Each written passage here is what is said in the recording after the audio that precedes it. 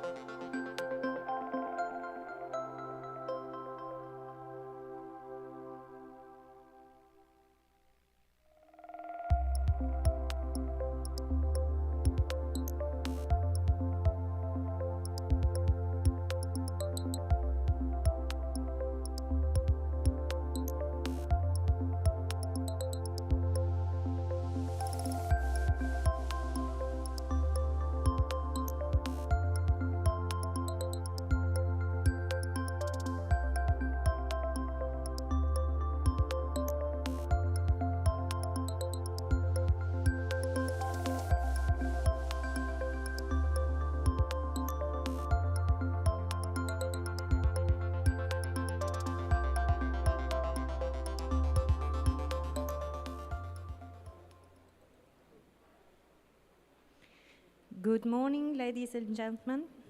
A very welcome to the city of Riyadh. I would like to invite you all to kindly take your seats as we will shortly begin the forum, which promises to be a very interesting event. Should you need to connect to the internet, the Wi-Fi details can be found on the stand at the entrance of the room. Thank you.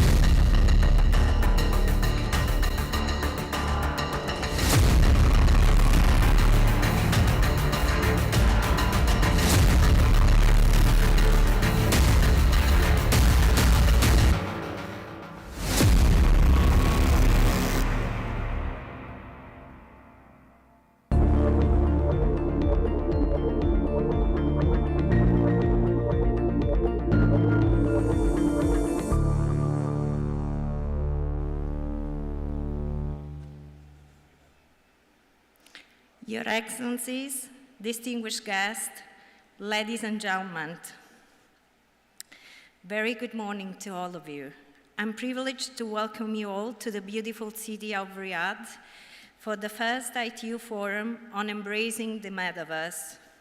This forum is jointly organized by the International Telecommunication Union and the National Cybersecurity Authority of the Kingdom of Saudi Arabia. My name is Cristina Bueti, and I serve as counselor for the newly established ITU Focus Group on Metaverse. Today, I've been entrusted also to serve as the Master of Ceremonies for this forum. As you know, this event is taking place both physically here in Riyadh and remotely online. So I would like also to welcome our online participants who have connected with us from all over the world. We thank you all for making the time to join us. Ladies and gentlemen, we have a knowledge-packed program ahead of us. The Metaverse is fast becoming one disruptive area of innovation, and the objective of this forum is to stimulate a global dialogue on the Metaverse by providing an international platform to explore the challenges and opportunities for an accessible, sustainable, interoperable, and inclusive Metaverse. To officially open the forum, I would like to give the floor to our first speaker, Mr. Al-Rabdi, the Deputy Governor for Policies and Regulations from the National Cybersecurity Authority of the Kingdom of Saudi Arabia. Sir, the floor is yours.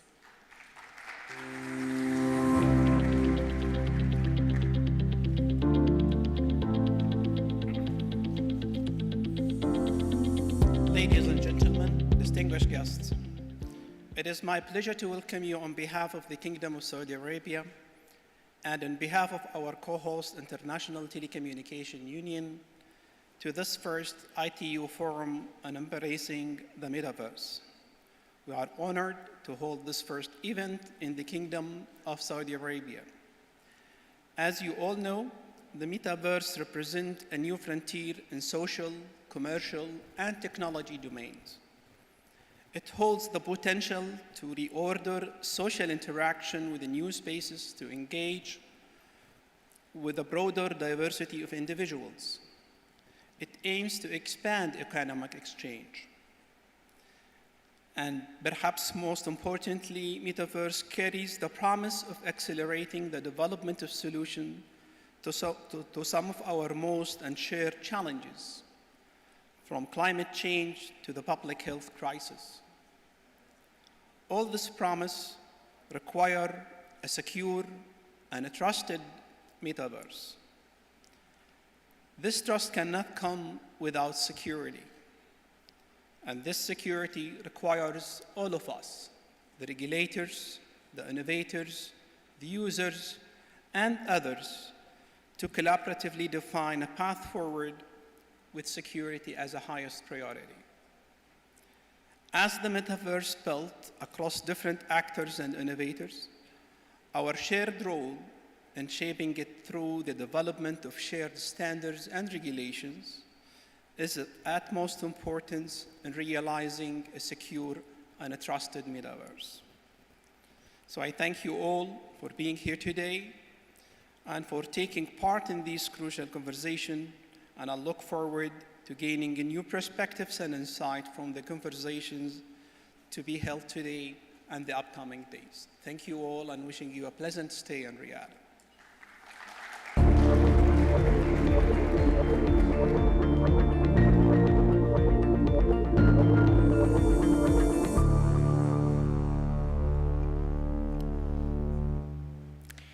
Thank you, Mr. Rabdi, for your warm welcome and insightful remarks. I would like to give the floor to Mr. Mansour Al-Qurashi, General Manager for International Affairs, Communication, Space and Technology Commissions of Kingdom of Saudi Arabia. Sir, the floor is yours.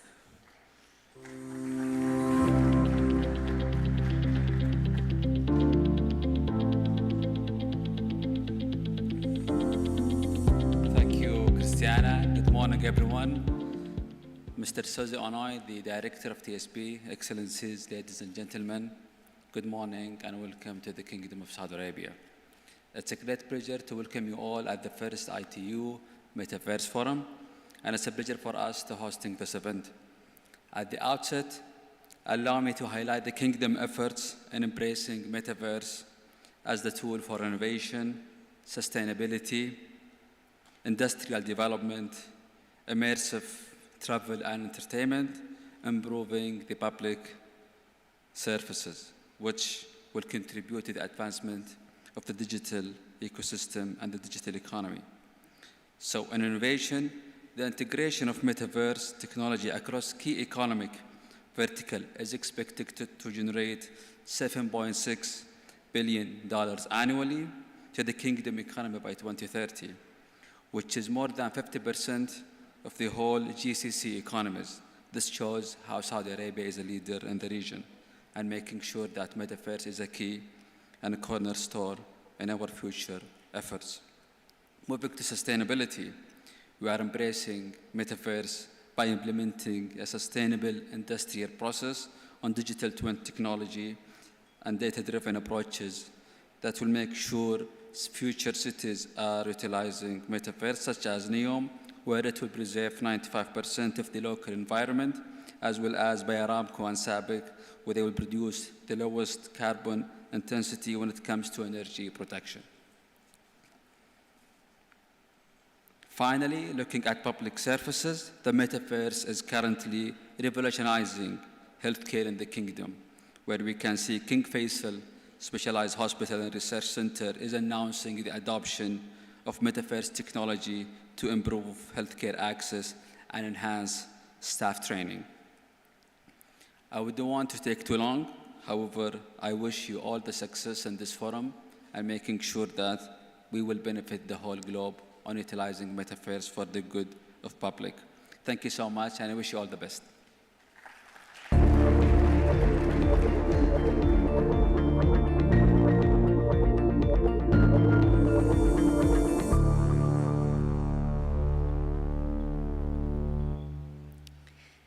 Thank you, Mr. Al-Qurashi, for this wonderful remarks and for highlighting the Kingdom efforts in this area. I would like now to welcome a video message from the ITU Secretary General, Ms. Doreen Bogdan-Martin. While she cannot join us in person, the ITU Secretary General is following closely the developments of the metaverse and wanted to share her message with everyone attending today's forum. We live at a time of intense digital transformation, where the line between our physical and digital world is more blurred. And so it's my pleasure to address you today as we come together to build a metaverse that helps make the transformation more inclusive and more sustainable. While it's still in its early stages of development, the metaverse has the potential to transform the way we live, the way we work, and the way we communicate. It can create new opportunities for education, healthcare, agriculture, and many more areas covered by the SDGs. There are also potential risks and challenges that need to be addressed while ensuring that the metaverse does not exacerbate inequalities. Tomorrow, we will celebrate International Women's Day, and it's my hope that we can use this moment to reiterate our commitment to making the online experience of girls and women safe and productive, including in the metaverse. As the UN Agency for Digital Technologies, IT believes that the development of the metaverse should be guided by the principles of openness, inclusivity, and collaboration. We invite governments, industry, academia, and NGOs to join forces with ITU and our focus group on the metaverse. Together, let's set in motion the steps to create a safe, sustainable, accessible, and interoperable metaverse. Let us create a brighter, more connected future for all.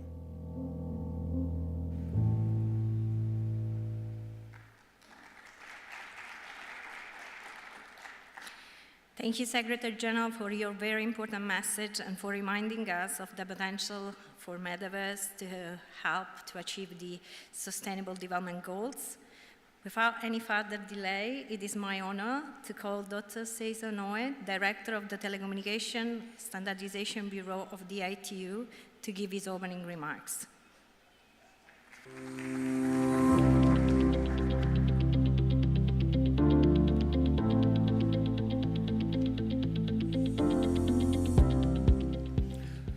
Your Excellencies, colleagues, and distinguished guests, Assalamu alaikum. And welcome to the first ITU Forum on Embracing the Metaverse.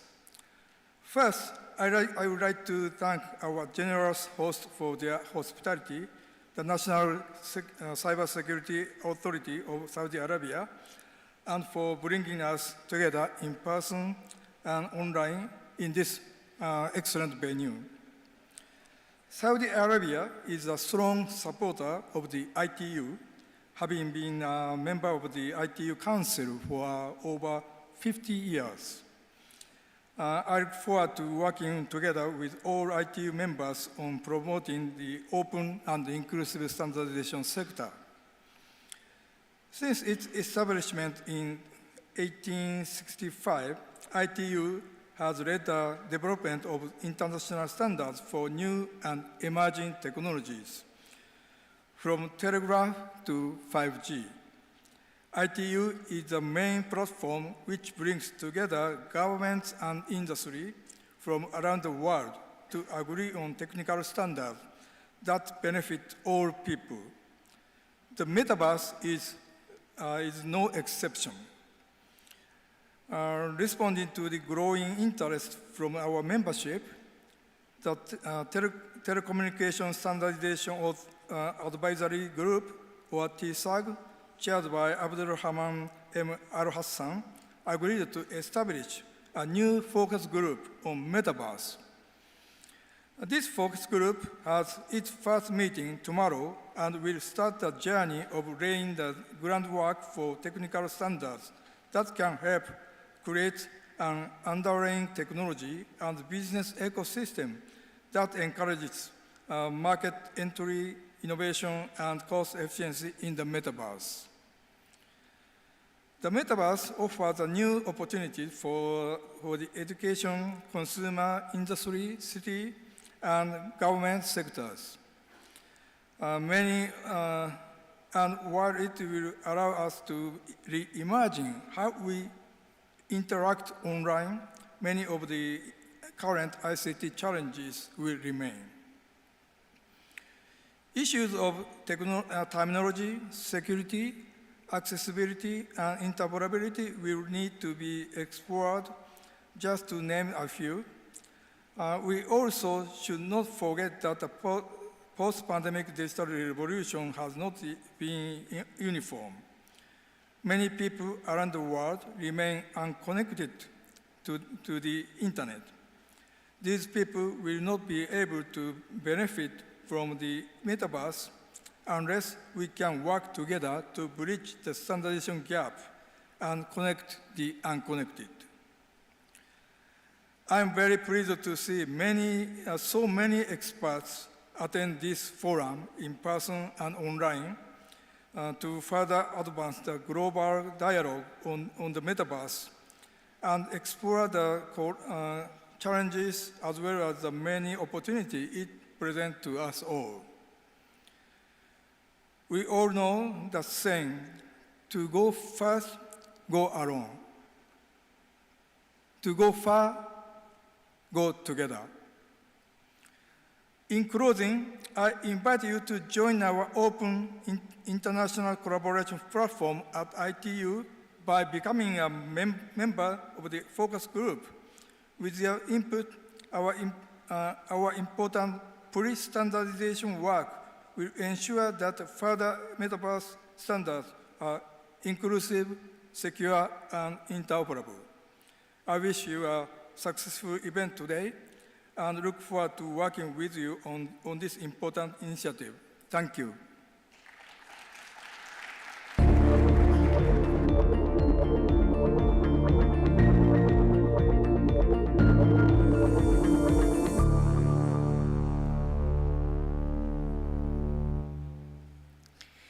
Thank you, Director Onoe, for your inspiring remarks and for highlighting the historical role of ITU in enabling emerging technologies over the past 150 years. Technology is changing so fast that we can only imagine what are we going to be working on in the last 10 years. Last but not least, I would like to give the floor to the chairman of the ITT Focus Group on Metaverse, Dr. Shinga Kang, to share his opening remarks. Dr. Kang, floor is yours.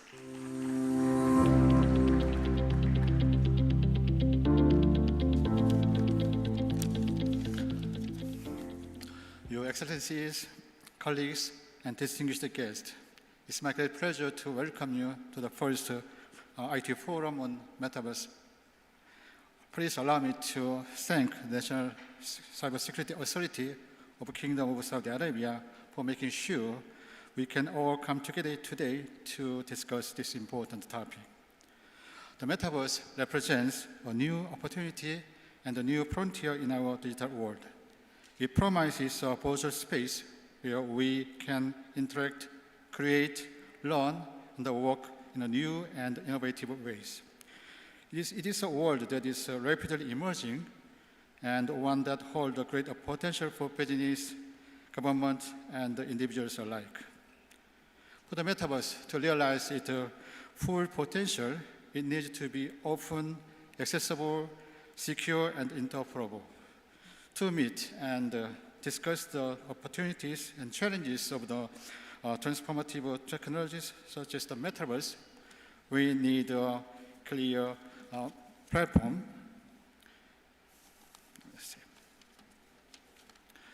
A platform that can bring the world together in a transparent and inclusive manner. Luckily, we don't have to invent this platform. It is called ITU, United Nations Specialized Agency for ICT. The ITU has a long history of developing standards for a wide range of technologies, which are critical to the success of the globalized industry today. In my many years of experience as a Korean delegate working with ITU, I have experienced firsthand the value of the IT's combining power and its ability to bring together all key stakeholders in one room. The forum today presents a great opportunity for us to get a common understanding of a metaverse. It also will allow us to start many of the important discussions ahead of the first meeting of the IT focus group on metaverse. As a chairman of the focus group on metaverse, I think it's important that together we develop a clear view or an activity plan to guide the work of the focus group. The focus group will allow experts from around the world to work together and ensure that the metaverse is built on a strong foundation of interoperable standards. This critical task will require engagement from all stakeholders. If you think you have a contribution to make, I encourage you to join the focus group and be part of its important work. To conclude, today's forum offers a great opportunity to start many of the important conversations which will bring us closer to an open and interoperable metaverse.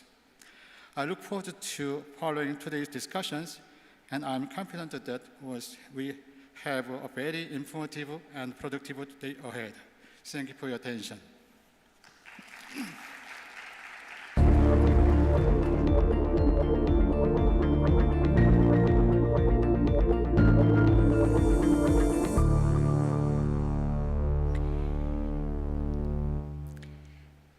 Thank you, Dr. Kam, and thank you for inviting all participants to attend tomorrow's first meeting of the Focus Group on Metaverse. It sounds like the Focus Group has a lot of work to do, but likely today we will get a head start on beginning many of the important conversations about the Metaverse. So moving on, please join me in welcoming on stage a multidisciplinary artist, Agoria, to share his vision on One Life, Two Bodies.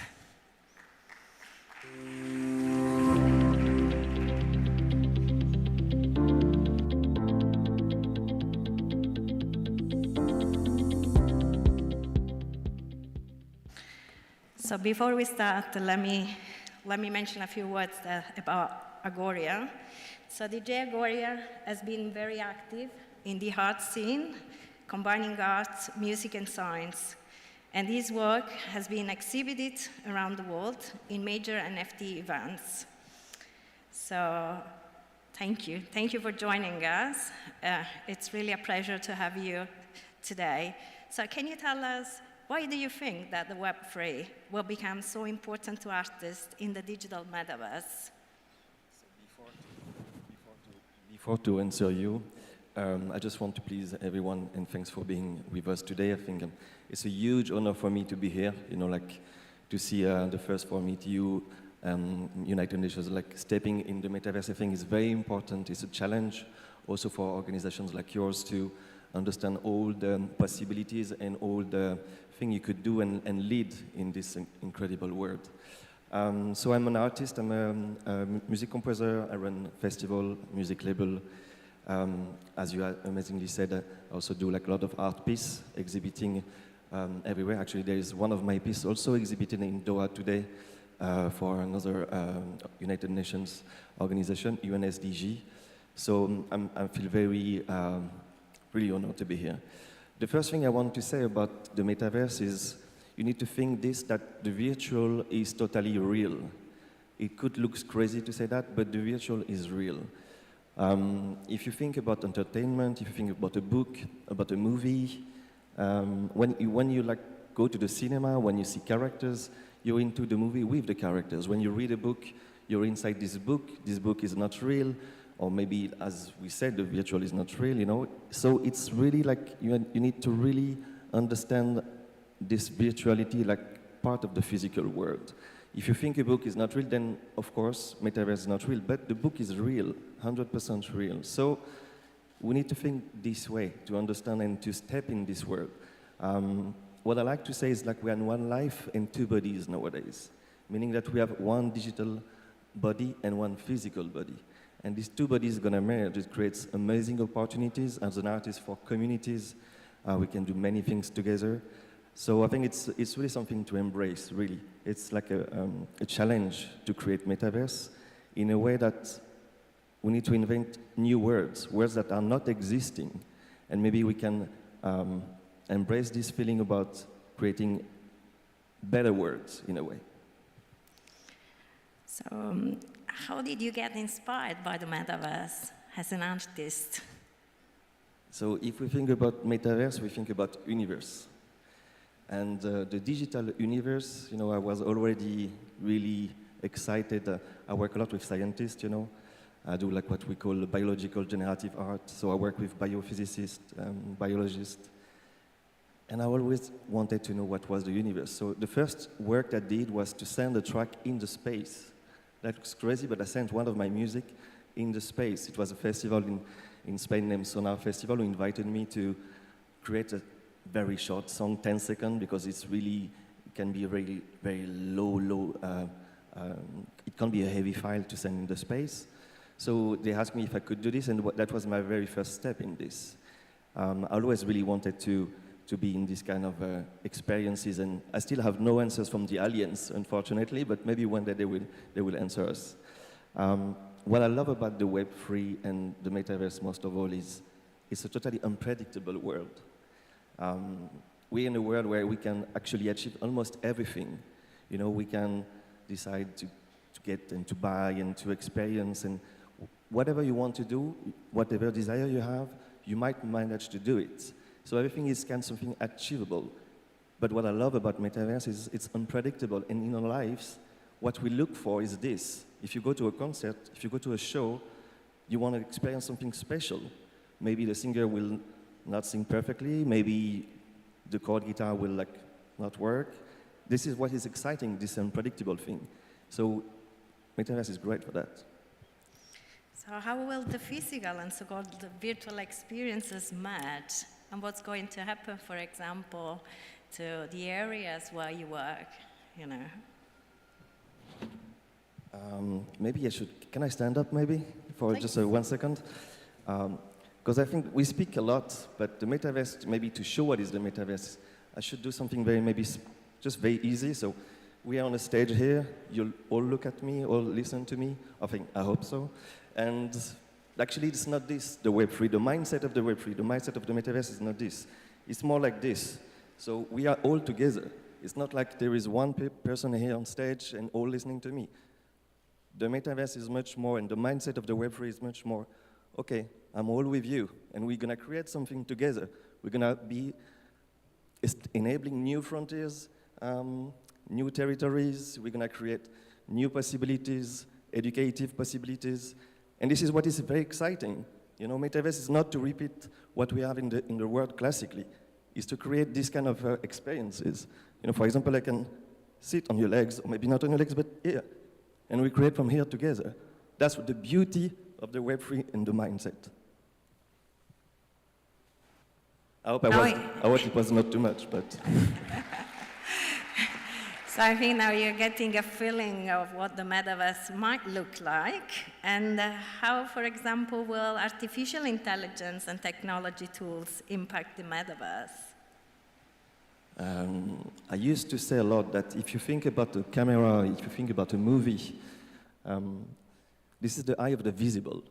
You know, sounds very common to say that.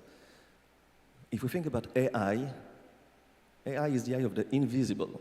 So AI is something, it's a tool that helps us to go to things we can't see with our eyes normally. That's the very exciting things about AI tools. So of course, when we're going to combine these two things together, for artists like me, it's amazingly possible. A lot of possibilities. But, of course, they are dangerous, so we need to do it correctly. So, yeah, I think AI and tools will definitely shape a lot of things for us. Thank you. Thank you so much. I think next time we need actually to have an exhibition complete, including the music. So thank you so much, and thank you for sharing with us also your work that you can see on the screen. This is actually real. Yeah, I think just one sentence on this. We speak a lot about technologies and things we can achieve here.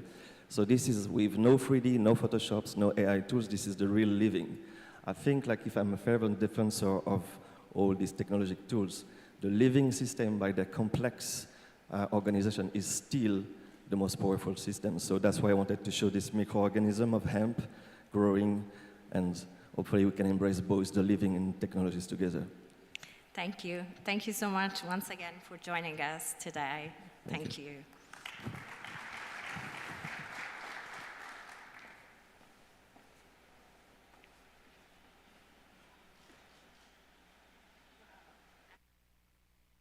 It's really, the metaverse is really coming. Are we all ready? So before we delve into the core of today's discussion, I would like actually to share a few housekeeping rules. So especially as the next sessions will have Q&A, all questions from the audience will be taken during the question and answer sessions after all presentations have been delivered. To keep the discussion going for our online audience, we kindly ask you to pose your questions using the Q&A function seen at the bottom of your screens.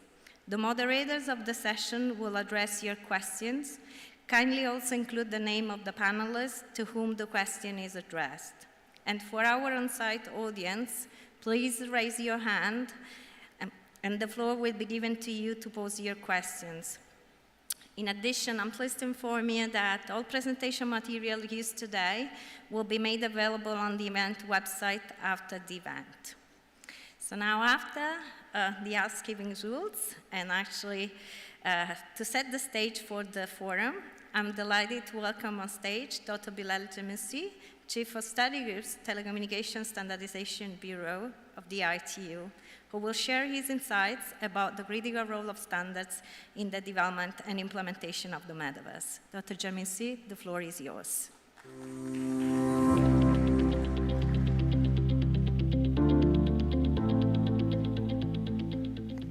Thank you very much, Christina. Good morning. Assalamu alaikum. It's always a pleasure to be back here in Riyadh, and today to talk about the metaverse. So, why are standards important for the metaverse? Perhaps let's start with the word metaverse. It's a word that was coined 30 years ago, 1992, by Neil Stephenson, science fiction book, Snow Crash. He was looking at 3D graphics at the time, not with the technologies that we have today, but with the view of what the future might look like. The word meta in Greek means beyond. Of course, in the ITU, we're familiar with the regular communication technologies. Onoe-san mentioned from telegraph to 5G. Telegraph is a text-based communication. We still use texting today and chatting. The audio communication or the telephones. And during COVID, we have been communicating through video. And these are all mostly two-dimensional communication mechanisms. Beyond, meta takes us to a 3D space, an immersive experience. You feel presence, you feel the experience. So that's the meta, that's the difference between the traditional communication media and the metaverse. And that's why we're excited in the ITU to look at the metaverse together as a new platform, new communication technology, bringing many components of technology that have been evolving over time. And around this time, it's becoming mature to be used. And so we see this continuum of technology evolution and announcements, both from the science fiction to gaming and to the social media. We heard in 2021, Facebook change its name to Meta. We also see the evolution from industries and governments, where NVIDIA, for example, that many of you are familiar with in terms of 3D graphics, have partnered with industrial giants like Mercedes to develop the industrial metaverse and be able to create and simulate the real world in the metaverse. And when you look at this complexity and evolution, that what begs the question of what standards are enabling this new experience. So let's hear from Davos, some of the discussions from Davos. Audio, please, from the video. Okay, I guess a small glitch with the audio on the video, but the chief product officer of Meta describing what the metaverse is and the evolution from 2D to 3D. And then we have a discussion also from the computer moving from the basement to the desktop to the cell phone, and the interaction that is closer to us. But as we move into the metaverse, it's going to be in the haptics and having devices connected to us, sensors that allow us to have our digital twin or avatar in the metaverse space. The promise of metaverse technology will Nick allow is the us to president of global as affairs in holograms Meta. ourselves, Let's feel hear that from we him. really are breathing the same air in the virtual room in which we're sitting, so that will obviate the need to commute into offices. It will allow teachers to take a class of 12-year-olds to walk the streets of ancient Rome, for a surgeon to help budding medical students to see what surgery is like in a very sort of lifelike environment. That's the promise of the metaverse. It'll take many years to build, and hopefully we can have the debate around the moral, ethical and regulatory issues at the same time, so that we don't sort of bolt those on as an afterthought 10 years later.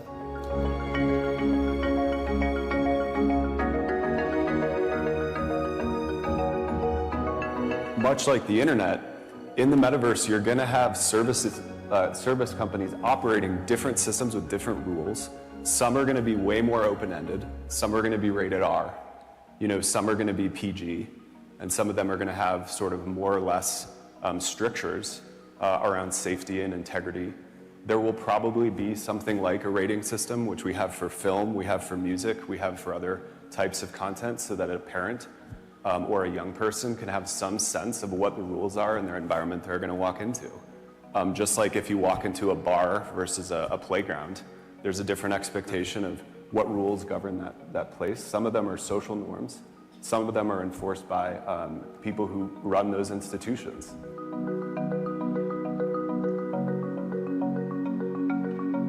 The metaverse, that technology is going to emerge regardless of whether the company Meta wills it so or not. It won't just be, thankfully, it won't just be owned by any one company. Lots of companies are going to invest in the technology and the operating systems of the metaverse. It'll be like a great sort of patchwork quilt, if you like, of different metaverses.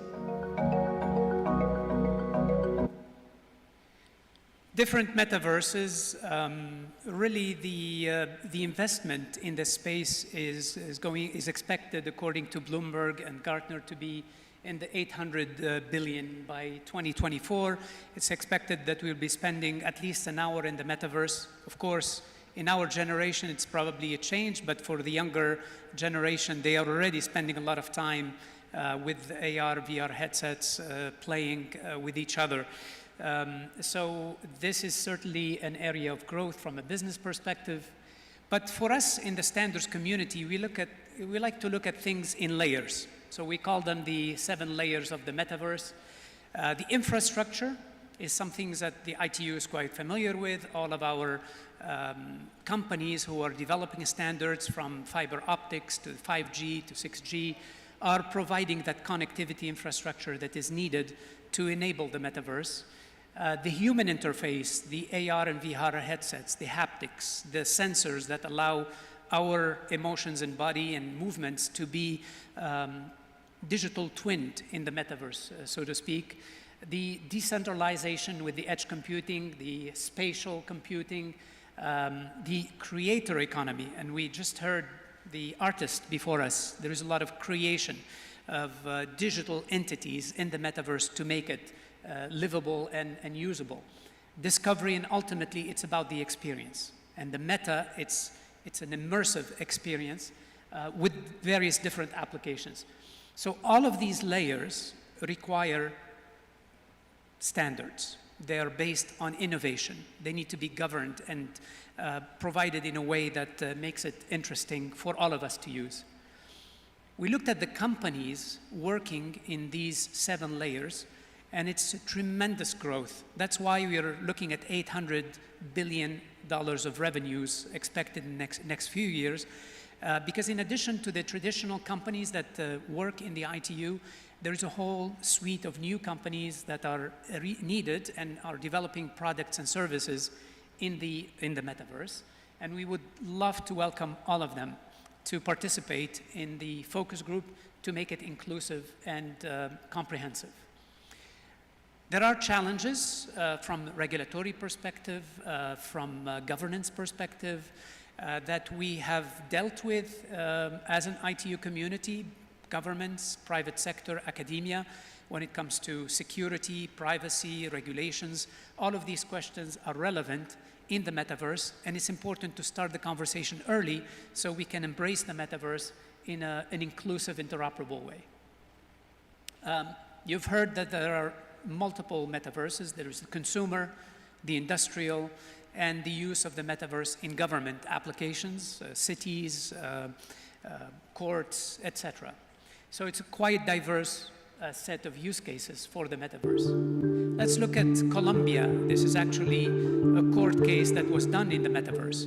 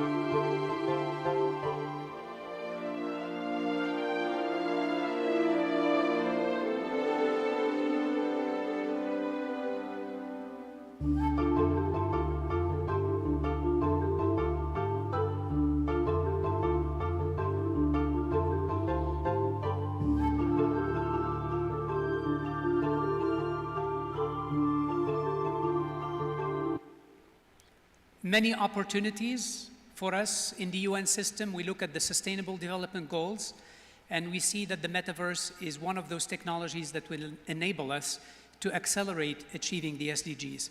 In fact, today, around this time, reminds me 5 years ago in the ITU when we launched the AI for Good Summit. It was around the same time when technologies were coming together for artificial intelligence to be usable to accelerate achieving the SDGs. It's around the same time for the metaverse. The pieces of technologies are coming together. There is a lot of interest that you have seen in Davos. That was one of the major themes in the ITU during our senior management retreat. We looked at the new technologies that we need to look at. Metaverse was one of them. All of our technology partners around the world are looking at the metaverse, and the SDGs is certainly one of those areas where the metaverse has a lot of promise, from healthcare to education to training, etc. Now, in terms of hard standards, we have 11 study groups in the ITU that develop standards. These are the groups that brought us the fiber optic standards, where about 90% of the network traffic worldwide runs on ITU standards of fiber optics. That group is developing 800 gigabit per second interfaces to allow short-reach fiber optic high capacity for the metaverse and for holograms communication in the future. The study group looking at the quality of service and experience developed the audio quality, the video quality, the internet speed measurements, has been working on the AR and VR quality of service and quality of experience. The study group that works on multimedia. Today, 80% of the internet traffic is video using the codec standard developed by the ITU, the H.264, H.265. That same group is evolving the video coding with data streams to enable the metaverse. So these are the standard building blocks that I mentioned that are critical to allow us to enable the metaverse. But there are a lot more areas that need to be developed, and that's what the focus group in the ITU will be looking at. This focus group came at the opportune time. It was created in December last year under the leadership of Saudi Arabia, Mr. Abdurrahman Al-Hassan, the chair of TSAG. And it came as a result of contributions from companies, governments, other study groups saying, it is time for us to come together as the digital agency of the United Nations to bring together all partners to look at the metaverse, to create the community, cross-sector collaboration, and really set the scene for the next 5 years or so to develop international standards and a regulatory environment that will enable the deployment of the metaverse. And this was unanimous. There were no objections or issues in terms of creating this new focus group. We're very delighted that Saudi Arabia immediately invited the first meeting of the focus group to take place here, preceded by today's forum and then the next 2 days of the focus group. We welcome all of our partners, industry, academia, governments, UN partners to take part of the focus group. It's an open platform. You don't have to be a member of the ITU to participate. And we really need to, again, look at interoperable, inclusive metaverse. Thank you very much.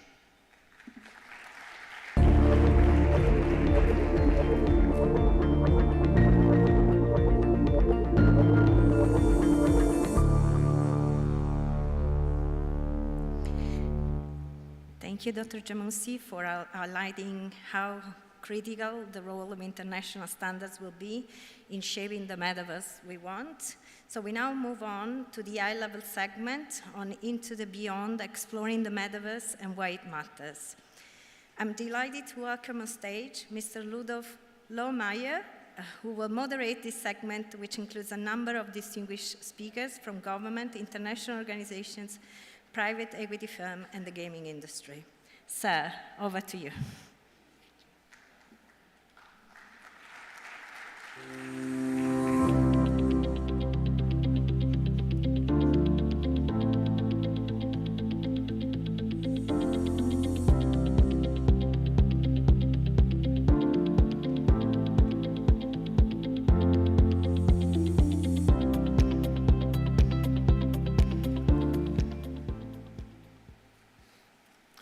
Thank you very much. It is a great pleasure to be with you today, and it is truly an honor to be now about to introduce to you the remarkable panelists we have for this session.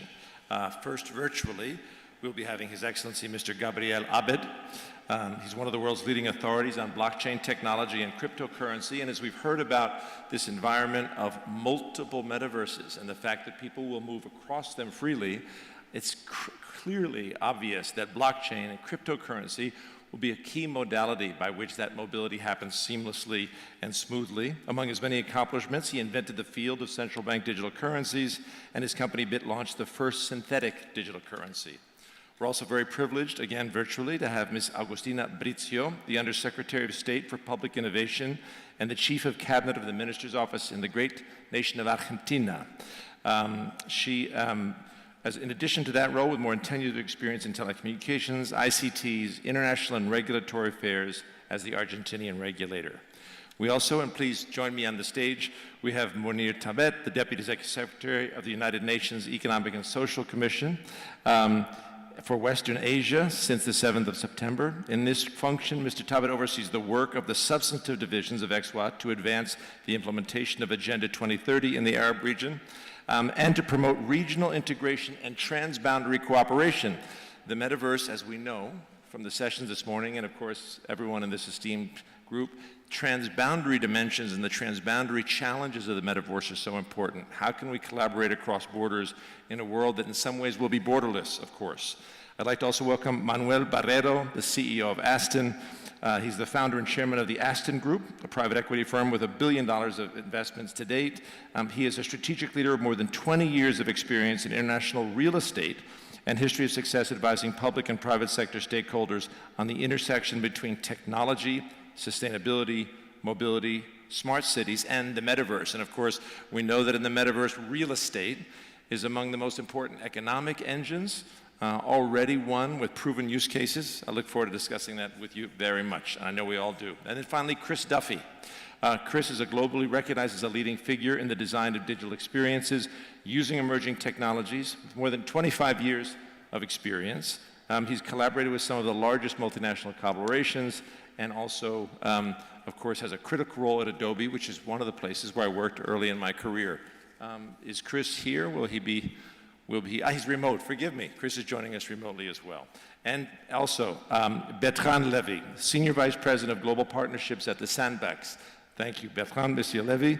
He's a digital pioneer who's been working in the music industry for over 15 years, including Universal Music Group and UMG. And since 2020, he acts as the Vice President at the Sandbox, one of the leading metaverses in the world. It's a privilege to have you with us. Gentlemen, thank you for being here. And for those who are with us virtually, we thank you as well.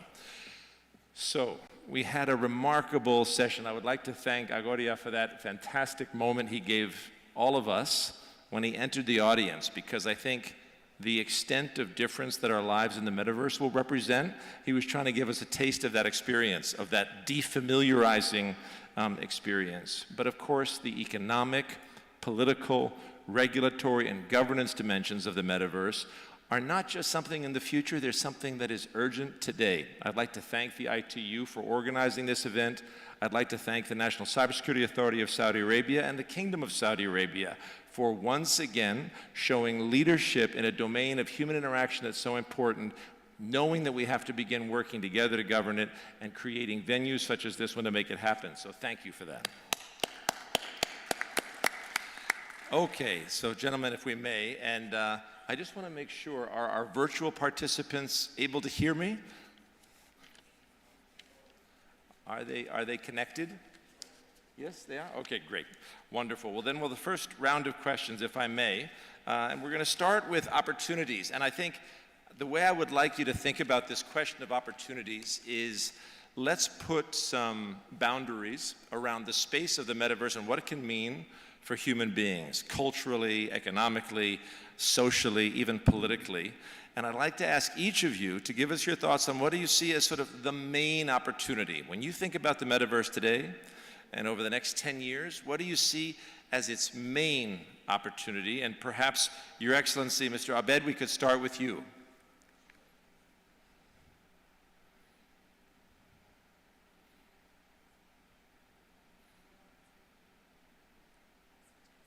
Maybe he's not quite. I'm sorry? Okay. Well, you know what? I think I see. Augustina, you're there? Yes. Great. Please, we pass that first question to you, Undersecretary. Please, go ahead. Yeah, well, thank you. First of all, I would like to thank the ITU and the Kingdom of Saudi Arabia for hosting this first forum. It's more than important to have this space to debate the metaverse. I would like to be there, but I'm here from Argentina. It's quite early in the morning. And specifically going to the question, I believe that the main opportunity when it comes to people, it's like Doreen said and my previous speaker said, we are thinking about a technology that will uplift barriers in people's lives. So we are definitely having a more blurry division between the digital and the analogical world. We are just having a new paradigm, I believe, when it comes to labor and economics and education. But as from the governments, I believe that unlike other technologies that just burst in and became widespread, the metaverse is giving us the chance to build an ecosystem that can guarantee rights, but also can strengthen a collaborative governance scenario where all actors can get to be active parts of their decision-making mechanism. So even though we are not in a point in which the metaverse is unleashed, we can already witness many technologies and tests and spaces like this forum and the focus group created in the T sector that are already addressing the key aspects that will make it possible. So when we're thinking about standards and interoperability, we must work towards that to have a successful deployment for the metaverse, not only to provide the user a global experience, but also to foster a competitive market which has an equal participation of companies from across the world with clear competition conditions. So I believe we are in a stage and we can anticipate a new disruptive scenario with a large number of lessons learned when it comes to policy adoption and to possible conflict and the main issues that must be addressed with public policies. So I believe we are in a stage that we need to formally establish a global, collaborative and multi-stakeholder decision-making process for policies and for standard adoption as well. So ITU is becoming a lead international agency to conduct this process. And I believe that in this stage, building the ecosystem and the rules and the standards and sorry, I'm just getting some pop-ups, and getting every stakeholder together will be crucial for the development of a human-based metaverse, because we have to still think about technology as a way to improve people's lives, to improve economies, to improve education processes, to improve health and industry. And this may have to all the governments and the public sector, especially to revise some policy issues. So in this point, the focus for us should be put in how decisions are adopted and what are we going to improve when it comes to the digital ecosystems from what we have learned already. So I believe that the main opportunity it has regarding people is that for all of us, it gives us a clean sheet to overcoming the existing difficulties and to procuring, of course, an inclusive, a human-centered and accessible and equal metaverse for all. Thank you. Thank you so very much. Thank you. Munir, if I may come to you. Here we sit from a global perspective to the region, and we sit in a region that, first of all, is fortunate to be doing economically in many ways better than the rest of the world.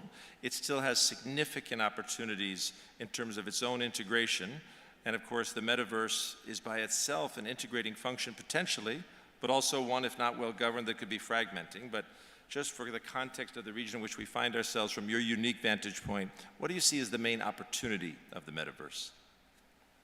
Thank you. So good morning, everyone. Sabah al-khair. Assalamu alaikum. I would like to bring to the audience, to all of us, an image that probably isn't frequently brought to this kind of conversation.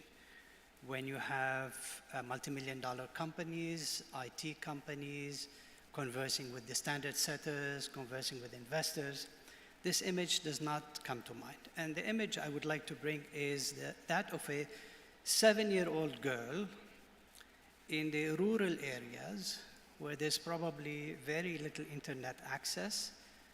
And she has just finished coming back from taking care of a sheep flock, and she has just fallen and broken her leg.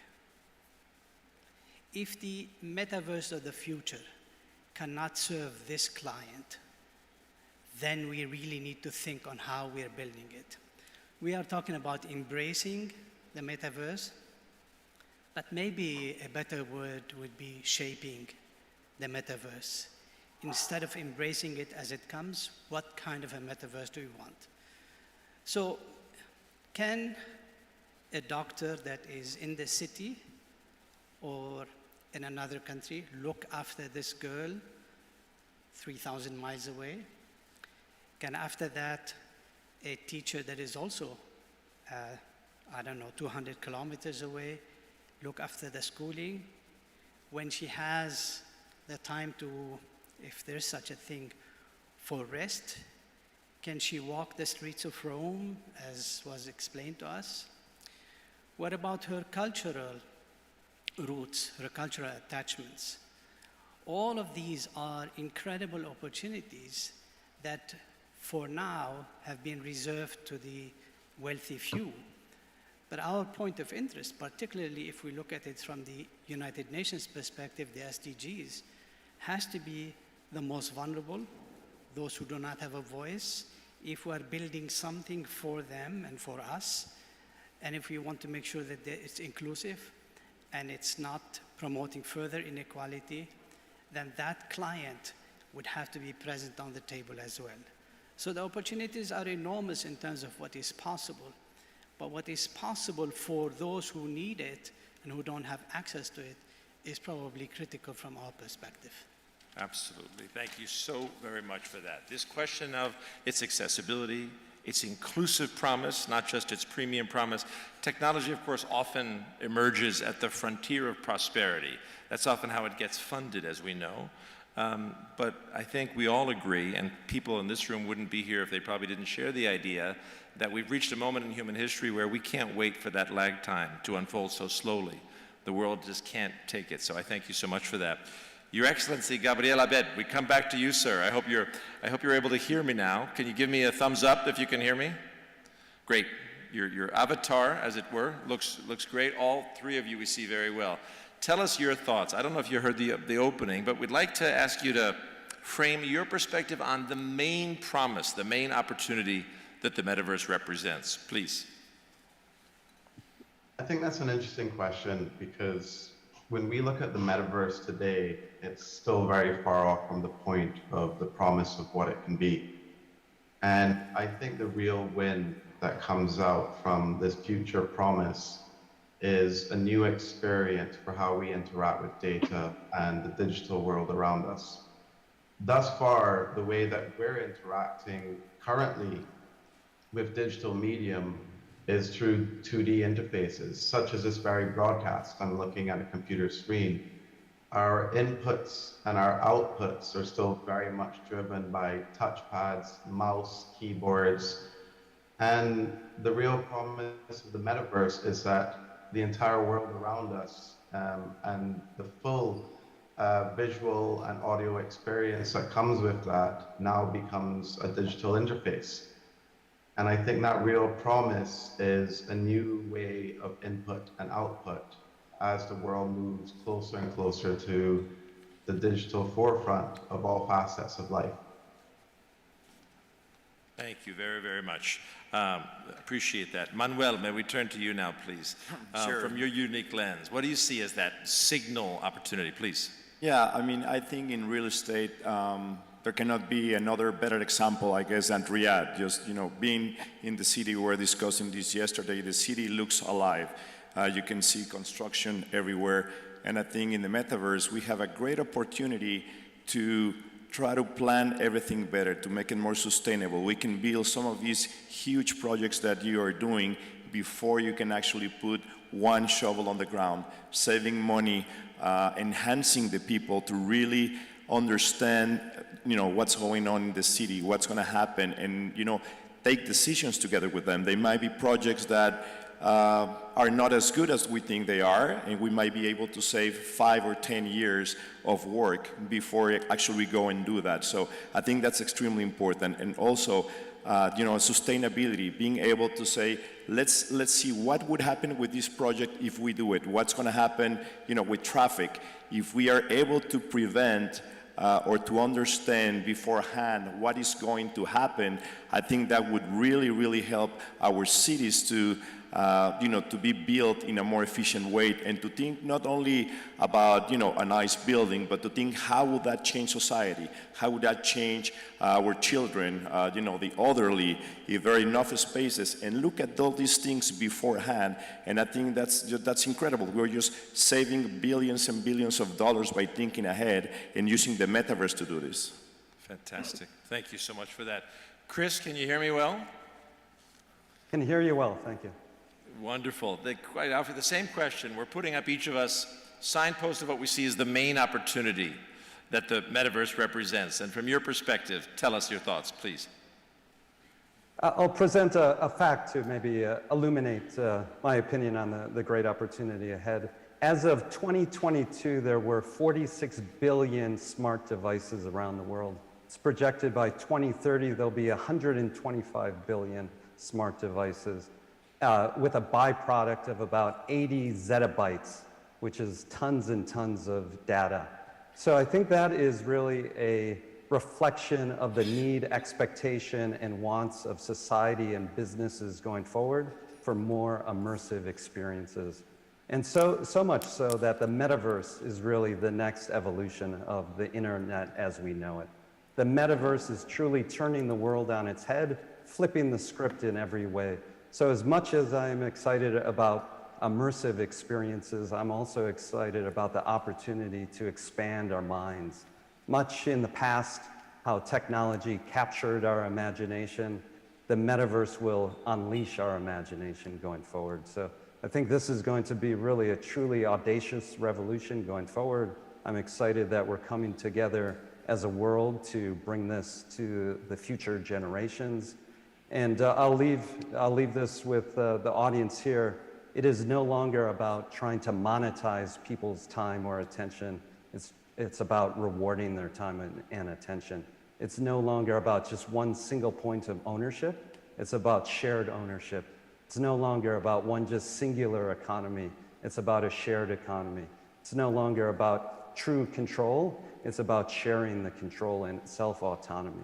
And it goes on. And I think that is the true opportunity with the metaverse. We are going to flip the script in every way and reassess how we've done things traditionally and evolve as a culture, society, and business going forward.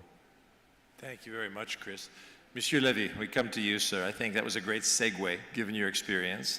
What most excites you? What gives you goosebumps about the future of the metaverse, the most promising aspects?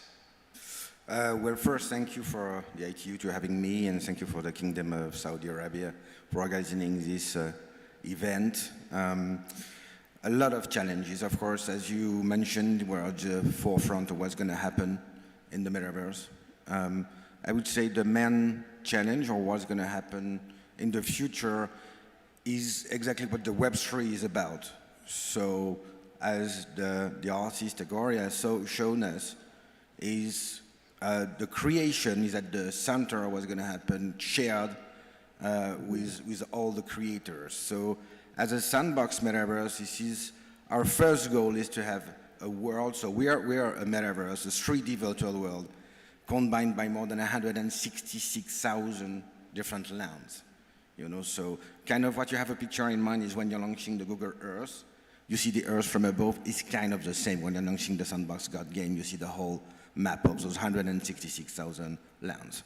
And the first goal of the metaverse, as we see it, is give the power to the end user, to the creator. So we have created very intuitive tool. You don't need to know any code to create what you want to create into your own world and earn money out of your creation. So I would say creation, experiences is what's going to happen in the metaverse. How regular is going to happen in the metaverse. I think there's a lot of things happening all over the world. So, of course, less boundaries that it has been in different spaces. As it has been mentioned, is probably the Web3, as we call it, or the metaverse, is basically the Web 2 turning into a 3D environment with social interactions. And we're very proud to have the Saudi Digital Authority as being part of the sandbox already. So the region and the Saudi Kingdom of Saudi Arabia is also moving a lot into that direction. So yeah, yes, I would say creation, interoperability. So we call ourselves the open metaverse. We want to be as interoperable as possible. Of course, we are very cautious about the security, and so we take a lot of actions regarding this. So we're very happy to be part of this forum also. Thank you so much. And how polite of this gentleman to give me the segue to our next round of questions, because now we turn to the obstacles. We turn to the challenges and the constraints. I'm going to alter the sequencing just a bit, Agustina, and go to His Excellency Abed, because I think one of the crucial questions in an environment that is so enabling of collaborative creation is the fact that there are power asymmetries between those who are constructing the technologies, those who are inhabiting it, of course, those who are governing it and hopefully govern it. And so much of governance, of course, is about managing power asymmetries. But in this environment, the governance has not yet been established. And that's why I'd like to turn to His Excellency Abed, given your knowledge of blockchain and cryptocurrency. And of course, Web3 is going to be crucial to finding a way to govern and preserve individual sovereignty, let alone national sovereignty, in this world. Your Excellency, what do you consider the most important obstacles to realizing the potential of the metaverse?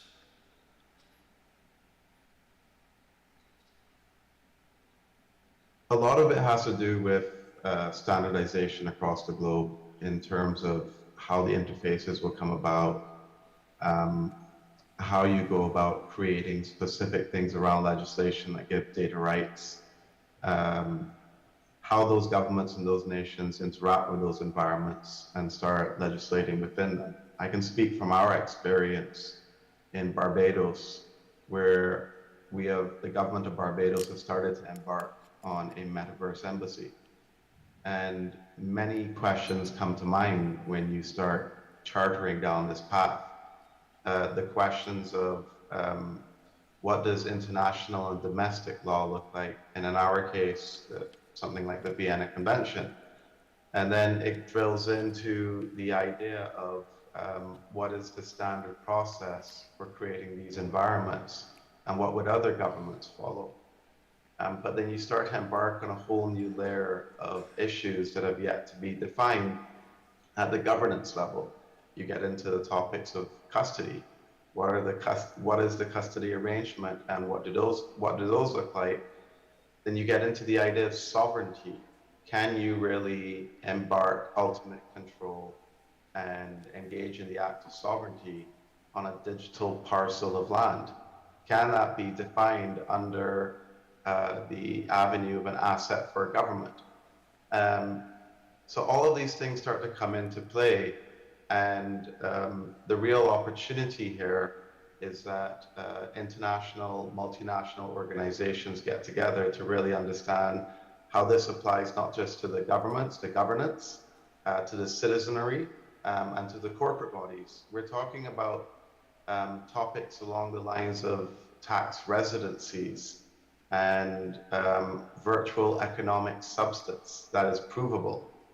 And these are the up and coming opportunities, but they need to be coordinated on an international level.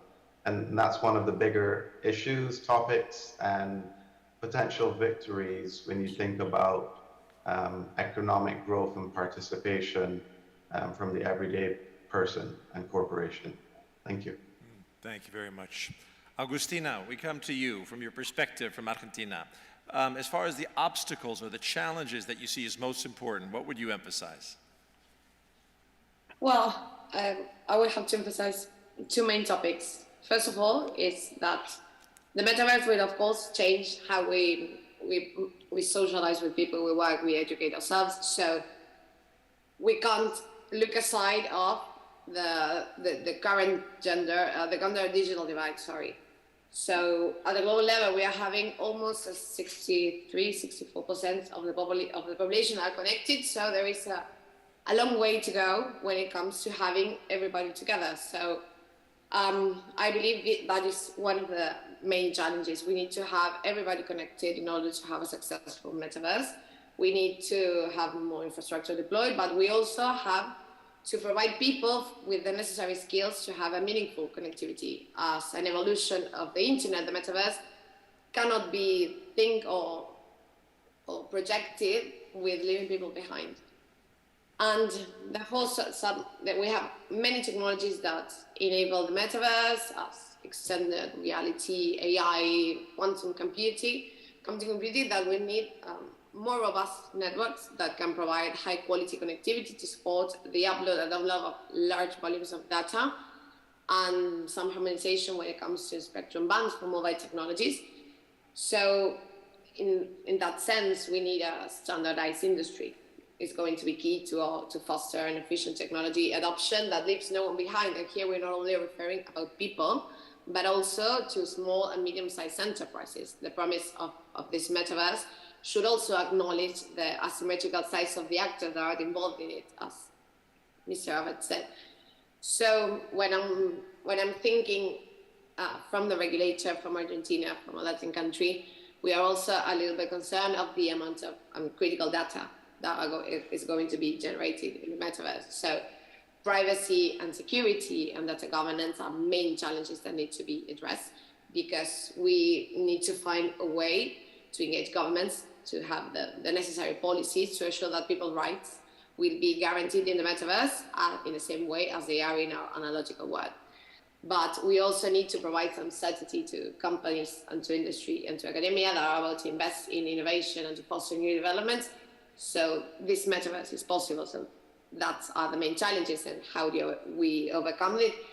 We need to build discussions, and we need to have these forums. We need to have some binding decision spaces that get all parties together, but towards a common goal. We are thinking about a metaverse that is for everybody, that is human rights based. We need an accessible metaverse and an affordable as well. We cannot look aside the realities of countries as Argentina that are in developing countries or small island countries.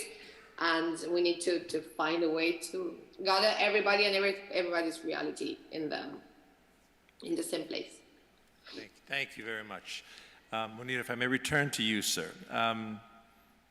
Thank you for the story of the girl with a broken arm. It gives us a clean test, doesn't it, of how the metaverse could fail us. What do you see as the central obstacles or challenges to its progress? What would be the root causes of a metaverse that did not enable that girl to get the access that she needs? Well, our experience from the World Wide Web gives us a pretty good idea of what needs to happen.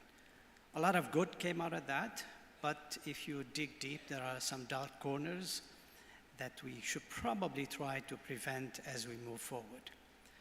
So getting the right balance between the legitimate claim to profit from heavy investment by private sector and the state, the right balance between that on one hand and the public good that could come out of the metaverse is an extremely important one.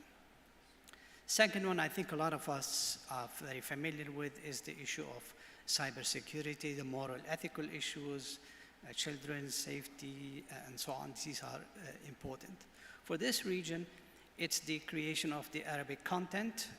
Part of it is extremely important for cultural perspective. And let me close by mentioning one thing that is going to be a real challenge. We've just finished, hopefully finished, with the COVID pandemic, where one of the main challenges for most people was human touch. To see another human being, to touch them, to have an interaction, a physical interaction. And the metaverse promises many opportunities to have a simulation of this. But what are the philosophical implications? What are the future implications? What's with humanity? It's as big as that. I think we need to start thinking of this right now because we have just identified a multitude of mental health issues that came out of isolation and out of virtual interactions. How can we minimize that? I don't think we can put it away altogether.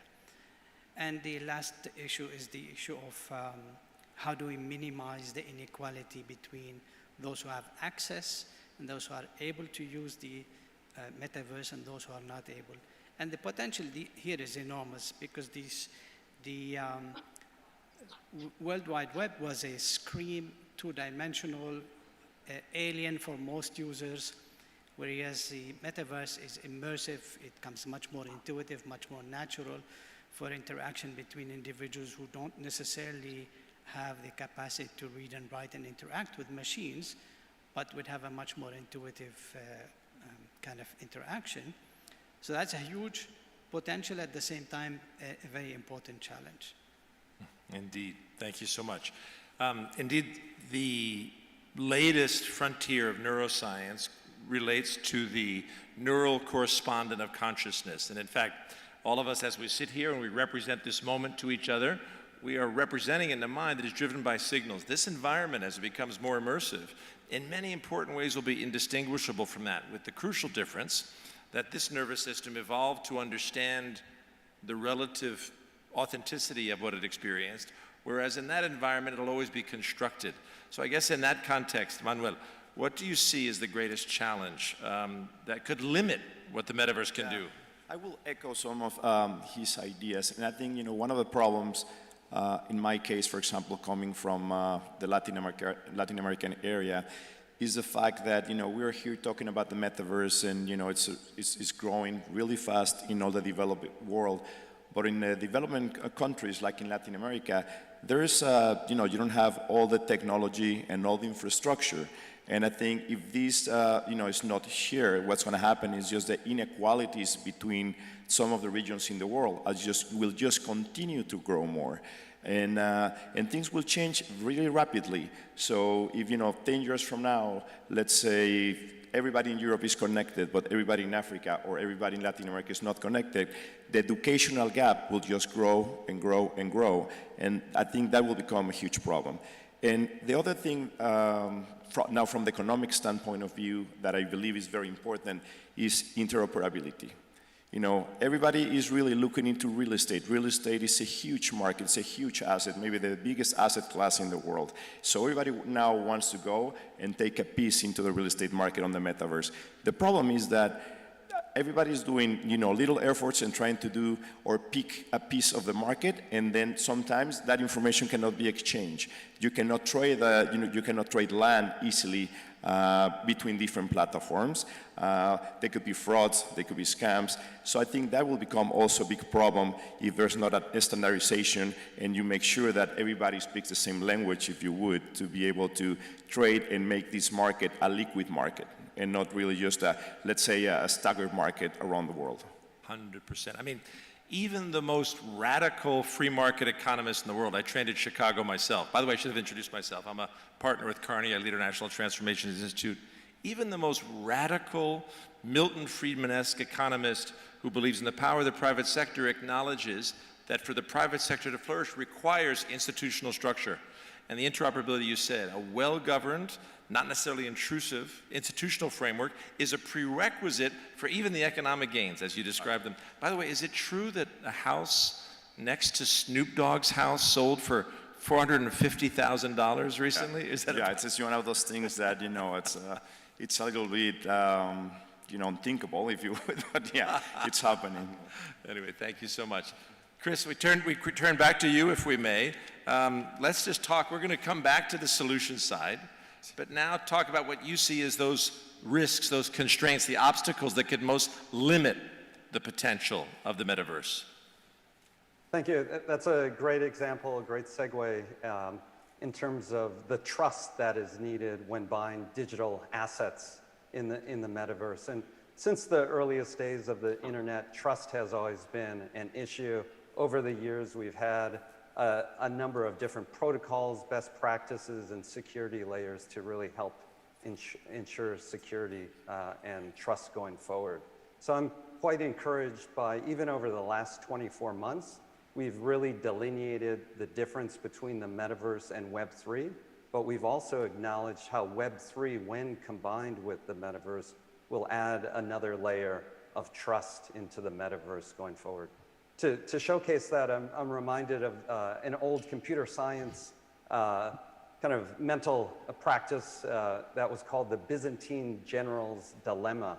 And if some of you remember that, that is essentially a concept where there were generals strategically placed around a fort, and their challenge was how could we ensure the security, the trust of the information going back and forth between the generals and their troops, whether to stay and protect the fort or to retreat and come back at another time.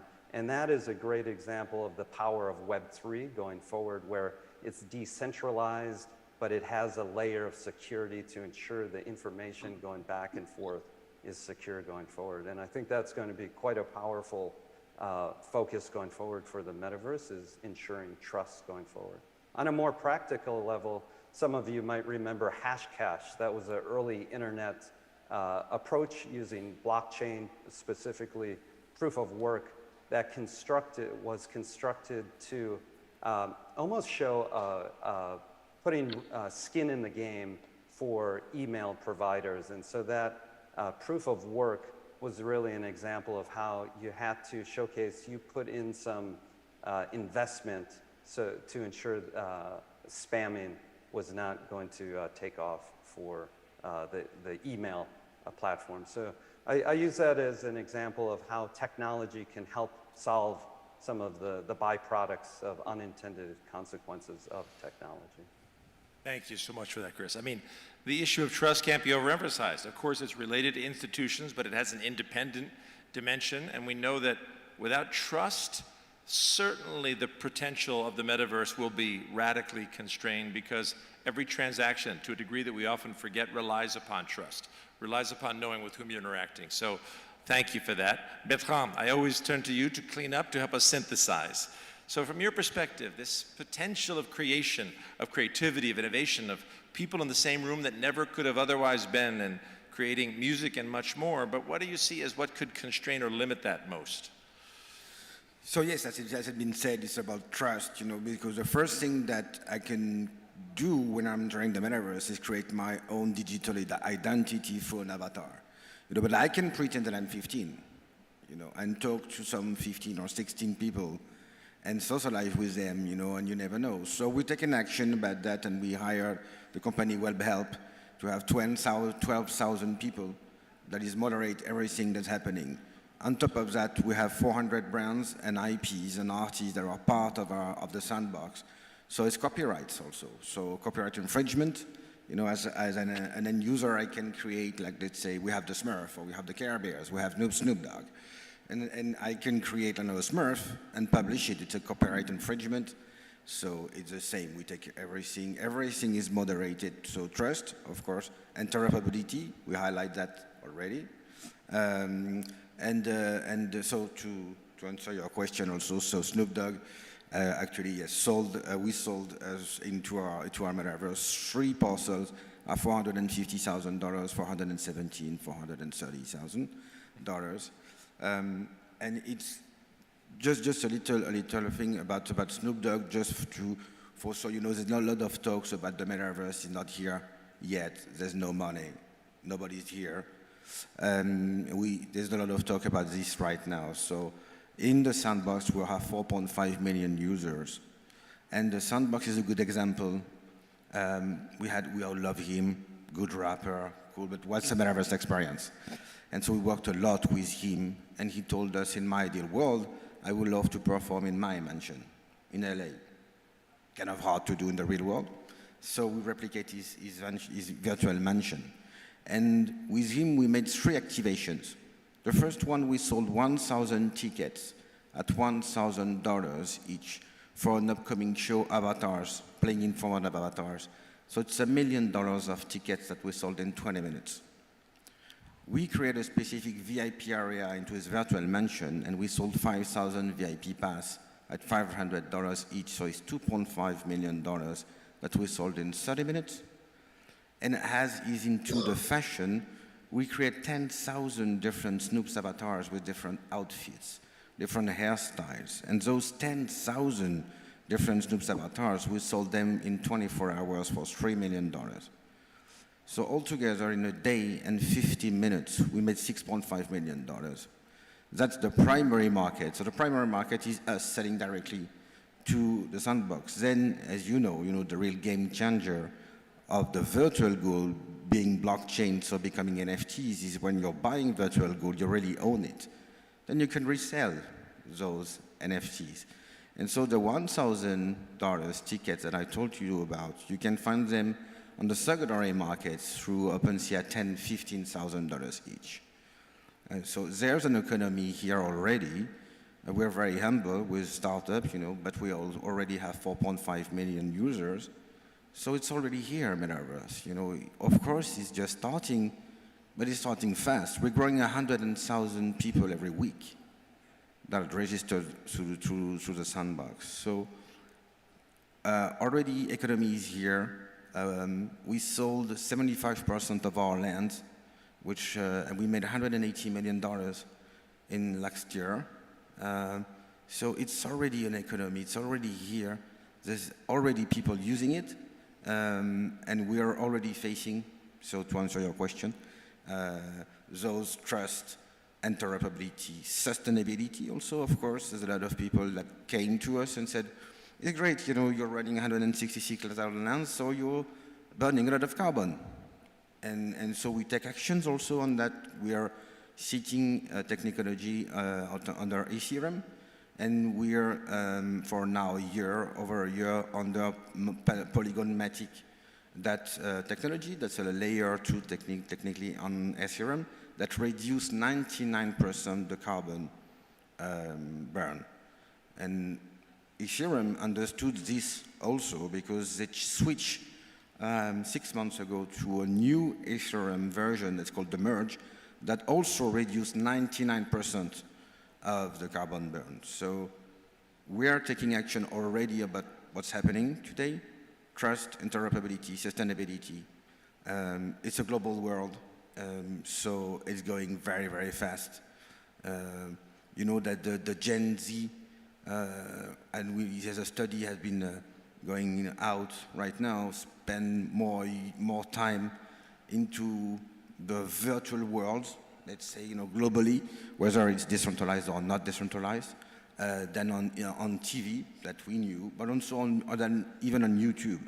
So the digital natives are coming very fast into those worlds because, of course, they are digital natives, being born with internet, with the phone, with everything. So it's our own world. Being part, when you talk about 15 to 20 years people about art, when we've been a representation with Agoria, what's the difference? Why is it growing so fast? And when you said, okay, we don't see any difference, why does an artist will be more talented if it be on a piece of paper with painting or using the new technology and the AI?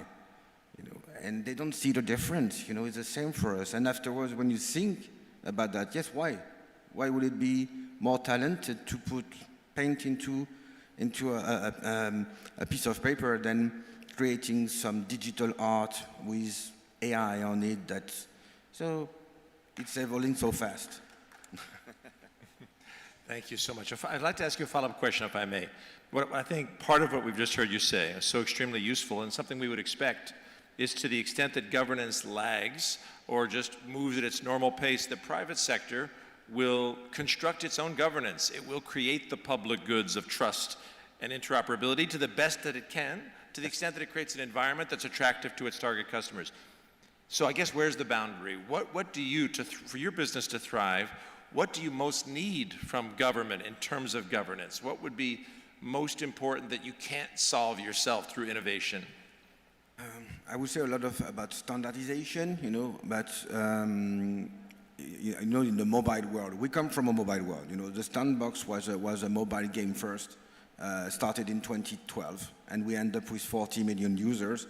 So we kind of know what's happening into the mobile world. I think the standardization when it comes to mobile took almost 20 years or something like that. So I think that the standardization and the ITU can be, of course, part of this. Needs to be taken in action right now because it's moving so fast. That I would say yes. This would be the first forefront for us. Thank you. Wonderful. Okay, a final round for our panelists, and then we're going to go to your questions that I have here on this iPad, and I'll relay them as best I can. But first, let's just step back for the final round for all of our panelists and talk about the humble, modest topic of human progress. At Davos this year, I had the privilege and the agony of hearing the detailed discussion of the poly-crisis that we face, something we're all watching very closely. But it's not pessimistic, it's not negative to acknowledge that the world is facing, across countless domains, one of its most challenging periods. Geopolitically, an active war, the prospect of more war. Environmentally, climate change and its impacts seem to be accelerating. Economic inequality, although it has diminished between countries, within countries, it continues to be exacerbated, as you mentioned. There's a lot that's happening at the same time, including, of course, inflation, interest rates, the prospect of financial instability. My goal is not to depress this audience. I just want us to remember that out in the physical world, it is a moment of tremendous challenge, and it's not simply poetry to say. Those tend to also be periods of opportunity because things are in flux. It's a critical juncture, a period when things are changing. The United Nations, our noble human institution, has given us the gift of the SDGs. And this is the best attempt we've made as a species to create a set of orienting goals for our work, to work on our public goods, the things we share. And so my final question, before we go to the questions on this iPad, for each of you quickly, and then let me just check how we're doing for time. I think we're okay. Is to say, how can the metaverse help us accelerate progress in achieving these goals? And acceleration is crucial because, frankly, it's become increasingly clear that we're simply not making progress quickly enough. And in the context of global fragmentation, great power rivalry, and less consensus on even transnational issues, does the metaverse hold the opportunity, perhaps, to help us make progress more quickly, and if so, how? And Munir, for this one, I start with you, dear sir. Please, your thoughts. Thank you. For those of you who have not recently visited the SDGs, I strongly recommend that you do that. These are not goals that are offered, if you want, by the United Nations. These are commitments made by heads of states. These are leaders of the world who have committed themselves to reduce poverty, to enhance access to quality education, quality health, climate change. The challenge obviously is to live up to these commitments in a context of, as you rightly said, geopolitical conflict, global issues from climate and commitment to reducing greenhouse emissions. And yes, it is definitely a global world, but local action matters a lot. And local actions where it is possible. With the metaverse, and I see it always as married to artificial intelligence, because then it just helps in the acceleration. Geospatial localization of the poorest and of those who are at risk of being left behind. It's certainly an important opportunity in this respect to move forward the SDGs. If you look at the SDGs themselves, whether it's health, education, sustainable cities, all of them, they lend themselves to acceleration, but to also ensuring that no one is left behind. I think that element of ensuring that the metaverse serves the purpose of policymakers to focus their policy attention and their resources to those who are at risk of being left behind would be the most important use of the current state of the metaverse. Of course, as it evolves, it will present to us things that we just don't know yet, and we are all learning in this respect. So my call is visit the SDGs, be inspired of what's possible in there, and definitely the metaverse in terms of lending itself for policy-making tools, whether it's geospatial location or addressing any one of the specific targets under these goals. There are 17 goals, but there's about 170 targets. It's definitely a great opportunity, but as the Chinese would have us believe, that the flip side of a crisis is also an opportunity. So it's in our hands. Exactly. Thank you very much, sir. Your Excellency, will turn to you. So how can we harness these technologies of the metaverse to make progress more rapidly against the SDGs? What are some of the most striking opportunities that you see? One of the more striking opportunities that I see comes from the perspective that as we're moving forward, the average user or individual is increasing their content and value in the digital world significantly. Whether it be what's the value of a specific profile you have, some level of digital currency, some level of information. And it's from that perspective that I see governments turning not just to their citizen base, but to the global basis in what type of offerings they can create. And those offerings being driven through legislation, of course, but in the realm of a person's digital profile, their digital avatar, their digital content, being able to be stored around something like even digital citizenship, which is mandated under a specific set of digital rights. And I suspect one of the bigger offerings that we can start providing, or what we might see governments around the world providing, when we think of climate change refugees, or those involved in war moving between borders, if that digital profile is mandated in another zone under another territory, chances are your digital value can move with you.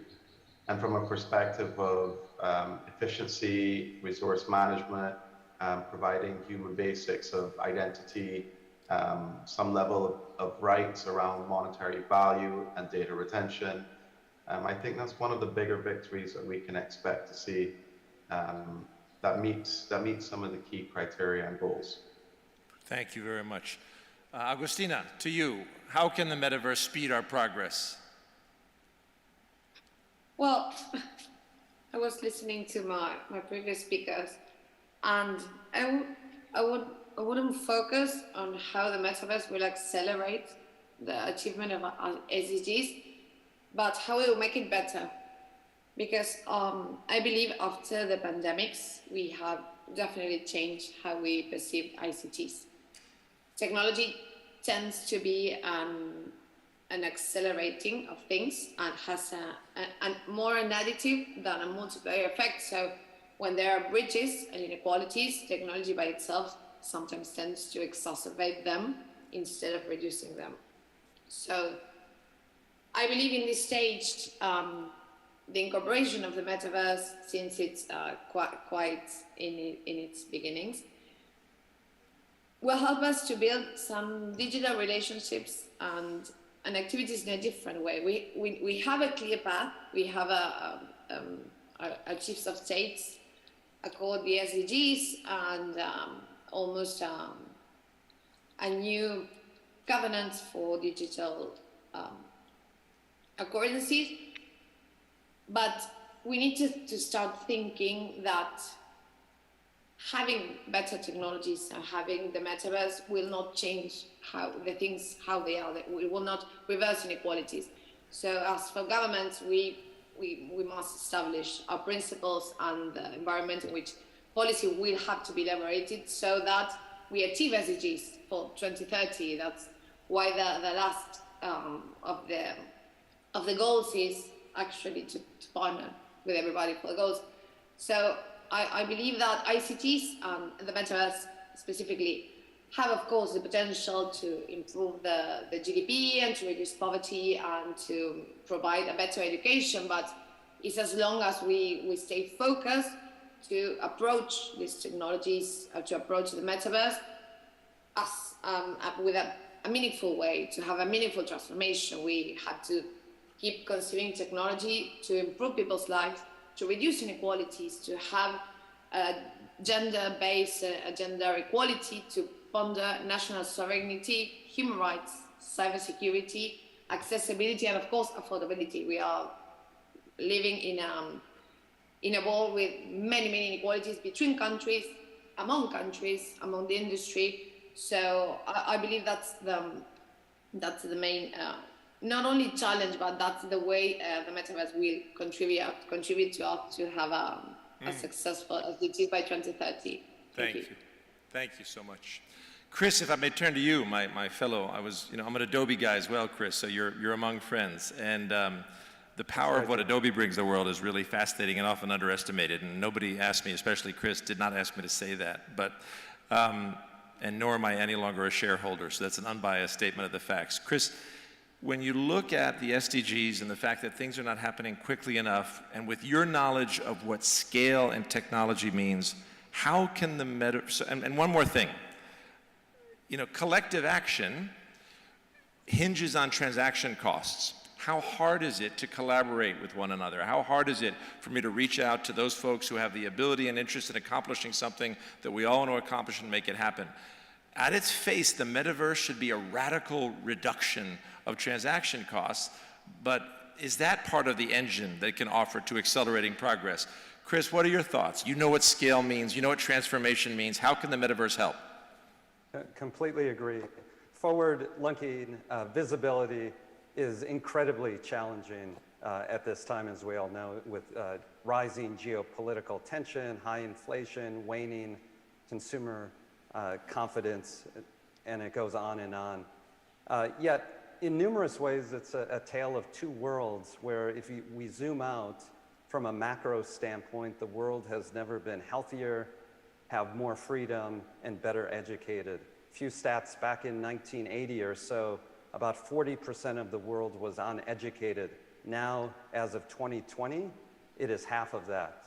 If you even look at some other stats, according to 1980, 30% of the people were not educated, and that's down to 50% as well. So I think the one thing that is certain is we live in very dynamic times. However, we do have great momentum, and we can continue to solve some of these greater macro problems with technology, specifically the metaverse. I would submit for my evidence a case from an observation from Charles Darwin. He often said, it's not the most intelligent that survived, it's not even the strongest that survived, it's the most adaptive that survives. Maybe to close the circle on your point, I would almost extend that to it's the most creative that survives. So one thing is certain, we can't solve the future problems or current problems the way we've done things before. We have to be creative, and that is where the metaverse really comes into play. Thank you so much for that, Chris. Couldn't agree more. And I mean, among the use cases that touch my world, who could imagine a better simulation environment for policy? Who can imagine a better simulation environment to experiment and test ideas and rapidly learn from them without anyone necessarily getting hurt if it's carefully governed? So, Manuel, to you, same question. How can it help us speed our progress? Yeah, I mean, I think, as you're saying, this is not an easy topic to solve, and it's been years and years where everybody's really trying or saying that it's going to do something, and it never happens. I think the metaverse can help, just as in building these cities, in building this policy and trying to get results. But at the same time, I would try to combine that with, like, there's no an easy answer, but I will say maybe that's a medium-term answer. Really try to use the metaverse for education. If we start really pushing our kids today to change their minds, then for them it's just going to be natural eventually to think in a different way or to really focus on these goals, and then it will be much easier for everyone and for the next generation. I know this is, if you want an answer in 3 years, probably it's not going to happen even with the metaverse, but if you start combining what we have with this technology today with the way policymakers can really push the education down to the new generations, and I'm meaning not only kids, teenagers and even junior kids getting out of college. I think that can change countries alone, and then you will see the real change. Hombre. Couldn't agree more. Fantastic. And I'm going to return to you in a second, Manuel, to follow up on that with the final question, because we have from the audience that pertains directly to what Manuel just said. But Bertrand, to you, same question. First of all, you're living in acceleration. The numbers you suggested, your acceleration is your middle name these days. But, yes. But in terms of our public and shared interest, how can the metaverse help? It's a wonderful tool, that can be used in so many ways. So I totally agree with accessibility, and the left behind. And we're working closely to try to help on this topic. Also, I've been on a panel at HEC in Paris last week, and coming back to the 7-year-old girl, there was a Professor Nataf at the Bichat Hospital who was already, using the metaverse to help for surgery at 10,000 kilometers. So they are created in Bichat Hospital already a diploma. A metaverse diploma when it comes to health, with metaverse used as virtual tools to help. And so he's taking the lead to surgery all over the world with the metaverse. So yes, so it's a use case that we just want to highlight, that how can the metaverse help already today. And there's so many things that's going to happen. So accessibility, of course, education is a very, very big topic, of course, and we're working also closely on that all over the world, in the region, also in the MENA region, working with Dubai, working with several actors, and we are here also to talk to Saudi Arabia to see how we can help on that topic. So I would say those kind those two topics are the main one for now for us. Thank you. Thank you so much. Okay, well, we are short on time, so a final round. We have many, many questions from the audience. I encourage you to leave them there to discuss with the panelists afterwards, but there's one that pertains to Manuel gave the exquisite segue in this case, which is about education. And the question is, what will the rising generations, what skills will they require specifically to thrive in the metaverse? The metaverse is, in some ways, a simulacra, Baudrillard would say, of the real world, but in many ways it's different. What are the skills that the coming generations will need across all economic levels to thrive and take full advantage of the metaverse? This is for everybody. So I'm going to go old school and ask you to maybe raise your hand if you'd like to dive in on this question of the skills that you think will be needed. Please, Chris, we start with you. Thanks. Well, couldn't be more excited. By 2030, it's estimated that 70% of the jobs don't exist yet. And at Adobe, as you referenced earlier, we're quite proud and protective in advancing this notion of creativity. And we've seen it time and time again. Creativity has the power to truly change the world by solving problems in new ways through critical thinking. So I would say it's a compounded answer in the sense that it's creativity with an output of critical thinking for future opportunity for the next generation. Thank you so much. Your Excellency, by the way, Chris raised his flesh hand. Your Excellency raised your virtual hand. Please tell us your thoughts, sir, please. This is probably one of the more interesting questions for me because I have a young son, and I'm sure many of us in this room remember an elder member of our family, a grandparent, that couldn't use a computer. They didn't know how to use a keyboard or a mouse, or much less even turn it on.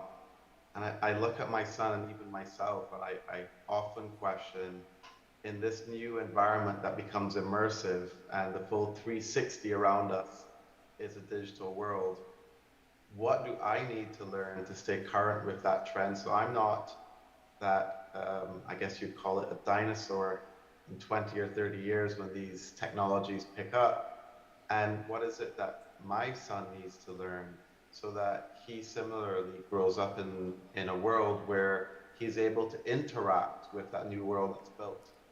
And the answer that I keep coming back to is exactly what we're doing right now.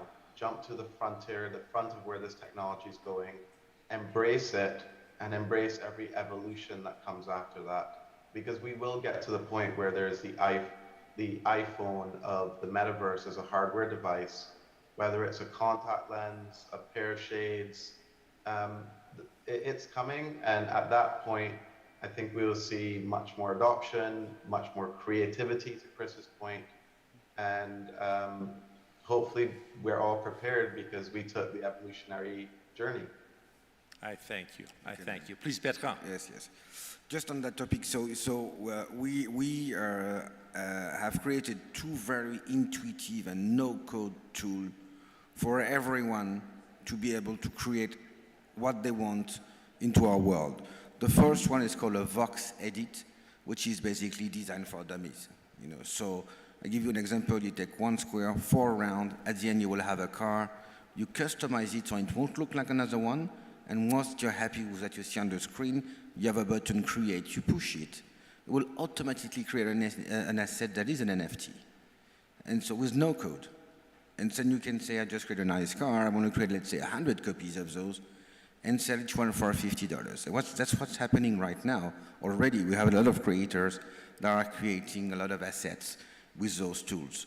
Once you have created, let's say, that car, or let's say you want to create a house, you create a house, trees, roads, and then we have another tool that's called the Game Maker, when you just drag and drop everything and it's coming into life in a 3D environment directly. So we're working on this already, yes. When it comes to education, also there's a lot of things, things that can be done with new schools. But we're trying already to do that. When you go into not the sandbox, but like another one, the Roblox. Roblox is 58 million kids a day on the daily active users. They're 12 to 15 years old, and they're creating on their own already. So it's the new generation is moving fast, very fast. Merci. If I just want to add one question, and I think this is fascinating, and I think, of course, technology, we don't not even realize what's going to happen 2 years from now or 5 years from now. And I have 3 kids, and they're, of course, gaming and playing and looking at all these things, and I think all this is fantastic. And education with this new technology will be there, will be available for everyone, and our kids and our grandkids will be more educated than us probably. But I think the challenge in here is also to make sure that they're still, socially inclusive, that they don't become distant from everything else. Because you see a lot of children these days, they're just on, on the games, and they're really socially, inadequate, if you would, in many cases. And I think that's also a challenge. I mean, we need to make sure that we understand how this new metaverse works, but at the same time, make sure that they're still part of the society and the culture, and that, they can play with other kids, and when they grow, that they are not just loners sitting in a basement, playing all day. Yes. Absolutely. I'm going to give the final word to Munir, my dear friend. Please, sir. I don't know about the final word, but I think most of us keep thinking when we are asked the question of education and the metaverse, and the first word that comes to mind is coding. You have to be a good coder, you have to be a good programmer, but it's really important to keep in mind the content creators. The world is moving not so much towards knowledge production, but towards problem solving. So it's the problem solving skills that need to be developed. And I'll maybe say the last word we're often told that to move forward, you need both roots and wings. The metaverse does give us the wings, without a doubt, but we need to make sure that the roots are there also in our humanity, in our capacity to be problem solvers and service providers. Thank you. Thank you so much. Okay, let us conclude, my friends. We started during our conversation some of the very real challenges, the poly crisis we face, but just inspired only by this conversation, it occurs to me, based on the interventions of these amazing panelists, imagine a world in which, imagine the best teacher each of you had in elementary school. And this is a vision at the intersection of ChatGPT and the metaverse.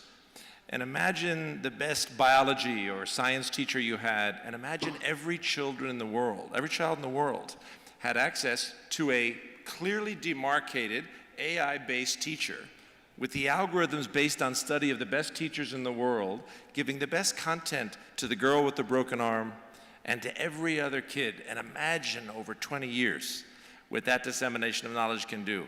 So, if I may, it's not my nature. I'm a scenario planner by training. We have to be ready for the bad, but we should also really understand the power you've helped make us clear. And at the same time, our panelists have made it extremely clear that to realize these benefits is going to take hard work from the people of this room and the people are attending virtually in terms of creating a governance environment of trust, of clear identity, and of interoperability, of the many requirements laid out for us. And as you'll see in the agenda for the rest of today, it has been, and it was not orchestrated to yield that, an agenda that corresponds exactly to that priority and those requirements for action. Thank you for your attention. Please give our panelists a warm round of applause.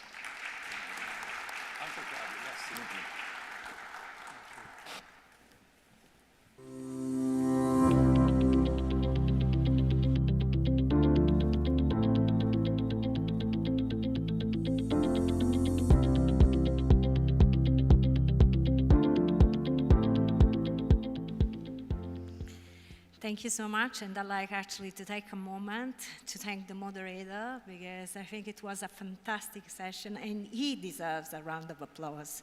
So let us give him a round of applause. Amazing. I think we had the opportunity actually to learn and also get inspired. What is the metaverse that we want to build? How do we make sure that no one is left behind? And all the questions are actually, and some of the unanswered questions that were raised this morning will be answered in the afternoon, later on in the session. So for now, let us have a coffee break and let us resume at 12 Riyadh time sharp. Thank you.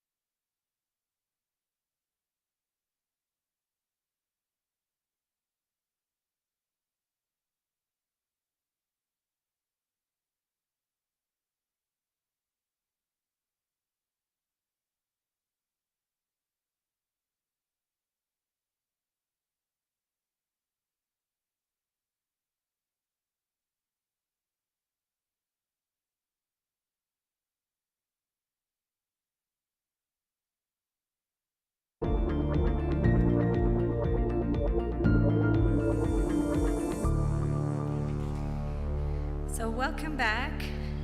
I hope that you are all feeling refreshed. Next, we have our first session of the forum, which will look at the new cybersecurity landscape presented by the metaverse. With the increasing interconnectedness of physical and digital lives, cybersecurity in the metaverse requires new sets of considerations and approaches to protect all stakeholders. To find out more about this important topic, I would like to call upon Mr. Ahmed Hetman, Managing Director of Accenture Security in the Middle East, who will be moderating the session on the next generation of cybersecurity, securing the metaverse, to take the stage. Mr. Hetman.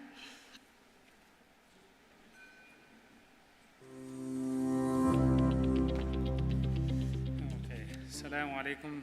Good morning, good afternoon, and good evening, everyone online. First, I'd like to thank the Kingdom of Saudi Arabia, the NCA, the ITU, for organizing this forum.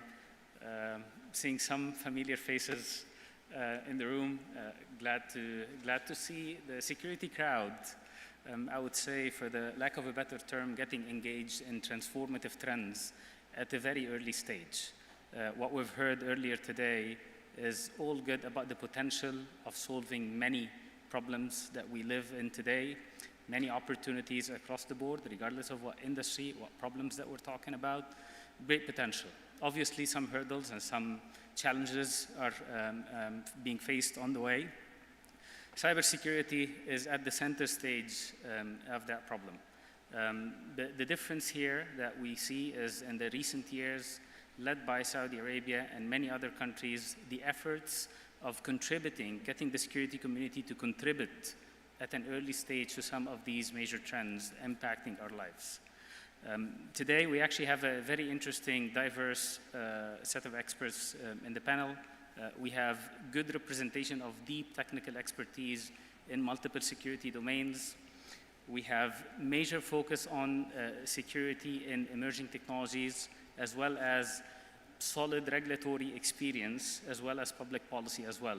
And when I look at these four different areas, they represent key pillars in powering up and enabling some of these major trends, like the adoption and embracing the metaverse moving into the future. With that said, I'd like to introduce the experts that we have today. We have first Dr. Bushra Al-Ahmadi. Dr. Bushra is the Chief Scientist and Research and Innovation Labs in Saudi Arabia Technology Company site. She has a PhD in cybersecurity from the University of Oxford. She has a strong foundation on both cybersecurity and machine learning, and a deep understanding of technical and interdisciplinary aspects of the field. She has a track record of applying her knowledge in solving real-world problems like security in the metaverse. We're also joined remotely by Kava Perlman. She's the founder and CEO of XRSI. She's well known in the industry as the Cyber Guardian.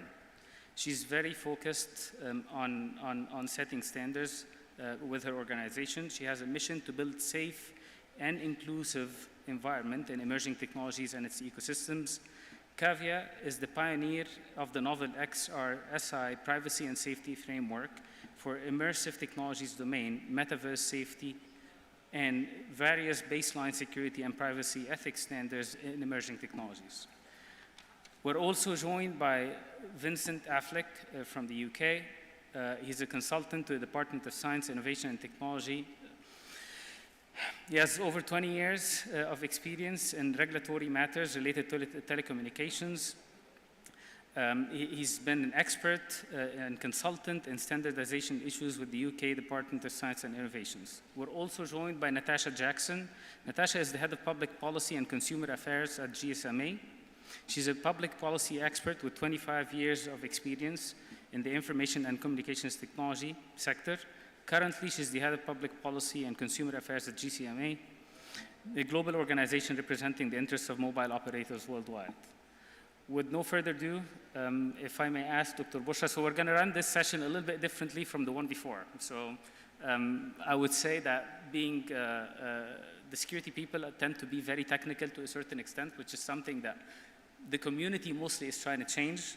But with that technical DNA that we have, we would like to get into details. So the way we're going to do this, each of the participants in the panel is going to take a few minutes to do a short presentation, and then we're going to shift into the interactive conversation Q&A at the end of the session. Dr. Bushra, if you don't mind.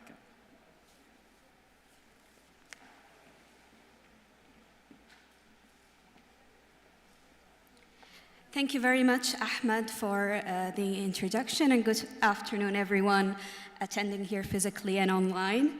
It's very great to be here in this forum and be part of this discussion on this emerging virtual world, the metaverse.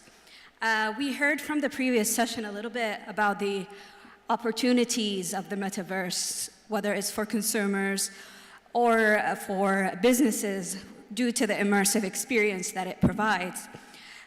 So no wonder we want to reach its full potential as soon as possible.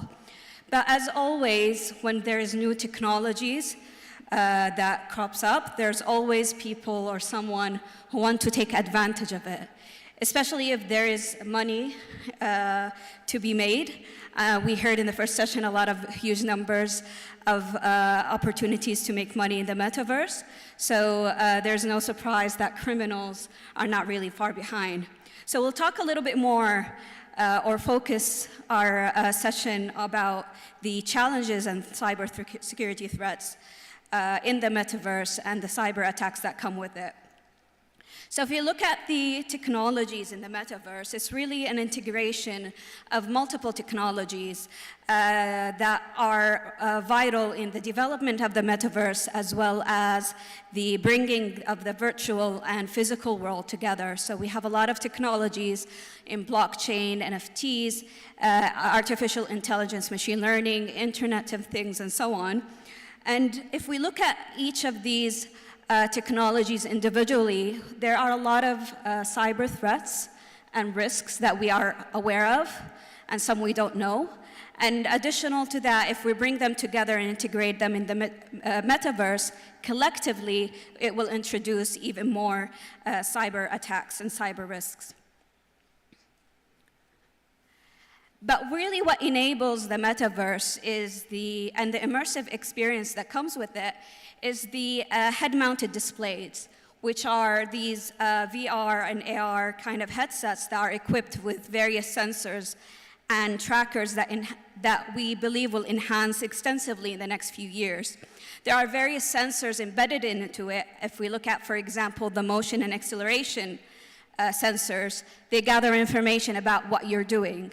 Are you standing up? Are you walking? Are you running? There's also sensors on eye tracking that determines what you are looking at, what really draws your attention, what you're interested in. There's also microphones and speakers that know what you are hearing, cameras that tell us what you are seeing, as well as location trackers that know where you are. And if we look at these sensors, there's a lot of cybersecurity threats that come with it. For example, microphones, someone can hijack and listen to your conversation, or even inject audio into your microphone speakers so that you can hear fake audios. as well as for cameras, they can hijack sessions and cause physical harm by embedding these kind of overlays and images that might trigger certain negative memories that you don't want to experience. So all of these sensors together gather a lot of biometrics or behavioral biometrics about yourself. And really, if you look at all of this information that is collected, current regulations really are not designed to protect against certain behavioral biometrics. And if you look at these head-mounted displays and the development that is happening currently, there's a lot of extension to other kinds of senses other than sight and hearing. So we are extending to other dimensions such as touch or even smell. So as we increase the level of senses, you can imagine that the cybersecurities become more dangerous. And the more immersive the metaverse becomes, the more dangerous the cybersecurity threats are, because the threat actors can target victims in various dimensions and create these kind of real and convincing cyber attacks that really trick all of our senses, from hearing to sight to touch and to smell as well. And there has been a lot of research and surveys going on about the cybersecurity of the metaverse, and definitely cybersecurity and privacy of the metaverse is the #1 concern for people who want to adopt and move into the metaverse. And there's a study by Tenable where they found 93% of the respondents say that they need a solid cybersecurity plan, or they believe that we need to have a solid cybersecurity plan in place. So if we look a little bit more about briefly about the cybersecurity threats and challenges that we are facing today, of course, privacy and the data is a very important risk. So we are collecting a lot of information, not only passwords and user biometrics, but also about the behavior of the users. And as we said, regulations really are not designed to protect consumers. So really, the users don't know what information or biometric information is being gathered about them. And really, it's up to the platform providers to secure this kind of information. Identity as well, so we represent in the metaverse using avatars.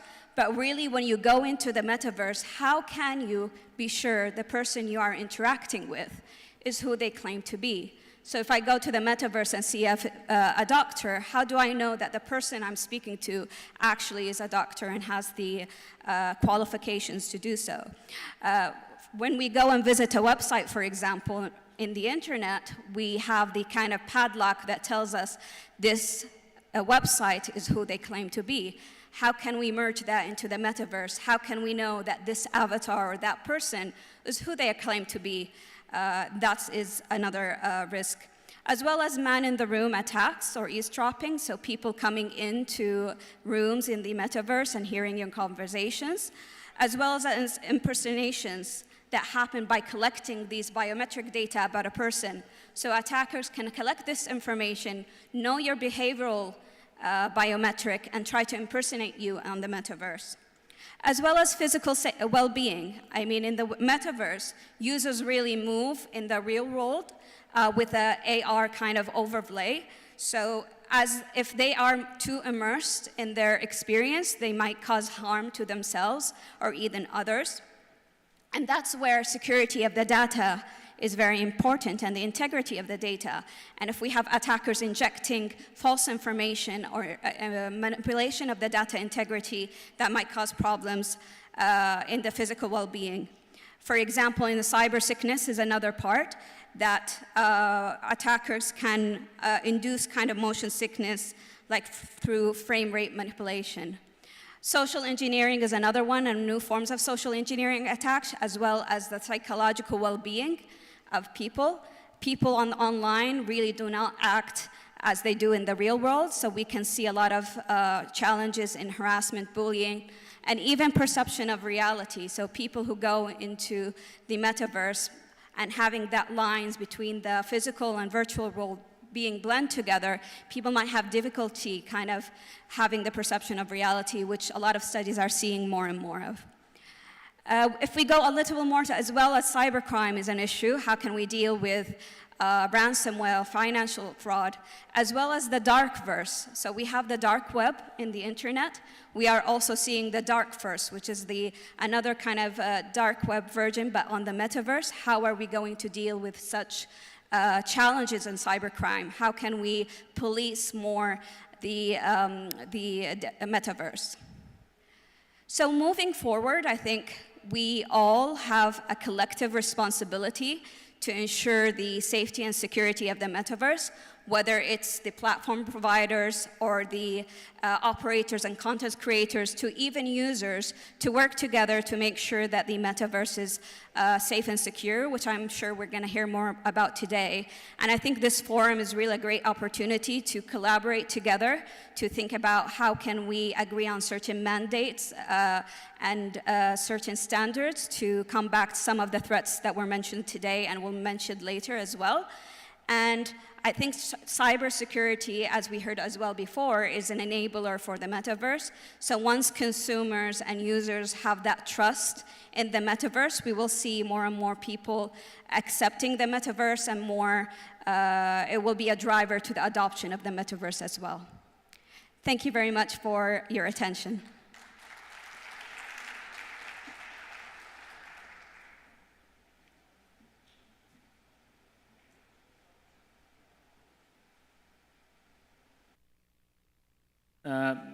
Appreciate the details. I think I want to refer to one point that was mentioned by Chris on the previous panel. I think he had mentioned that 70% of the jobs in 2030 are unknown today. I think very much the same applies to these threats. So what Dr. Bushra talked about in terms of threats and the attack surface and what it looks like is what we know about it today. Extrapolating this into 2030 and beyond, I am 100% sure that the landscape of threats in that space is going to be fundamentally different. And that's a great segue into Kavia's session. I'm not sure if Kavia, can you hear me? You're online? Yes. Kavia, thanks for joining us. So Kavia is going to talk about some of the efforts that is being done by her organization. And again, it's a good segue from what Dr. Bushra talked about in terms of the attack surface and the landscape that we see. What kind of efforts are foundational to build upon in order to get better in the metaverse space as it evolves? Kavia, over to you. Thank you, Ahmed. Assalamu alaikum, everyone. It's such an honor to present years of work that XRSI has been doing for quite some time now.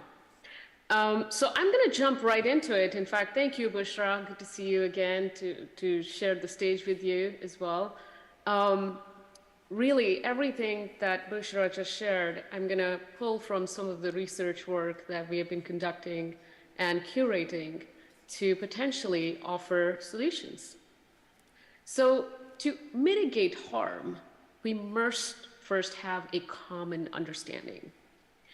The XRSI, as we understand, metaverse is an interconnected and interoperable network of virtual worlds. This understanding I started to evolve back when I was the head of security at Linden Lab. Some of you may have heard they are makers of Second Life, one of the oldest existing virtual worlds. And that's where I started to really think about, with the revolving door of regulators, how am I to make them understand where the risks are coming from? So these layers over time evolved, and this research comes from XRSI experts, myself, as well as MITRE Corporation's advisor. We established that there are so many of these converging technologies that Bushra just explained, but there is these segments that we need to ensure because the risks kind of amplify, and we can almost segment that.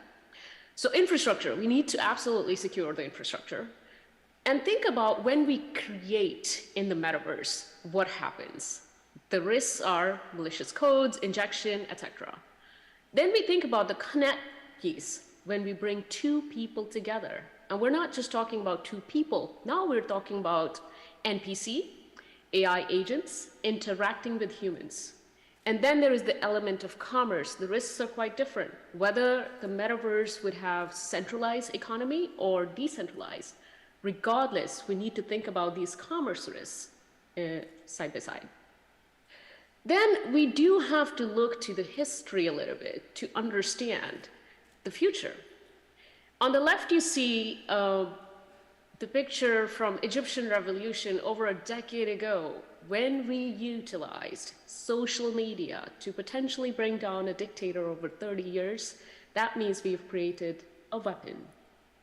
These technologies evolved, the data was potentially used in all of these, what I call cyber political engineering. And the danger increased. From 2016, I had the front row seat as I was advising Facebook for third-party security risks during Cambridge Analytica scandal. And we know now that Cambridge Analytica had access to 5,000 data points on each American that potentially influenced the election campaign. Fast forward, in 2019, this is a research from Stanford, we know that within virtual reality headsets, you can collect over 2 million unique body recordings in just about 20 minutes. Now, if we look further today, this is a research from just a couple of weeks ago, a game called Beat Saber, which is, and the research is, I want to credit our global technology advisor, Dr. Louis Rosenberg, and lots of researchers from Berkeley University and other universities. So from an entire pool of about 50,000 players of Beat Saber, a game that is acquired by Meta, Facebook, within about 100 seconds of play, they could establish the user's identity up to 94.33% accuracy. And within 10 seconds of play, 73.20% accuracy. That means, and I'm actually currently working on a AR, augmented reality authentication protocol development research, I can confirm that you can identify humans in sub 10 seconds in a certain context in the metaverse. Not only that, that's the movement data. There are so many biomarkers. It's almost scary. We're swimming in this ocean of data. More we move, more we interact, more we exist, even as a bystander in the metaverse, we will be giving away so much data. So we establish a term called biometrically inferred data to potentially provide contextualized precision regulation that would provide guidance, because this data is really important. We also have a medical advisory council. So this is a data that could actually save lives in the context of medical diagnosis. It's really crucial. Now switch to cyber attacks, and Bushra, kind of talked about, this is a research from one of our senior advisor, Ibrahim Begili, back when he was at University of New Haven. There are several types of attacks possible. Tracker attack, where you could hijack the camera for the HMD and look inside the victim's room. Chaperone attack, they established this new term, where you can disable, shrink, and expand the safety boundaries. Thus far, we only know there has been one attack while the person was in VR. We will never know whether there was foul play involved because forensics were never gathered. So these things indicate what is possible. Human joystick attack, ability to move a human across the room while the person is just simply playing the game. And then overlay attack. Earlier, Bushra was saying that somebody could actually, put an image, and this could be your child's image. This could be something very, very sensitive image that you don't want the world to see. In a way, it could be a new form of ransomware. So I want to point to the new way of these virtual wars that are now starting to become familiar. Some are calling it the generative AI XR content, GXR actually. And so let me play this video.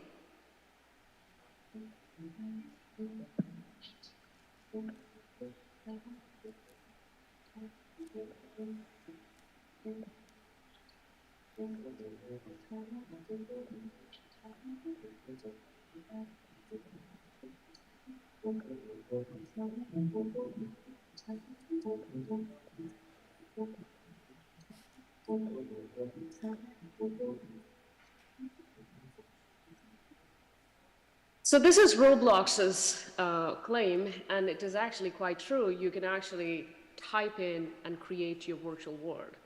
And that means you can pretty much speak your virtual world into existence. We've seen some demos of it, the Builder bot from Meta as well, speak your virtual world into existence. Now, here is the challenge, the prompt injections.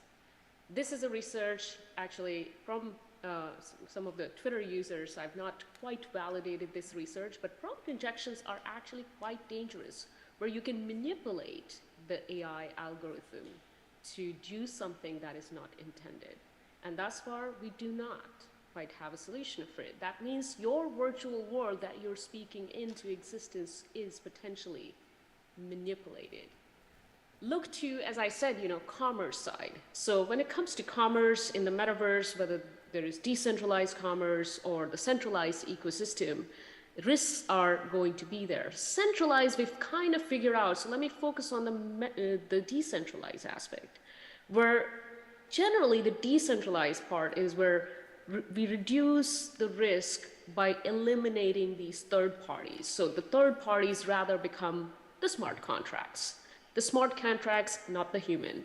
And now that custody risk is now replaced by another type of risk, which is the errors in the app or the bugs in the smart contracts, and that can be exploited to steal user funds. In fact, 90% of the losses suffered by decentralized financing is caused by the bugs in these DApps.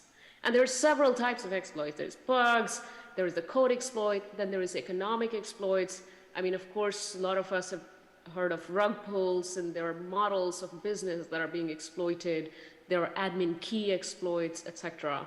It requires a whole another session just to talk about that. What I want to point out here that's really significantly important. In the metaverse, the attack surface has expanded to human brain and to our living room. So why do we need to worry about that granular of an aspect, this convergence of all these technologies? Let me play this very sort of benevolent video. And this is actually from a filter that is from TikTok. And it has, within seconds, a visceral impact on humans. Let's check it out.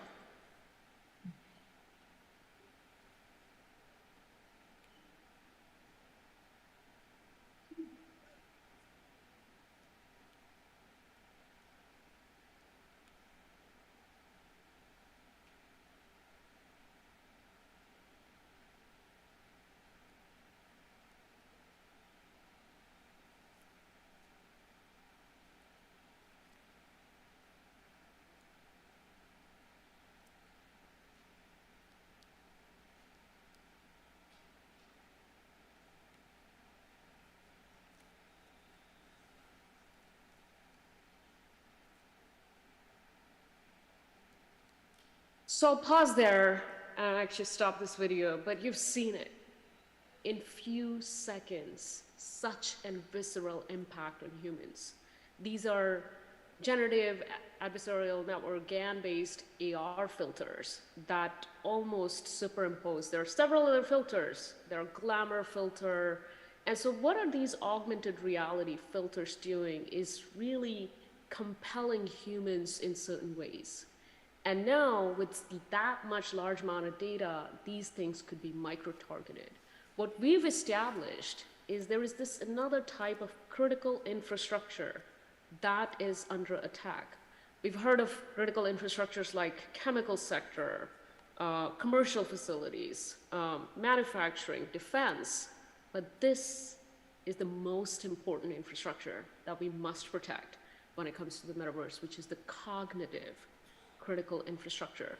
It's not just a country, just with single click, almost like I call it the distributed denial of cognition, that DDoS used to be the traditional term for distributed denial of service. We could actually cause distributed denial of trust, cognition on human beings.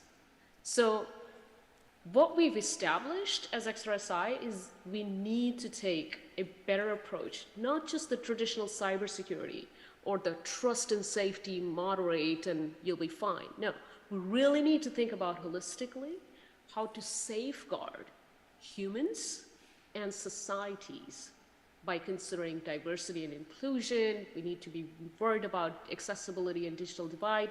Identity protection, super important. There has been genocide, potentially, because of the loss of identity. And this is really dangerous. Privacy, anonymity, don't know if that's even possible. And most importantly, we need new standards for ethics. We need new standards to enable interoperability, etc. The one thing we must absolutely do is align every effort that goes towards building this amazing new realities is to align with sustainable development goals. This is something we cannot ignore. This is actually an opportunity as our planet is practically dying. We must pursue this. And then finally, I want to leave you with some of the solutions that we've been working on for the past 4 years now. Privacy safety framework for emerging technologies, medical XR framework, child safety framework, where we talk about not just checking the risks and ledger balances and risk management, but really taking human in the loop and society in the loop and move not from protection, move over to prevention of harm. And finally, last bit, and if there is one thing that I want to leave you with today, is start with awareness. This is a 4th year we'll be celebrating the Metaverse Safety Week awareness campaign. Every December we do this. And so I call upon everyone to be part of it within your country, within your organization, within your circle of networks. Do something to create awareness around risks and opportunities. Thank you so much. Thank you, Kavya. I think I learned a great term, actually a couple of great terms. I love the term distributed denial of trust. I think, as I mentioned, these attacks are going to be evolving over time, and the distributed denial of cognition is also a very interesting one. I think Kavya did shed some light on what her organization is doing in terms of setting the right frameworks and practices to act as the foundation from a technology perspective, what needs to be done. But also, as this is a collective effort, I think I'd like to ask Vincent to shed some light, given your regulatory experience, what is being done currently in the UK. So if you'll spend a few minutes to talk about that. Thank you. Thank you, Vincent.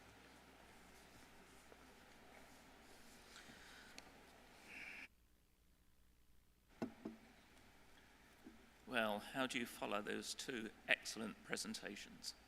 Have I got anything left to say? And are my slides going to be anything like those? Well, the answer is no.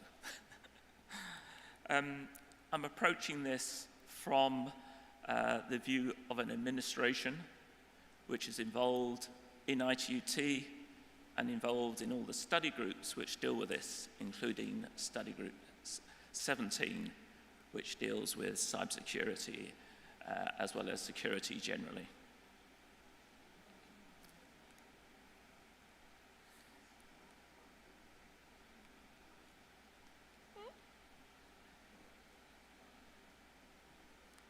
It's doing something.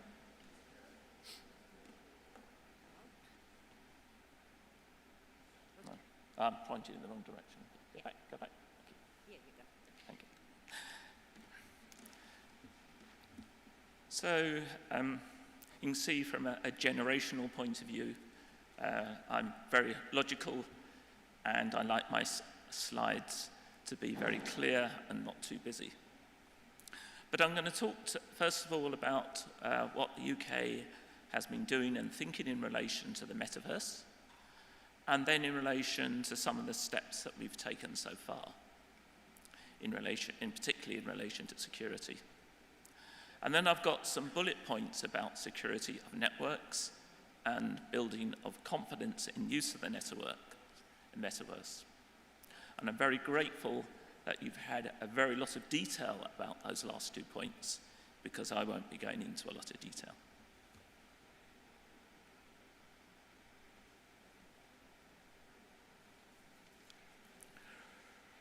Right, the UK believes that the metaverse offers new and exciting opportunities for innovation and exploitation of the digital economy.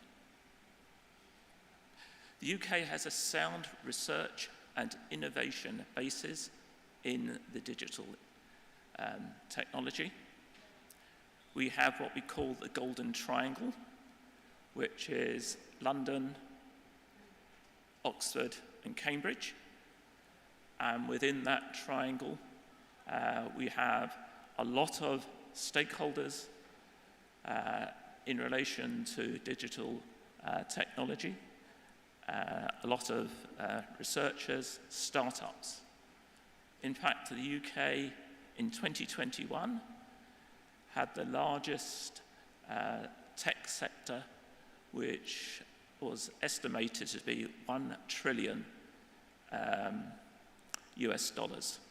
So I'd say the largest in Europe. I'm sure the others are larger. We wish to exploit the potential of the metaverse for the benefit of industry, consumers, and to be quite frank, growth in our economy. The metaverse is in the research phase. There are metaverse products out there, there's lots coming online, but it's very early days. And typically, regulation follows innovation. And it's the same with our development of UK regulatory policy. But we do have one principle, and that is the metaverse should be allowed to develop organically, be decentralized, be based on a bottom-up approach, and have open standards. So what steps have we taken so far?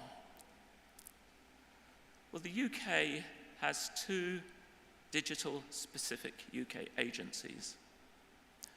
There's Digital Catapult, and that is made up of probably 2,000 entities throughout the digital economy, and Digital Catapult, which has 4 centres in the UK, works with this range of different stakeholders, which are startups, universities, academics, research centres, the government, etc., etc., to accelerate cooperation and innovation in adoption of advanced digital technologies.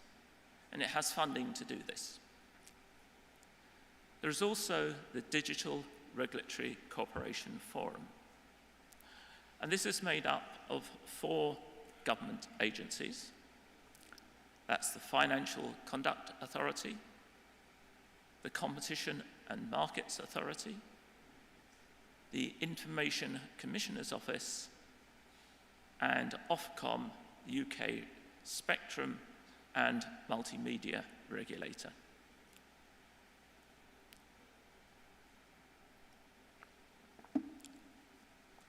So what's been happening? Well, Digital Catapult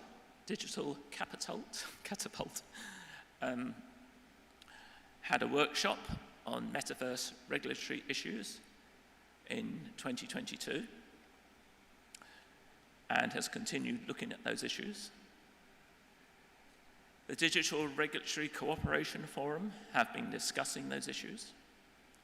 And then late last year, there's been an intra-government consultation on the legislative and regulatory requirement for the metaverse. And the challenge for this year is for the UK administration to analyse all the results of the consultation, the inputs from Digital Catapult, from Digital Regulatory Cooperation Forum, and indeed in drawing information from other sources to establish what should be the legislative regulatory environment. Can't promise it will be complete this year. It's a big challenge, but that work is very active at present. Oops.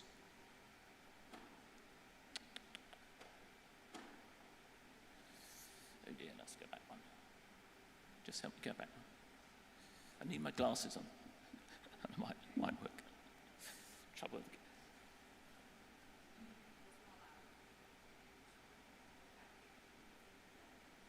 Oh, you do it.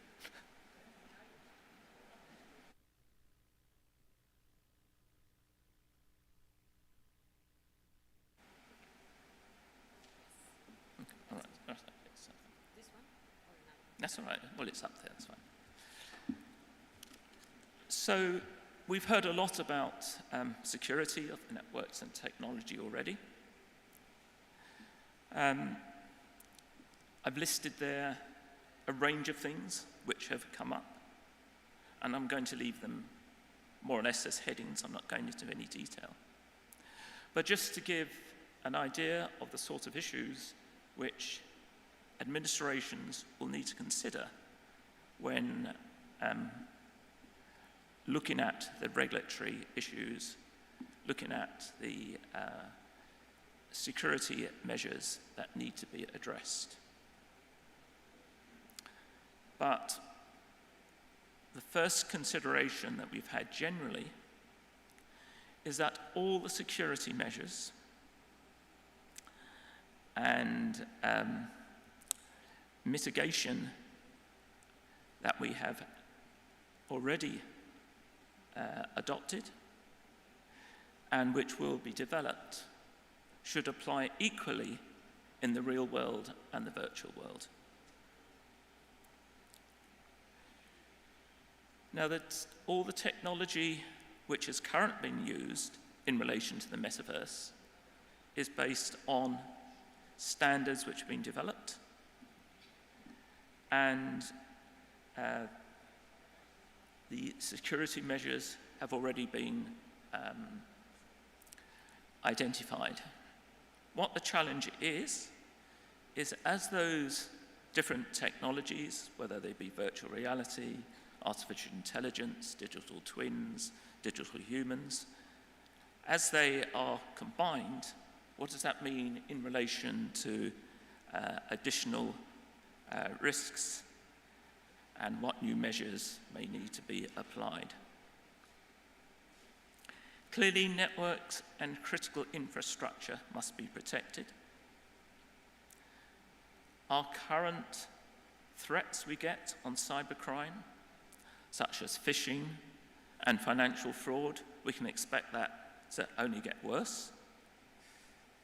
Identity management is key, and that must be underlined.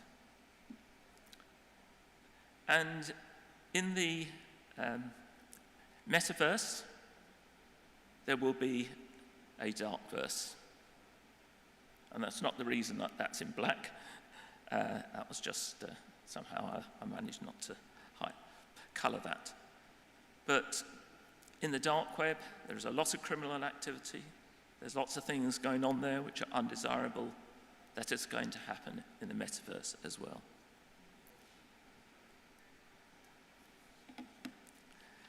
So now again, I've just put some bullet points in relation to building a confidence.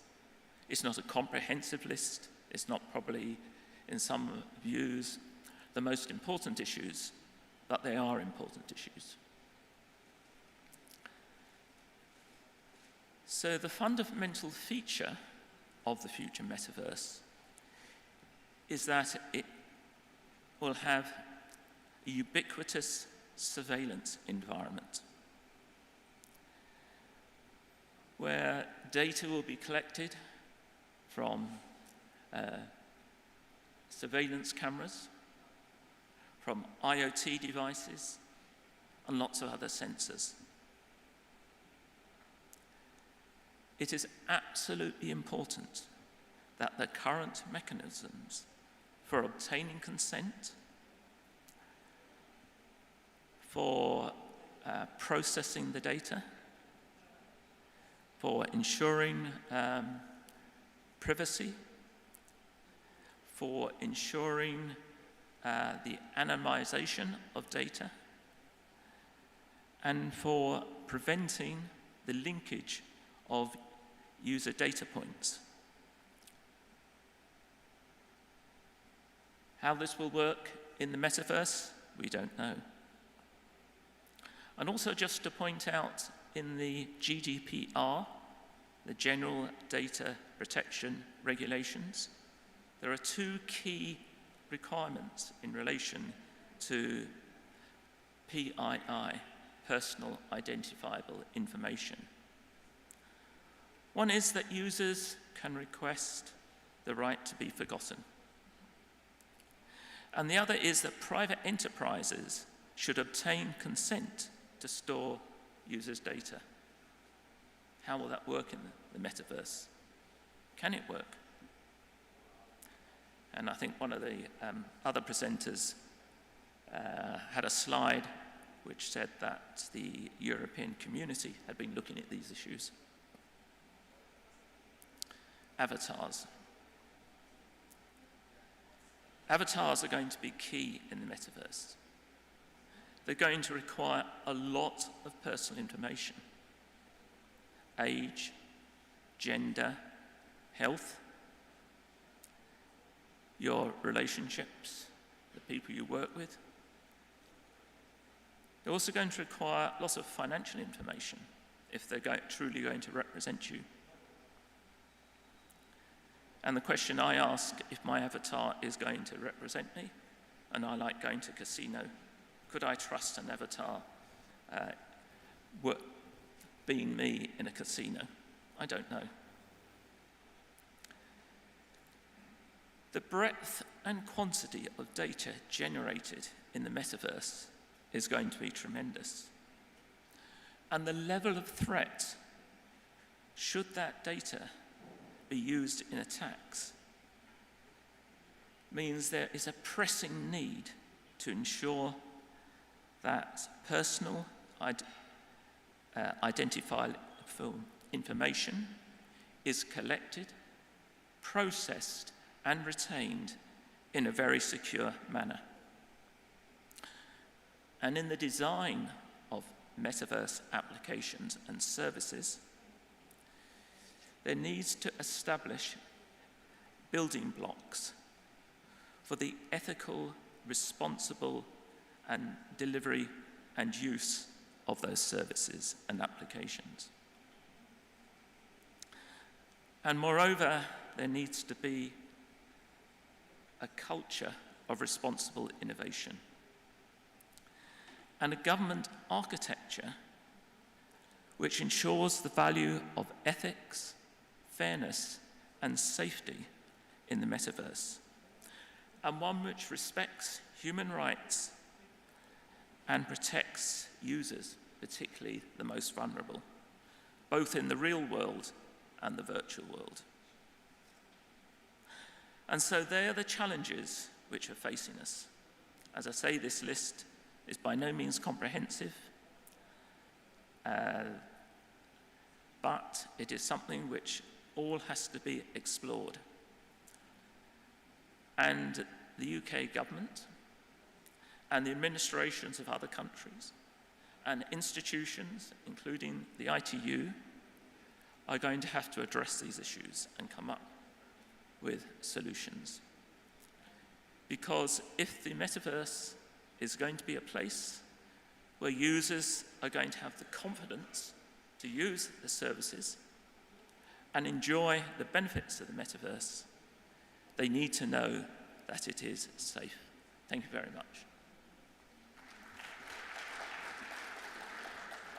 Thank you, Vincent. And I think the last point that you covered about consumer protection is a good transition into what Natasha will probably cover, focusing more on child protection. And I think it's a topic that consistently came up earlier today. So Natasha, if we can hand over to you for a few minutes so we can get a chance to address a couple of topics after your presentation. Thank you. Thank you very much. I apologize for my voice. I have a bit of a cold. Just start sharing my screen here. I hope you can see my slides. I'm sorry, it's disappeared from my screen, so if you just bear with me for a minute.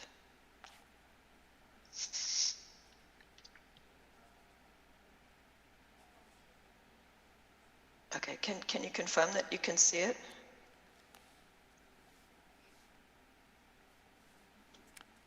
All right. Well, I'm going to assume you can. So good morning, or good afternoon, actually, I should say. It's been fascinating listening to these discussions this morning. And I think many of you might be thinking, okay, we've heard about the metaverse, what it is, and Natasha represents the mobile industry. So mobile operators are not social media players. Not many of us provide gaming opportunities. So what is the metaverse? What's the role of operators in the metaverse? So I think this slide here really encapsulates the primary role of operators in the metaverse, and that is enabling the metaverse. And that can be that is really effectively through the digital infrastructure that mobile operators around the world are building, whether that's 4G, 5G, or beyond in the future. And you can see in this slide how much operators are investing in building out the networks. I think it's around $620 billion up to 2025, which is 84% of it is 5G, and that's what's really needed for a world where the majority of people will connect to the internet via mobile. And that's why the metaverse really is important for us. And these figures and others you see can all be found in a report we published last year on the metaverse. It's called Exploring the Metaverse and the Digital Future. You can find it on our website. But operators are also looking at the metaverse from their own services. For example, customer services. We have operators in Latin America who have avatars providing the first line of customer service to consumers who call up support. If those avatars through AI, machine learning can't work out what's needed, they will pass them over to a human for interaction that way. But it's already being used in that sense. When we wrote the report that the slides come from, we looked at the challenges of the metaverse, and we see them as multiple, and actually many of them have been spoken about already today. So in the interest of time, I'll skip to a couple of them. So one of them is the digital divide, and I think this is really important to us, and I think should be for all of us. Because the metaverse, as you know, we understand it, we know is going to bring tremendous value around the world. But there's already a tremendous digital divide in the internet between those who are connected and those who are not. And today, over 1.7 billion people are not connected to the internet. That's not a connectivity issue, that's a usage issue. So coverage gap around the world is only 5% of geographies. But the usage gap is 41%. So that's 41% of the population who aren't connecting to the internet today. So how might that get worse with the metaverse? So there are many issues why people don't connect, and it can be that they don't have content in their local country. It can be worries about safety. It can be that they don't understand it. So I think really one of the big challenges for us is how can we make sure that this metaverse that we're going into is for all and not just for the wealthy. But most importantly for me and on this session, I think it's about trust and safety. That's the challenge that really we need to focus a lot on. Obviously, we invest in the technologies and securing those, but I think trust and safety and consumer protection is something that is really important to mobile operators because we've got a long history of it. In fact, it's been built into mobile operators' DNAs. From day one, we've been regulated, whether that's through specific communications law, telecoms law as it was first set up, whether it's through data privacy laws, specific ones where they've existed, or whether it's been through the conditions that were put in by governments into our mobile licenses to retain data for law enforcement purposes, to protect privacy. That's been there from day one, and that means that the trust that our customers have in us is crucial to us. And in fact, it's crucial to all of us, every one of us who's sitting here on this session today. And there are so many challenges in that area, whether it's online safety, bullying, misinformation. We heard about a lot of these worries today, harmful, inappropriate content, illegal content, data privacy scams, content, conduct and contact. And we've heard those challenges. I think the one that Kai just said today, that 2 million data points will be created in 20 minutes from immersive technologies. I mean, that sort of blows my mind when we think about data protection regulations. But those regulations are there and they need to be there. And we need to look at where the gaps exist in there and fill those in. So when we as mobile operators look at safety, privacy and security, we developed a framework, and again this is in a GSMA report you can read. It covers all these different areas that we look at. It's called Safety and Security and Privacy across the mobile ecosystem. So whether it's behavior or privacy or working with law enforcement to support public safety or protecting our networks, we think this framework works for us. And that's because it works for current services and it's principles-based, and those principles therefore will endure across changes in technologies. But I don't think it's enough for the metaverse. I think we need to do more. And for that, I think the really important thing that all of us need to do, starting with those with customers, with citizens, for all of us, not just me, not just you, but all of us governments, is that we need to put the consumer first, really front and central of everything, and think about the metaverse always from the point of the customer, the consumer, the citizen.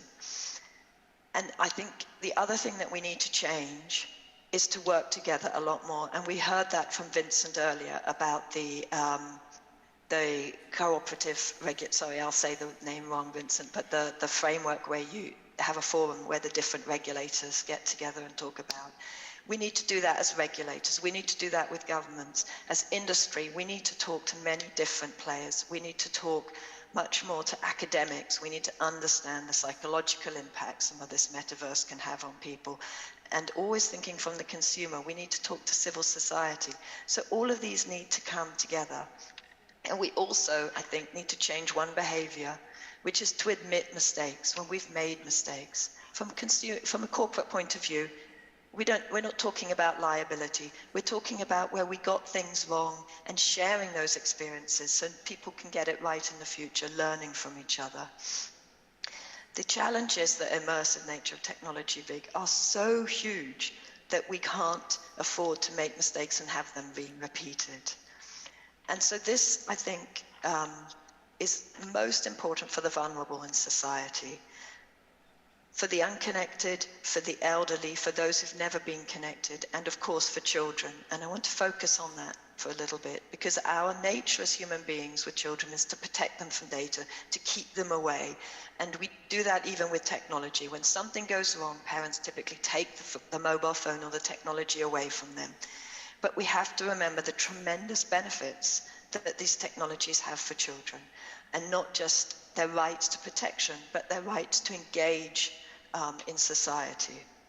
And that's why I've brought up this slide here, which talks about General Comment 25. Now, I suspect many of you in the room have not heard of this.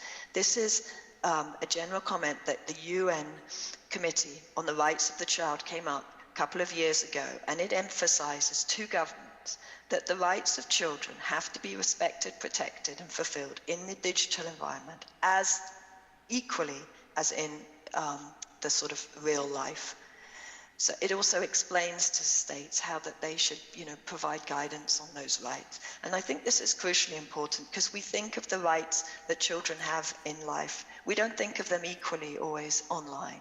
So this is something that I think the GSMA in our work with partners and UNICEF and others have focused on. And I really want to bring this up now because I think this is the element that we could get wrong for the young generation going forward. So absolutely we have to protect them from the harms in the metaverse, whether that's from conduct, but we also have to support their rights to education, to information. Think of the incredible advantages that you can get from immersive technology and learning, whether that's learning history by entering into a virtual world, a historical virtual world. It's the right for them to play, to have play online, to be able to speak their views, And that's another one that I think we need to really focus on when we talk about the need to work all together. We need to bring young voices into this debate. They will grow up with this metaverse. They will probably learn more from it, experience more from it than any of us, whether we're providing the services or making the laws. So we need to bring them in to the conversations early on, and we need to learn from them. Many of them are already gaming and getting tremendous benefit from it, but also coming across harms. And from that, we can also learn. So I'll stop there, and thank you for listening. Thank you, Natasha. Appreciate it. There were so many topics that we wanted to actually take at the end, but I will summarize it in two, and we'll wrap up in a couple of minutes. Consistently, every single presenter came up with something that indicates that it's complexity, complexity, complexity. And when we look at cybersecurity today, it's already way too complex. So this means an accelerated complexity. So I want to go to you, Dr. Bushra, first, and just ask you, what do you think the industry needs to do differently to address that accelerated exponential complexity with the adoption of such technologies? I think that, as you mentioned, it's complex, and we really don't know what will happen later on in the metaverse. So I think we, in addition, of course, to standards and regulations, I think we really need more research, more into not only the cybersecurity kind of aspects, but also the psychological and well-beings, whether it's for citizens, as Natasha mentioned, or children. So we really need to be prepared by doing more research, technological research, and others as well. So I think that kind of wraps up what I believe that we need to do moving forward. Appreciate it. Thank you. And Kavya, when you were talking about the frameworks that we're talking about, it seems that we need to figure out a way that matches the accelerated disruption and the accelerated types of threats that are coming up. Do you believe that we have the foundation, or at least the direction, to be able to keep up from a frameworks and standards perspective, not just technology? I believe I think we do. What's lacking is collaboration. We need to, and ITU is a great forum to break these boundaries, allow wherever knowledge exists, whether it is a tiny nonprofit in California, all the way to the White House. We really need to allow this collaboration to happen. And how we can make that happen is utilize the very technologies. I mean, we are seeing this ChatGPT hype, the generative AI explosion. Why can't we use hybrid intelligence to make regulatory decisions so we could analyze large amount of data? So I think we need to utilize these technologies, and we do have hope that that would work if we allow global collaboration to occur. Okay, thank you, Kavya. And I think I'll wrap up with one more question on the regulatory aspect, and if Vincent and maybe Natasha, you can comment on this one. Again, when you were going through what the UK is doing,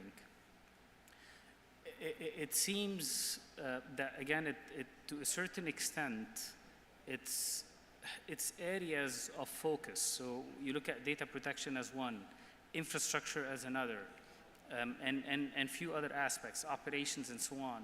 But when we look at the metaverse, it's an amalgamation of way too many things all together, at once, at speed, at scale. So do you believe that from a security perspective on the regulatory side, is there a way to think of it disruptively from a regulatory perspective as well, again, to be able to meet the speed and scale of the development and the adoption of the technology? Vincent, we'll go for you first. Well, I think there's the potential. There are lots of organizations looking at the security issues at the moment. Other SDOs, as mentioned, the European Parliament. There's papers coming out from academics and from industry. That all needs to be put together. So produce something which works. But we don't know what's going to happen. We don't know how the metaverse is going to work once you start integrating more platforms and once new technology comes along. So Web 3.0, 6G. How is that going to impact the product? Some of the issues are fundamental. Some of the principles are secure. But it's the application, and as you say, across so many different areas, which is going to be the challenge. And clearly the UK can't do this alone, but we have to look at our interests. It has to be done through international organizations which can reach agreements between governments and with industry about how this is applied. Thank you. Thank you, Vincent. Natasha, on the public policy side, do you believe that there is an angle to help accelerate that? I think certainly, as Vincent was saying, we'll need to get in the future towards more harmonization across countries, because with the metaverse, you will have people, a platform in one country, a person in another, interacting with somebody or a company from another. So we'll need to get towards more harmonization. But I think in the short term, the regulations that we have in most countries, not all countries have them. For example, a lot of countries still don't have data protection omnibus regulation in place yet, although they're working hard to get that. In most countries, the regulations that we have, they have to be tech neutral in order to develop with the metaverse. And then on our side, on the private sector side, what we really need to be doing is building in these protections from the start. And I think we're already seeing new regulations such as the age-appropriate design code from the UK and also from the Californian one that is, putting that pressure on industry to do that right from the beginning, to look at the potential risks of their services, undertake risk impact, and then look at how to mitigate those risks. And I think we're going to have to rely more and more on that. And with that, from a regulator perspective, I think enforcement is going to be a real challenge as well, and will be required. Thank you, Natasha. I have to apologize because I think we're about 15 minutes beyond time. There's obviously a lot to take, a lot of information to walk away, and I think we look forward to the next couple of days of the forum to deep dive into some of these sessions. Thanks again, everyone, and thanks for the panelists. Appreciate your time. Thank you.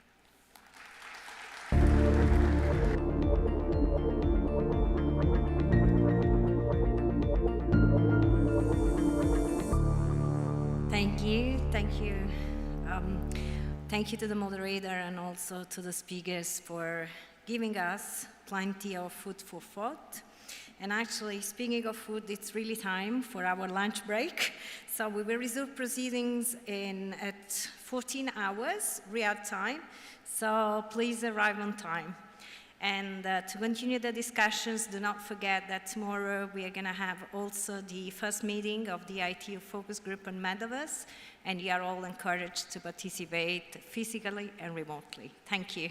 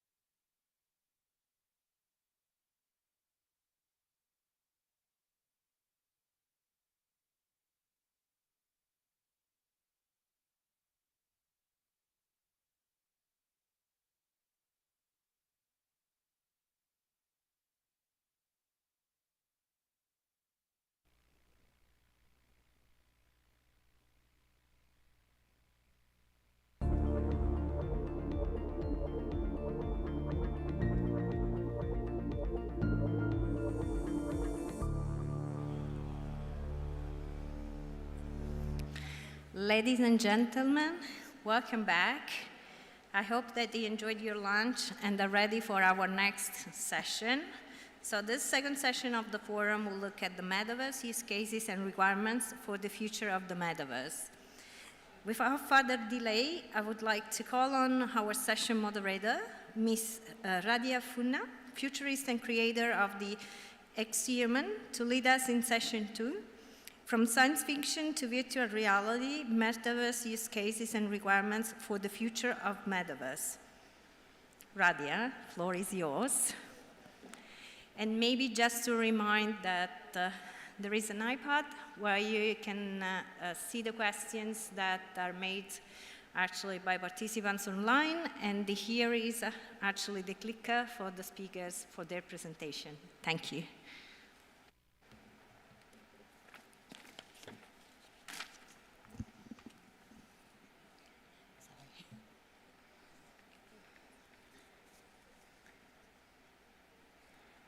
This is okay. Salam alaikum. And good afternoon to you all. Welcome back from lunch.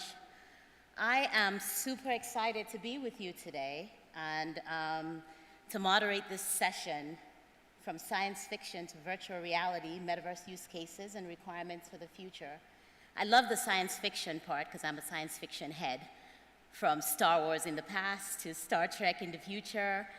I think this would be an interesting space for us to look at how our imagination has gotten us to places where we are looking at the metaverse today. One iteration after another, the internet has continued to transform our world with breakthrough opportunities at breakneck speed. That could just have easily been the work of some of our most prolific science fiction writers. The power of digital evolution is super evident in everything that we do, and there undoubtedly is significant potential for the metaverse across a range of use cases. So, today's session will center on that, discussing the highest potential value applications for the metaverse, where the opportunity to augment, to advance, and to accelerate human progress is greatest. We're honored to have not one, not two, but 6 experts to help us further define the requirements that could ensure the successful uptake of future metaverse opportunities. So let's get into it. Today we're going to start with Yuntao Wang, who himself is going to join us on stage. I have to start out by saying that a few of my speakers are here today in person and others are remote. Yuntao is the Deputy Chief Engineer of Cloud Computing and Big Data Research Institute at the China Academy of Information and Communication Technology, CAICT. He is also the Deputy Director of Internet Governance Research Center of CAICT, Head of Overall Team of Artificial Intelligence, Team of CAICT, Head of Overall Team of Blockchain, Vice Chairman of Young Experts. He's got quite a bit going on. But finally, and certainly not least, he's the Vice Chair of the ITU Focus Group on the Metaverse. He's going to have a presentation. He'll probably spend about 10 minutes talking to us. So without further ado, Yuntao, the floor is yours. Thank you, Radia, and good afternoon, ladies and gentlemen. My name is Yuntao Wang, and I think I can show my presentation here. Oh, okay. Oops, okay. Okay, I was told that I was only given 10 minutes for those 10 observations on the global meta industry development, so I think it's a pretty challenging task. But I will try my best to share some of the observations on the metaverse development globally and especially in China. So some of the observations were made depending on the China's markets, and some of the observations were made globally. So let's keep it short. The first is that we can see that metaverse has become a very hot topic recently. I just listed all those milestone events of the metaverse here. I think I don't have enough time for everything, but I just want to emphasize that both the governments, the enterprises, the industry alliances, and a lot of companies have dived into the area of metaverse in the industry development. And also, but we have to keep in mind that for metaverse, it is still in the very initial stage of the cultivation of metaverse markets. I think there are 3 characteristics for those kind of cultivation stage. The first is that actually the concept boundary of metaverse is still unclear. Because if we search it in the internet, we can see that there are tons of definitions of metaverse from Meta, from robotics, from NVIDIA, from all those other research centers or academia universities. They are all very differently and they vary vast. So I think from different perspectives of the definitions of metaverse, different people have different views. So that's one characteristic. The second one is that the technical tools for developing as well as using metaverse is not yet mature. I think everybody has a feeling that although we talk a lot about metaverse, but actually the impressing or goosebump metaverse developing tools are not there yet. And the third character is that the phenomenon applications are absent from the market. For now, we didn't see any, or we just see very few of the metaverse applications for now, but we are actually expecting more and more. So that's the background of my, my presentation here. Actually, we carried out a industry mapping work to draw a industry map of Chinese metaverse industry in here. You can see that from the left side. It was categorized as 3 layers. The first one is industry applications. So those are the vertical applications. The second one was the product series and services. And the third layer was the underlying technologies. So according to our survey, I think there are some numbers that worth mentioning. The first is that for all those vertical industry applications, 67.9% were regarding the public services. And for the products and services, I think there is 61.5% about the content creation platforms.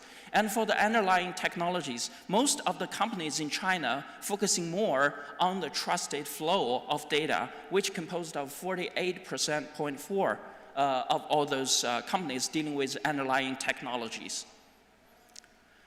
So let's dive into the 10 observations. The first observation is that there are actually 4 demands for the development of metaverse. If we want to elaborate that a little bit, the first demand is the demand for immersive experience.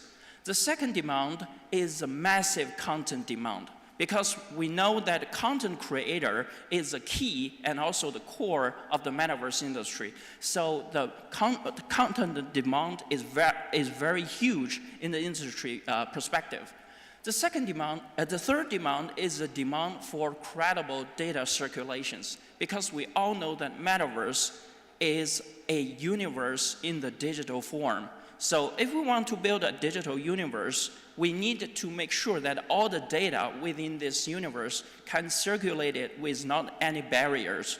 So the demand for credible data circulations is very high from the perspective of the industry.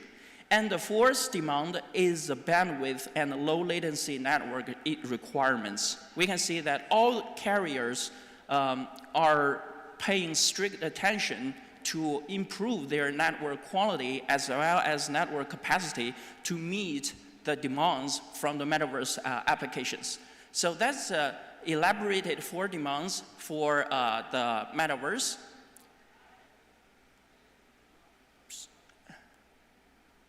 And the second observation is about the 3D engine.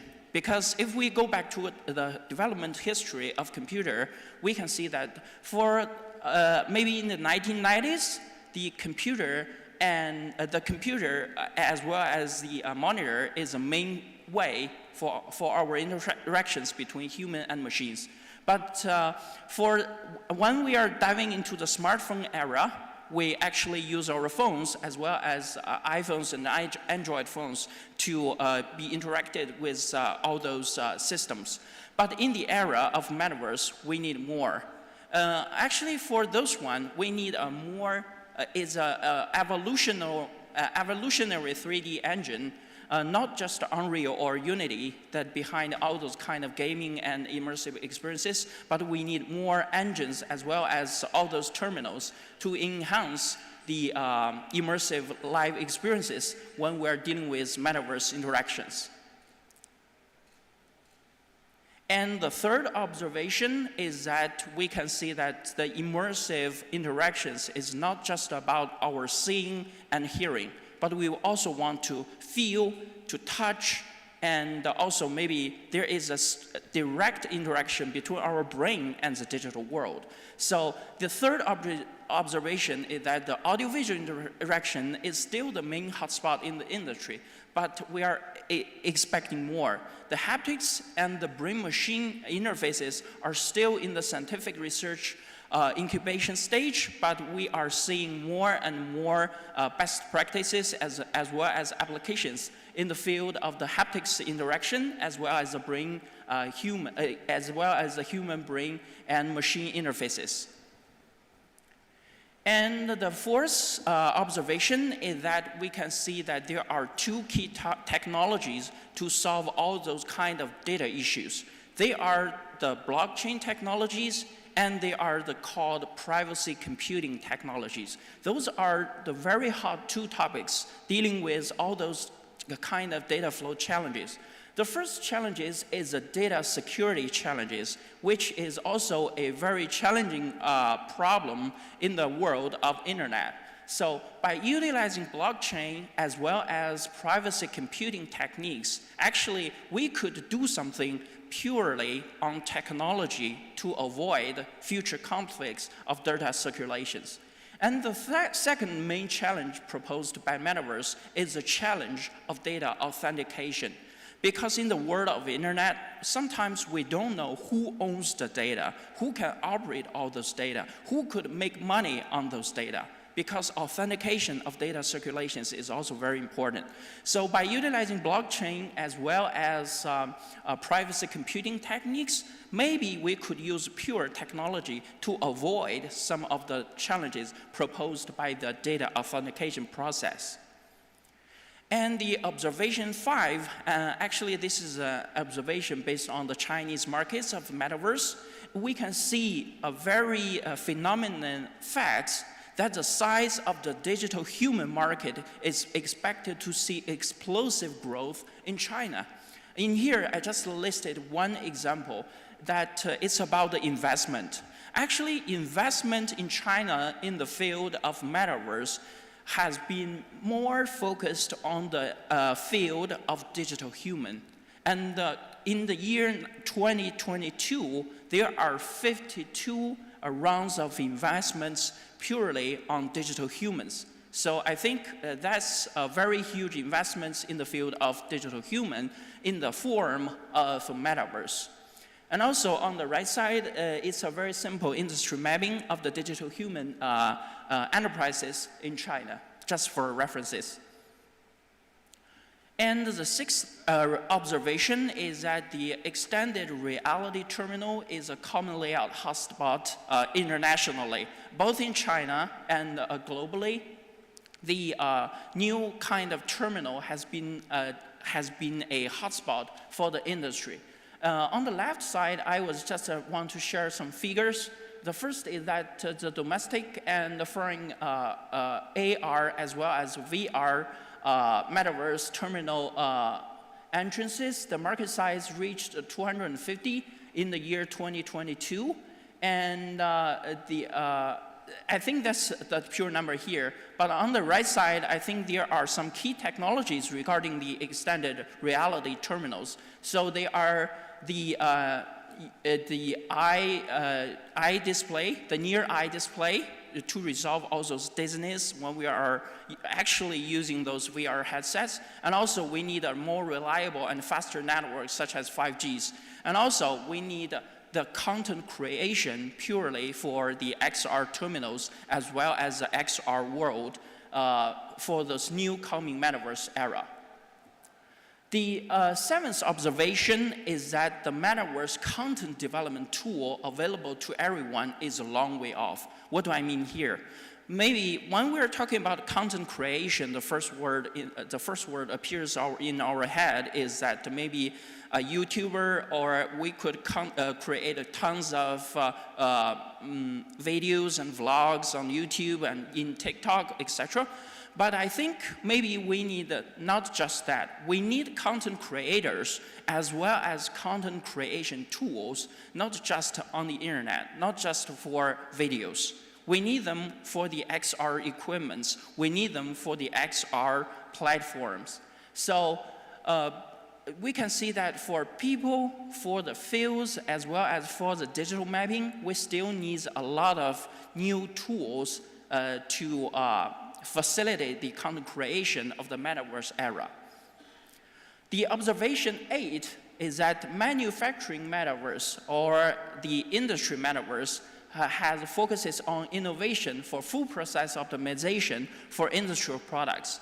And when we're talking about metaverse, maybe we're not just talking about gaming and entertainment, not just about meetings in the virtual space. And sometimes, actually, we could use metaverse technologies or what used to be called as a digital twin to facilitate the complex process of industry manufacturing. Because for nowadays, the process of our industry manufacturing has become more and more sophisticated. How to optimize all those complex process of the manufacturing process is a challenging question. So by mapping all those industry process to the virtual world, and we do all those kind of optimization in the virtual world, and make them back to facilitate the real world manufacturing, has been a key challenging and very promising field in the metaverse era. And for the observation 9, we can see that the daily consumption of the metaverse focuses on immersive live experience upgrade. Because for now, we can see that the metaverse applications are mainly focusing on our daily life. For example, for our social and leisure, for the open gaming, for meeting and office, for the holographic live assistance, we can see that all those kind of metaverse applications are for our daily consumptions for now. And the 10th observation is that the public service metaverse focuses on the improvement of service effectiveness. For example, in the, I think a lot of experts have already elaborated that a little bit. So there are tons of best practices as well as applications for the metaverse medical care, for the metaverse training, for the metaverse education, etc. All those metaverse applications falls into the area of public service and focuses on the improvement of service effectiveness for now. And I think due to time limitations, I don't have that much time to dive into every observation, but I think all those materials will be shared online. Just to summarize the 10 observations, we can see that the metaverse development is still in the very first stage, but the development of metaverse will go from achievable, like this for now, to scalable, to more open. For achievable, it means that when our technologies on the metaverse is mature, we can do tons of products, applications, and services to be achieved. But when we're talking about scalable, we mean that the metaverse technology as well as applications could be scaled to a very large level, such as all those internet platforms we're using now. But in the very far future, we're expecting a more open metaverse, which will not just deal with the open flowness of data, but also there are tons of interferences between different metaverses in the future. We need all those metaverse platforms, applications, and services to be more open so that the interoperability of the metaverse could be guaranteed. So I think this concludes my today's presentation, and thank you. Thank you, Ntao. 10 observations, all fascinating, really, really interesting. I'm looking forward to getting into it later on. So our next panelist is Natalia Bayona, and she leads the Innovation, Education, and Investment Strategy of the United Nations World Tourism Organization, the UN Specialized Agency for the Promotion of Sustainable Tourism. The first innovation director at UNWTO, she has introduced entrepreneurship and education as key factors of tourism and development, and has positioned UNWTO as an innovation benchmark within the wider United Nations systems, as recognized by the UN Chief Executive Board, CEB, in 2020. Natalia is actually joining us with a video presentation, so if we could cue that up, please. Thank you. My dearest colleagues from ITU, it's my pleasure to be here today supporting UNWTO and talking about a very important topic as the metaverse. And of course, one of the most important technologies when it comes to tourism. As all of you know, here, innovation has been our priority. And startup competitions, working with technology, working with entrepreneurs has been not only our flagship program, but also the way we promote youth empowerment. To be in Saudi Arabia is incredible, not only because there's a booming ecosystem when it comes to startups, but also because it's a country where tourism is a strong priority. And I have to say that when we see the top technologies that are applied in the tourism sector, I have to say that we have at least 5. Augmented reality, virtual reality, data-driven decisions through artificial intelligence, Internet of Things, and of course, everything related to wearables that can have the power to measure all the experiences of prospect and former tourists. And those 5 technologies are really connected with the metaverse, because the metaverse, of course, is the place, or how I envision this, is the place, the digital scenario where countries, governments, hotels, airlines, travel agencies can promote their services there. And they are already starting promoting different services there. And that's incredible because, as you know, tourism is one of the most allies when it comes to technology. Since the beginning, we have experienced different revolutions. The digital revolution, when internet was created, the first owner of that revolution was tourism. Remember when the dot-coms were created? It disrupted all the touristic chain, and thanks to that, the travel agents were really near to the public, and through the websites that were created, the dot-com in those times, helped to get near the final client with the trade and with the destination. Then after, we had the revolution of the OTAs. And today, we have the best revolution, that is the one that I am experiencing as a millennial, that is the youth revolution through the startup revolution.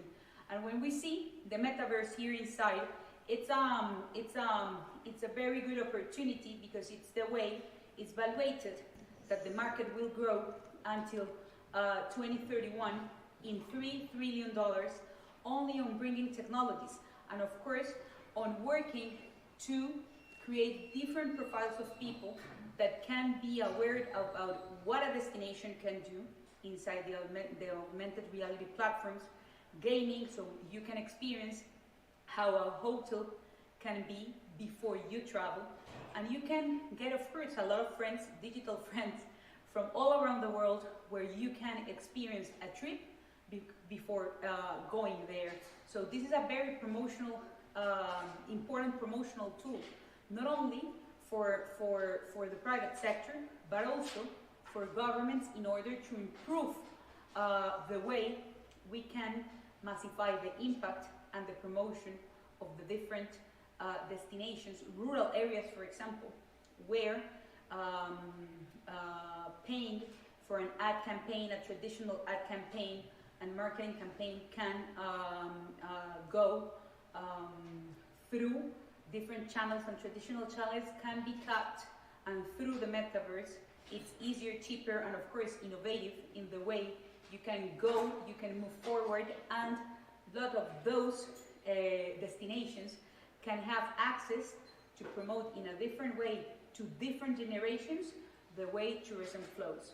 I would like to thank all of you to be here, and of course to thank the ITU team, and to encourage all of you that are prospect tourists to enjoy all the UNWTO innovation initiatives. We have opened a lot of startup calls, and of course always we have deep technologies as the metaverse as part of the pillars in order to bring solutions to our member states, to empower youth, and to lead the economic change.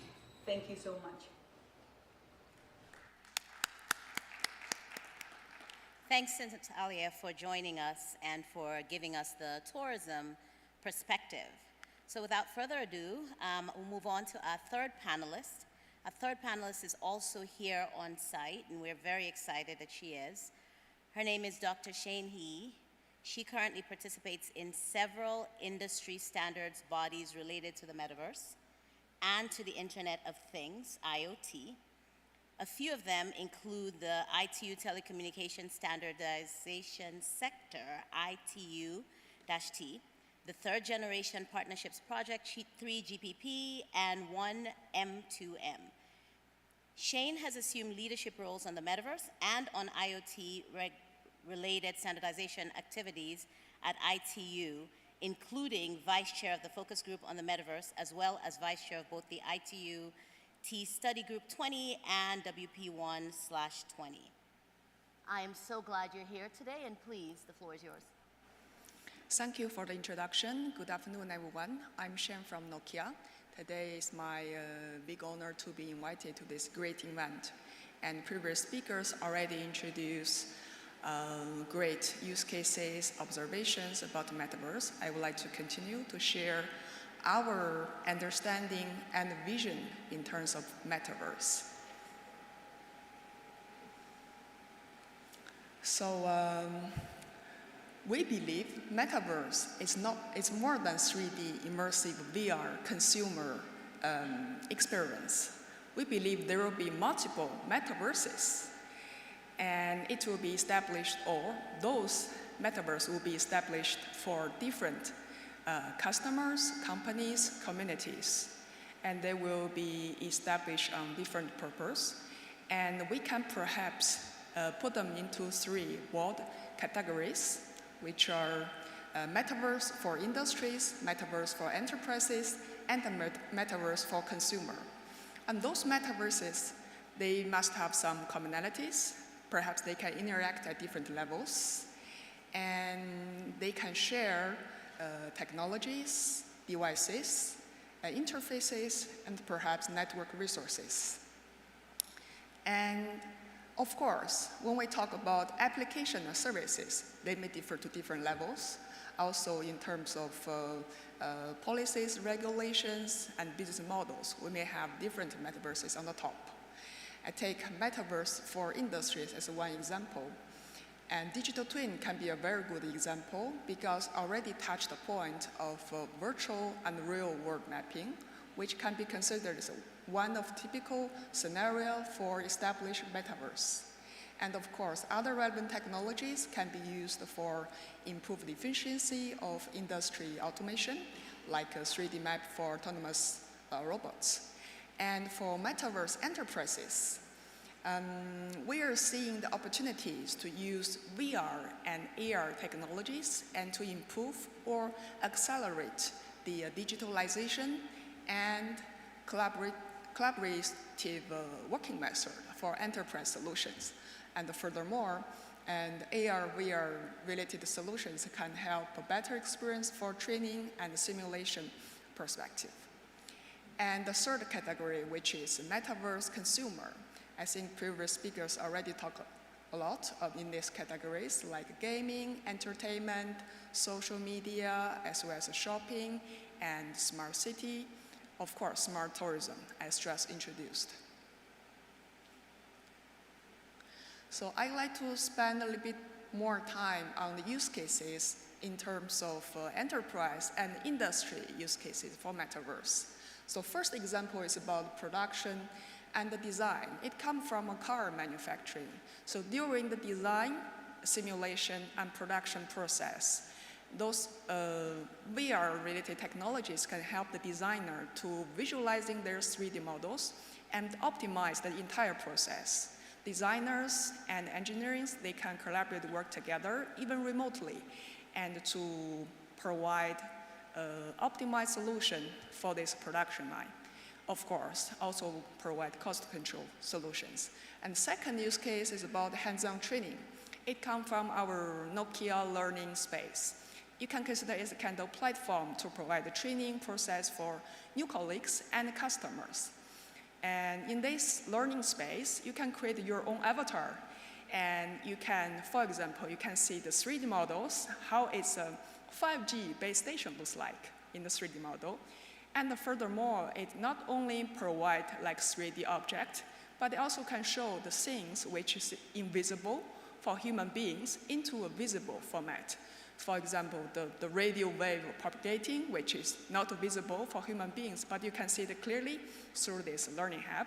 So those solutions or technologies, it's really helpful for human beings to learn technologies and products. That we consider is definitely a good scenario or use cases for enterprise. The third use case is about the surgery planning and support. As we discussed earlier in this morning session, nowadays perhaps it's a little bit too far away if we talk about how to provide remote operation through AR, VR solutions, as well as network and cloud solutions. But nowadays, definitely we can claim AR, VR related solutions, cloud edge infrastructures, as well as 5G network, which is capable to provide support for surgery from planning to operation, as well as the data analytics for after surgery analysis. And the last but not the least is about using virtual reality technologies for hands-on work. So it's typically for like rescue workers, firefighters, people who need to into the field. Those VR technologies can provide them vital or necessary informations, what to focus, where to looking for, and how to complete the task successfully and safely. So believe metaverse as well as relevant technologies is not only for entertainment, actually it's more meaningful than that. It can help us to accelerate industry, enterprise, and all the solutions to help human beings' life better.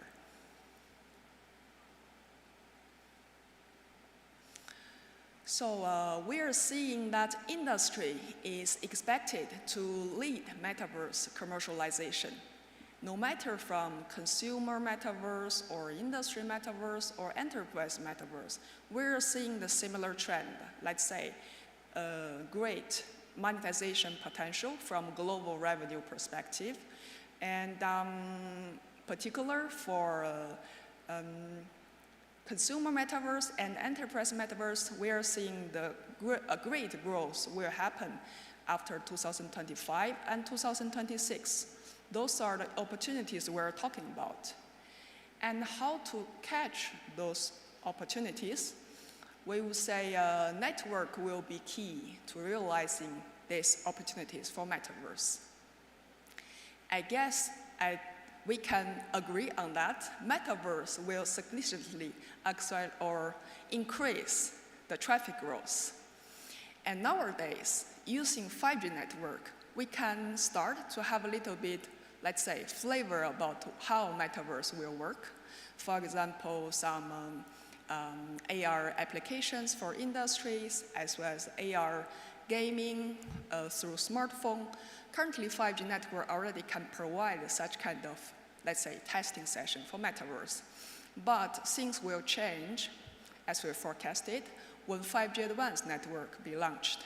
which is forecast at 2025. So 5G advanced network and hopefully will provide more uplink bandwidths and better support for low latency, better coverage, more accurate localization data, and better accessibility in order to meet the new services need. And in order to achieve those goals, the current network evolution is into listed directions, but not limited, such as intent autonomy and utility accessibility.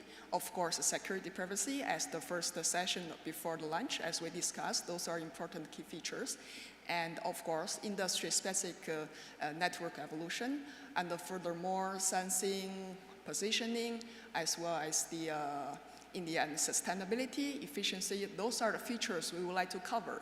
I guess due to today's limitation, time limitation, it's not possible to discuss or describe all these features, but we believe in the following 2 days of our focus group, we will definitely can have deep dive on those features from network capability perspective. So with the improvement of network capabilities, we believe 5G advanced network can enable large volume of metaverse users to really achieve the experience of using metaverse. And as well as for larger or more complicated scenarios like digital twins. And as we mentioned earlier, metaverse cannot be exclusive. It will need global effort and ecosystem-wide collaboration. To be successful, metaverse must be open, secure, safe, environment sustainable, as well as it will be ideal to have open or digital community which allowed diversity players to join and to encourage innovation.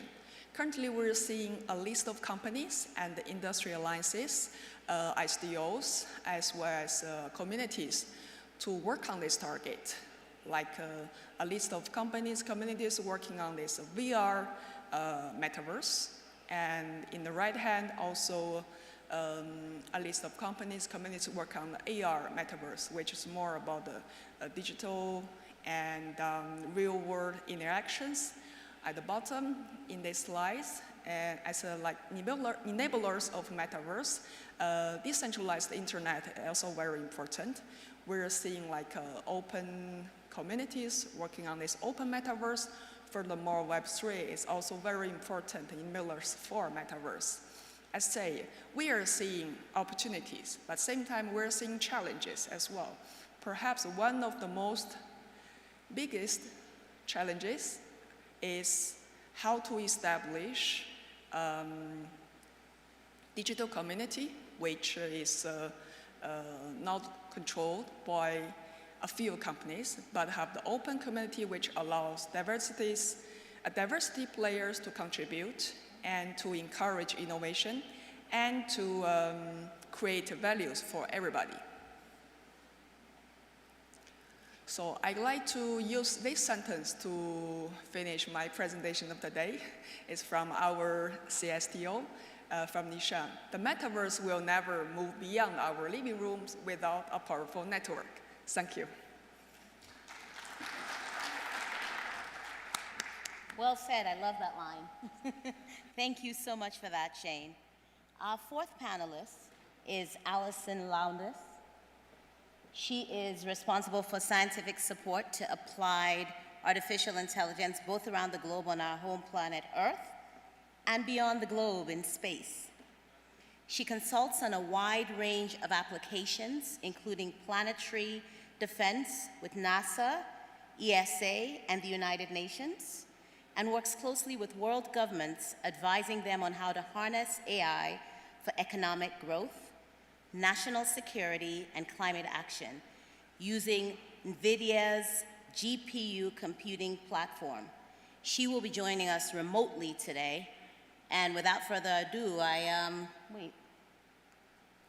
do we have the videos for those who are joining us remotely? Yes, okay, thank you so much. So without further ado, I'll pass the mic on to her. Hello, Alison, thank you for joining us. Hey, hopefully you can hear me okay? Yes, we can, thank you. Wonderful. Thanks for listening, everyone, and welcome. So I'm going to talk about, very quickly, going from science fiction to deployment, which is the area that I am focused on. That link there in the bottom right is a much more in-depth talk from last year's GPU Tech Conference, if you wanted to go to that.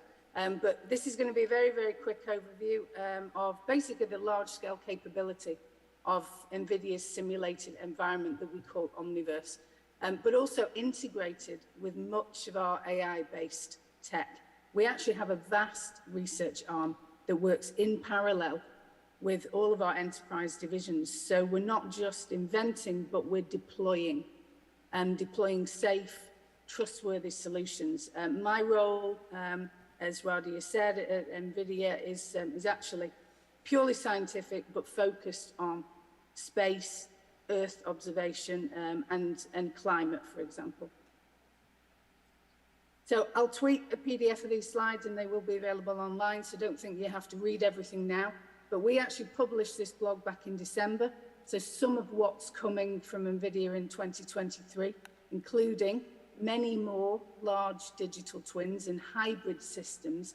So what I mean by that is combining both on-premise compute as well as cloud-based.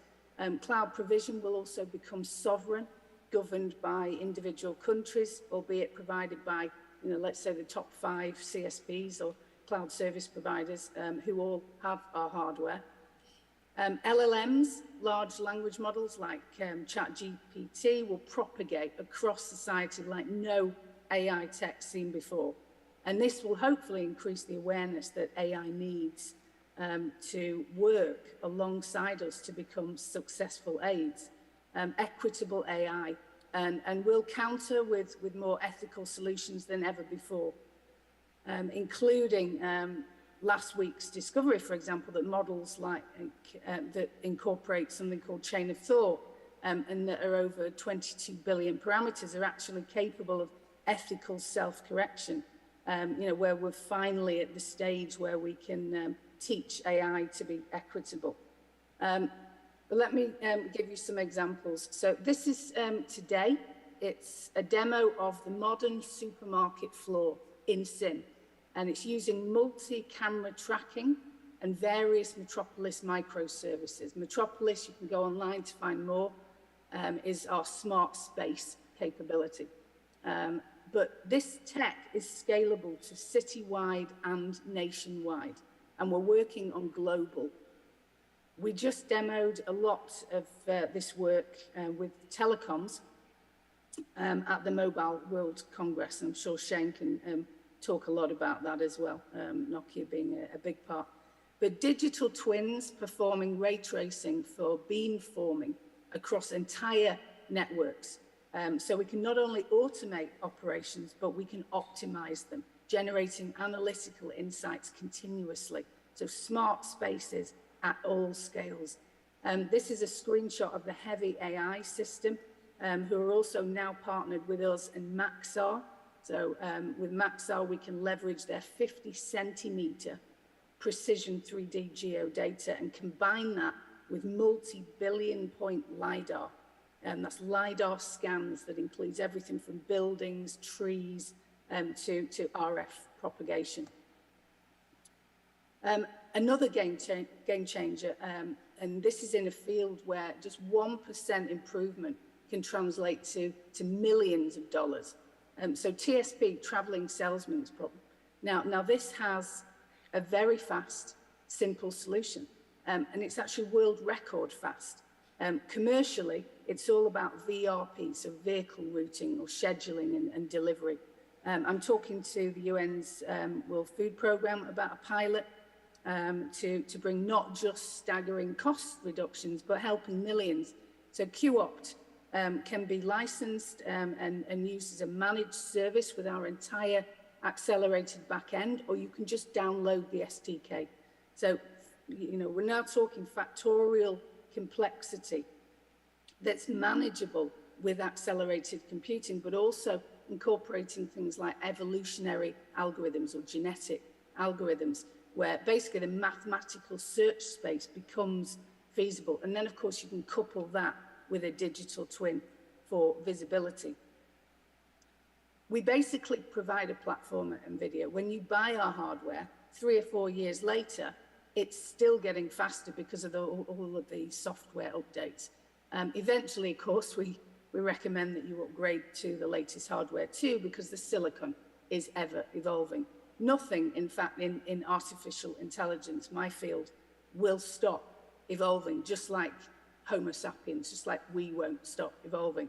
But the problem is that AI is evolving a lot quicker than us. This is our latest processor that's built for Earth. It enables real-time path tracing, and its predecessors are being used to do things like illuminate the permanently shadowed craters on the moon to help explore and find water, amongst 1,000 other applications. And this is Hopper. H100 is our production code, and it's available today. It allows a brand new precision format, FP8, floating point 8. There's no need to go into the mathematics, I don't have time, but suffice to say that FP8 halves the compute needed for any AI processing, halves the compute, halves the carbon footprint. It's actually a joint effort from ourselves and Intel and ARM. And Hopper was also engineered to speed up the hungriest workloads, i.e. transformers or these LLMs, large language models like ChatGPT that you're all reading about. But at the heart of real-time insight from satellite images and global weather and climate prediction is Grace Hopper, which combines our new CPU Grace and Hopper, the GPU. For example, CSCS in Switzerland and a few others will be the first to go online with it in the next few months. She can operate at only 500 watts of energy. And along with things like non-oil-based liquid-cooled systems and renewable power, we can reach net zero. So with our Morpheus framework as well, this is digital fingerprinting that you're looking at. We're capable of continuous real-time adaptive monitoring and response without impacting performance. It combines transformers, XGBoost, autoencoders, and graph neural networks today. But again, we're constantly evolving this, and there's much more online. There's a link there, and again, I'll tweet this. But the most mission-critical AI application today is self-driving cars. We have thousands of hours of real-world experience coupled with millions of hours of simulated footage. And you can see here the multiple cameras of a self-driving car, and bottom right, the exact same simulation. What I want to emphasize here is the safety, the verification, the validation, and the accuracy required for self-driving vehicles. We're working with most of the top automotive manufacturers. So this simply has to be exact. And that capability then feeds down into all other applications. We couldn't do it without virtual testing, without the metaverse. We call this, for example, Drive Sim. And the metaverse, or our offering, Omniverse, allows you to pull together everything into one place. So digital twins, robotics, artificial intelligence, mixed reality. I'm in a virtual world right now, talking to you by, in a virtual space. It's that simple. We've heard from previous talkers about the tools that are needed, but a simple web browser is perfectly adequate for a lot of different applications of working in simulation. And the simple fact is that in the Omniverse, it's child's play, just like gaming, which we've been brought up on at NVIDIA, to produce masses and masses of synthetic data by just making small changes to single scenes or images. Domain randomization is essential for robust artificial intelligent systems. But the really profound stuff is that you can pull in all kinds of advanced AI, such as Fourier neural operators. for forecasting, and it brings the capability of large member ensembles. So 100,000 models, AI models, all ran in parallel for greater accuracy and greater certainty, but in seconds. So this is also in a fraction of the energy and environmental cost. And we're currently capable of prediction 80,000 times faster than the IFS, which is the gold standard of weather prediction today. This is today's version of Earth 2, our digital twin of Earth. It's in constant development, so it won't look like this for long. But just to give you a visual, that sometimes helps explain what we're trying to do. Once we have Grace Hopper more widely propagated, it will enable crystal clear predictions. And this is running multiple digital twins with multiple Earth systems and visualizations, which will allow both domain scientists and non-experts to understand cause and effect and to make more informed decisions. It will be a system where you can zoom into any region of the Earth and ask what-if questions, even using voice and chatbots. And we're already building the first stage of NOAA's digital twin of Earth and advising on Destiny, which is Europe's efforts. I'm also responsible for NVIDIA's role in the Frontier Development Lab, FDL, which applies AI technologies to space science to push the frontiers of research and develop TRL tools, so that's tech-ready level for deployment. Tools like predicting solar flares, developing new dry cooling techniques for massive scale solar farms.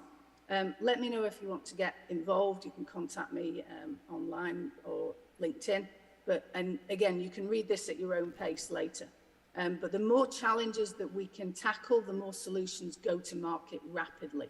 NASA runs the US program, ESA runs the UK and Europe scale. And we're already putting artificial intelligence in orbit here to do super resolution of images of the moon.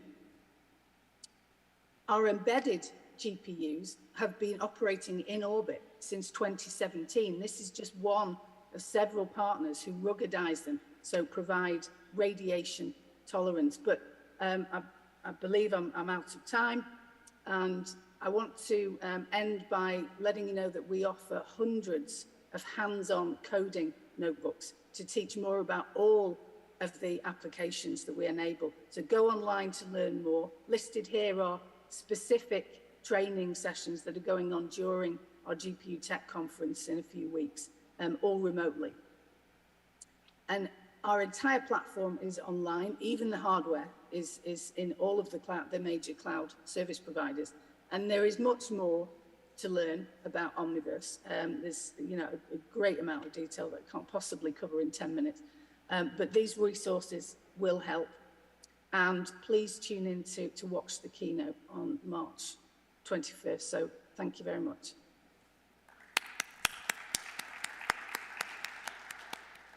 Thank you very much, Alison. We greatly appreciate that very, very interesting presentation. So now on to our fifth panelist, Renato De Castro. With over 20 years of experience as a global executive across Asia, the Americas, and Europe, Renato is one of the world's foremost smart city experts and metaverse shapers. He's currently ambassador for Rio Operations Center, Smart City Advisor at Unidroit Rail Working Group, as well as Executive Director at RMA Advisory, where he advises the most senior stakeholders in the Middle East. He was hoping to join us in person today, but unforeseen circumstances have him joining us remotely. So over to you, Renato. Thank you very much, Radia. Can you listen? Can you hear me? We can, yes. Okay, fantastic. Thank you very much. Yeah, I'm so sorry I could not be there. And I was not expecting to get COVID again after, almost 2 years. But yeah, this is part, and this is also part of our journey, right? We are here discussing about the metaverse because of all this change that we have experienced the last years. So yeah, I'm a great enthusiast about the metaverse. We've been, I am in Dubai, so I'm in the region for the last, already been here for the last 3 years, and we are advising governments on smart city projects. And of course, it has been already almost 1 year that metaverse became one of the main topics. And I would like to bring a little bit more of local flavor to this discussion today. What we do is exactly, we go through use cases and then we try to bring them to a city perspective and to make sense for governments and for citizens. And we have been discussing, following the whole discussion about the metaverse. I don't want to go about definitions again, but just numbers. I love numbers. Numbers are really impressive. And most part of the people and my generation and the old X guys, we still don't figure out metaverse as something that is already happening. But what this number, I love this number. If 15% of the digital economy that we have nowadays is just companies that are already in the digital economy, if they turn into the metaverse, by 2016, we have a 3.7 trillion economy. And then by 2026, again, if it's 33%, again, 1/3 of the economy turns to the metaverse, we have almost $13 trillion. And this brings us not only a big perspective to the future, but it shows that it's already happening. And it's just a normal evolution. We used to define, when we discuss mainly with governments, when we discuss and we try to explain about the metaverse, we used to define metaverse as a building block with 3 main pillars. Technology, we have been talking the whole day already about technology. We don't need to go there. We already discussed these. Business tangible, we can see that companies are already making money on these, and also governments are already applying these in a way that they can benefit from these. But then it comes maybe the most difficult part to understand. Metaverse is soft touch. There is a component on the metaverse that is people, that is a soft touch. Metaverse is not only about people. Metaverse is about tribes. All the examples we saw, and when we see big numbers, these big numbers are still coming from consolidated metaverses that are games, Fortnite, Roblox. When it comes to these environments, it's not people playing Fortnite or people playing Roblox. It's a tribe. My kid, when he plays Roblox, he understands, and I have 2 kids, one is 9, another one is 12. They play in different environments and they understand that they are part of something. So first of all, these perception of this generation, they have no boundaries, right? I already told several times to my wife, makes no sense to shout on our kids saying to stop playing and go out to play with their friends. For them, they are already outside and they are playing with their friends. So these perception of physical and digital, these are the phygital generation. And when it comes about numbers or to make these tangible for us, they are mainly these what we call alpha generation. They were born in 2010 onwards. And again, they don't have these boundaries, these difference, and most part of them are already inside this word, not still perceiving these as a new word or as a metaverse, as a name, but as gamer, or they represent themselves on these. And then it comes to, and I've been in the kingdom several times discussing these with the government, when it comes to another reflex of these or another consequence of this new generation, we have what we call digital nomads. And basically, with the COVID crisis, we got increase on these, let's say, mindset or this life decision, lifestyle. And we have currently 35 million people that define themselves as digital nomads. But this number will grow to 1 billion people back 2035. And again, why this makes sense to the kingdom, and of course, why this makes sense to who is watching this now in Riyadh. If you take the numbers of the kingdom, if you take the numbers of Saudi Arabia, 69% of the population are under 35 years old. So they have a very, very young population. 98% of this population are internet users. They have more mobile connections than people in the kingdom, 3 times more global average mobile consumption, and they spend in average 8 hours a day connected somehow. When this comes again to the perspective of the metaverse, almost 30 million users of social media, and a very impressive number, almost 25%, 1/4 of the population considers themselves a gamer.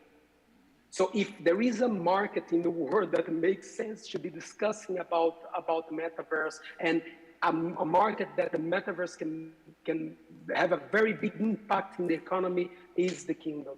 And just to, I know that we are running out of time, so I tried to shrink my presentation and just move to the Q&R. We have some more interesting numbers in the kingdom. $7.6 billion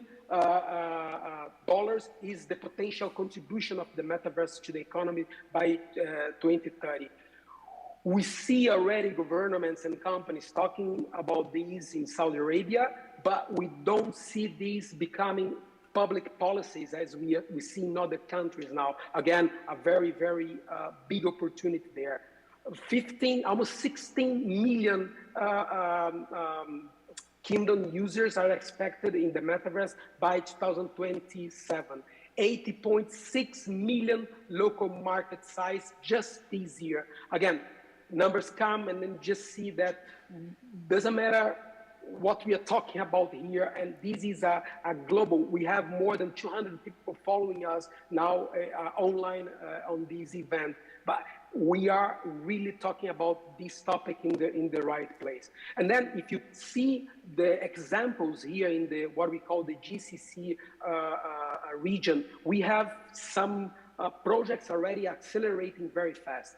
The first one is in the kingdom. We have heard of all of us have heard about Neom, and Neom had announced last year $1 billion investment in their own metaverse concept. Neom wants to be, while they are building the city, they want to be the first real metaverse city. So the digital twin of Neom will be running live as the real life when Neom will be ready to get people. And we are talking about from 1 to 2 million people by 2030. It's not too far.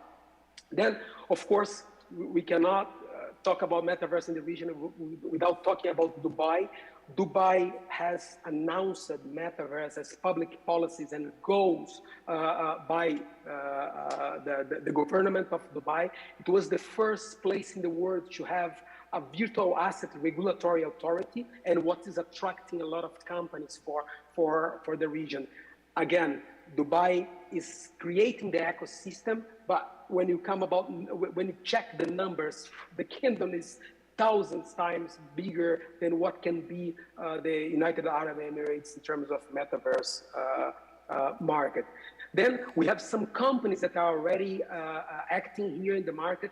I had prepared a full presentation about tourism, for example, the tourism sector. We have been discussing with Saudi Tourism Authority about a strategy for them, because if one sector makes sense out of fashion or gaming, it's tourism. Tourism, you can really promote and you can create awareness about the tourism using metaverse technology.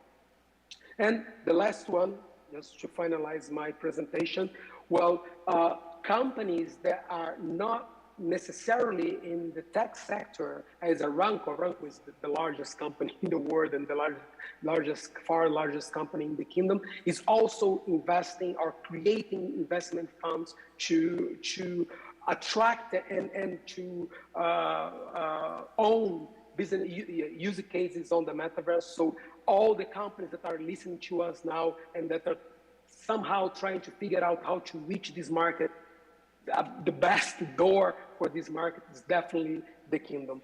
Radia, as I said, I don't want to go so deep. I know that we have still the Q&A section. So yeah, I will keep here my 10 minutes, and yeah, looking forward to discuss and for the questions. Thank you very much.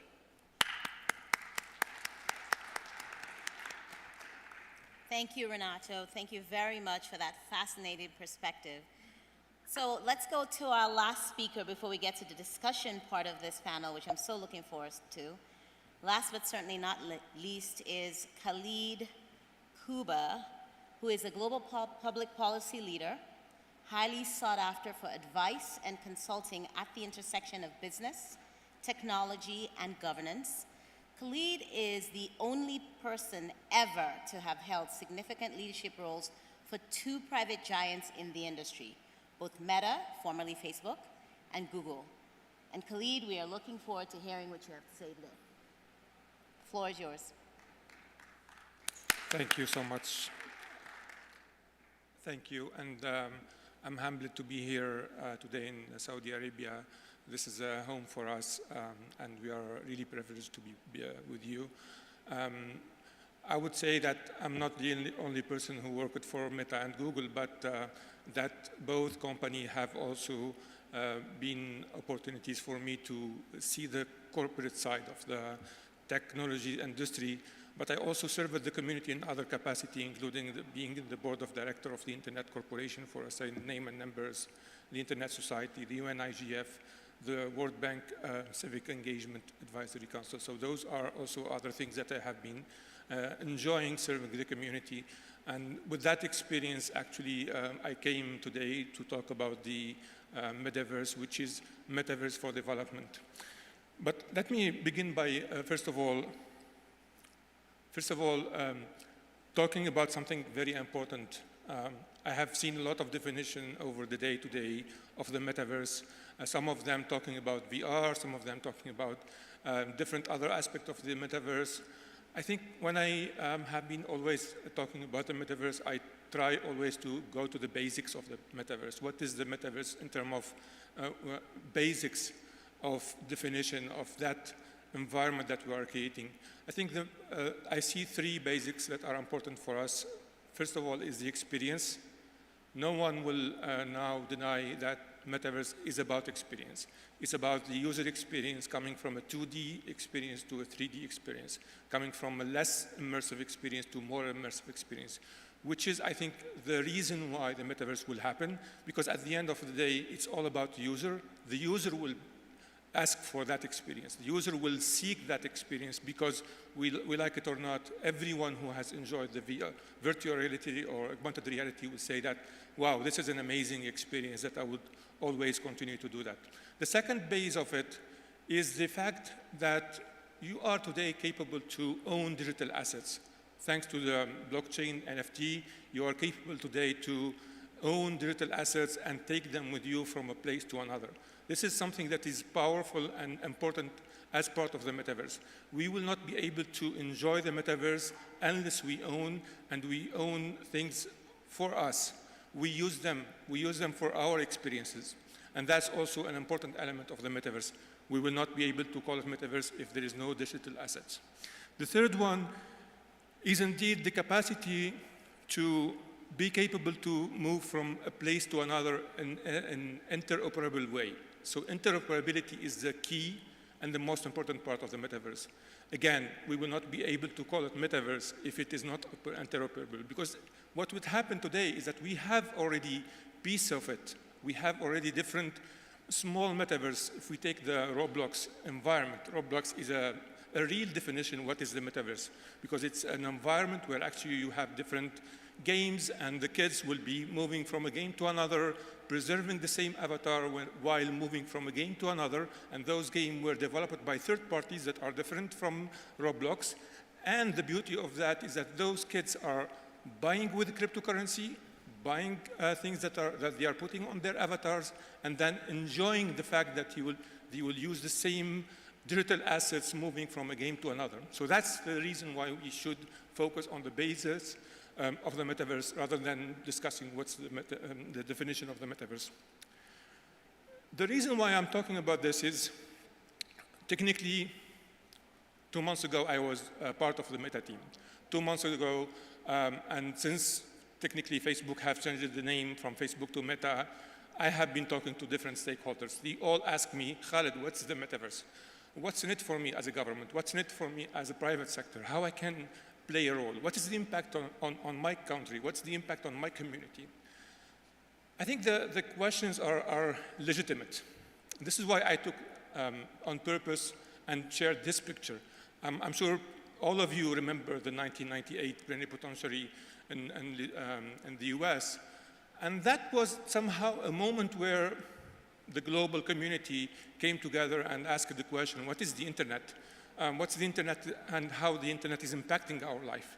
And from that moment, the UN and the ITU has created the World Summit on Information Society, the Internet Governance Forum, and we have been, I have been participating in that WSIS and the several IGFs after that, within a huge number of hours of discussion within the community, trying to resolve so many questions on how to govern the internet. And here's the problem, because today, indeed, we are creating a bigger environment, a bigger platform where the questions that we will need to answer are much higher, and the impact of those technologies are much higher on our communities. So it's important to remember that time. Another comment that I wanted as well to share with you is that everyone since this morning is saying the metaverse is in early age. That's true. But believe me or not, it will not take 30 years to become a thing.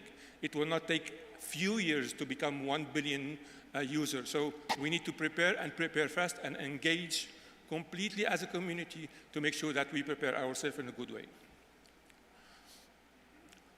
The reason why I'm here today is to talk about the organization I created, Metaverse. It's a short of Metaverse for Development. It's I see it as a space for us to talk about the why.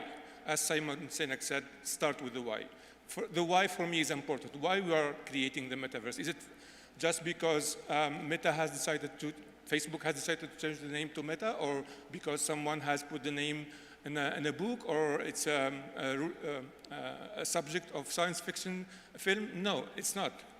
I think the experience and the enjoyment that will bring from this environment will achieve something for humanity. And this is why we've chosen within the metaverse to take the UN SDG as a framework of our work and say, let's build the metaverse with the sustainability in mind. Let's build the sustainability as part of the metaverse. Let's achieve something for humanity through the metaverse.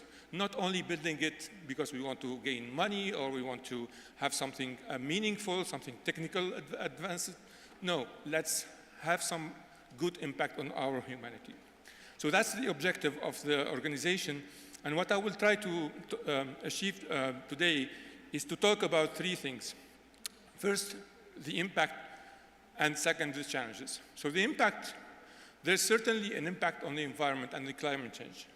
We need to work on that. Many of the presentations today have touched on that point, including the recent one from NVIDIA, which I think they touched based on things like their project, like the digital twin of Earth. Those are the kind of things that we need really to work on, how to use the digital twins and the metaverse technologies to ensure that our impact is a positive impact on our community. The second one is I tried to really reduce the number of 17 UNCG to few of them because we wanted to focus. And the second focus is the healthcare. And I think the healthcare is important for the humanity, especially after the experience we had since 2019, 2020 with the COVID pandemic. This is an opportunity for us, either in the form of training, capacity building, supporting the healthcare systems around the world. I think the metaverse should be an important element in that. And we should focus on that as both private sector, regulator, government. We need to focus on the support of healthcare through the metaverse. The third one, obviously, as my colleague has mentioned, he has 2 kids. I have also 2 kids. One of them is enjoying Roblox. The other one is enjoying other form of gaming. Education is an important part of what we seek. Education, I think, is important for our kids, for our future. And we see, obviously, many cases where either VR technology, XR technology, different other form of technology have been used in the education part. This is important because actually the difficult part in education is not only educating our kids, but also educating ourselves. I remember one of the presenters today, he was explaining the challenge that he had as a person to understand the new technology. I can tell you, I spend time with my 10-year son playing on Roblox, even though it's not my generation nor my interest. But as a person and as an expert as well, I need to spend the time with my son. I need to understand what he's doing exactly. So that education part, I think it's necessary for both them and us. And I invite every one of you to really being involved in your kids' activities online, either be it on the internet or on the metaverse. The challenge, obviously we see a lot of challenge. My colleagues since this morning have been enumerating many of them. We have seen first-hand the challenge that we seen with the Web 2 platforms. Those platforms have changed completely the humanity since they have been created. I think it's important for us to understand that the impact of the metaverse is much higher than the Web 2 platforms, because we like it or not, the impact of someone having a device on his head, enjoying the VR, and then being harassed by someone, the impact on his well-being will be much higher than just receiving a bad comment on his Instagram account. So that's something that we need to tackle from now and that we need to discuss from now, and those challenges are important. So we need to think of the challenges from the angle of what will be the role of each one of the actors, what will be the role of each one of the stakeholders. It's not only government, it's everyone. I think everyone should play, including the users themselves. Diversity and inclusion is important building the metaverse. Obviously, it's clear that all the platforms, all the big tech have been created in the West. It's time that we see other initiatives, other great initiatives coming from the south of the hemisphere. Would love to see more southern country, developing country involved in building the component of the internet, of the metaverse. This is something that necessary today because, again, we are in the early stage, but if that early stage has not been implemented within the code of the metaverse, the code that will build the component and devices of the internet, of the metaverse, should be done by all of us, not only a part of us.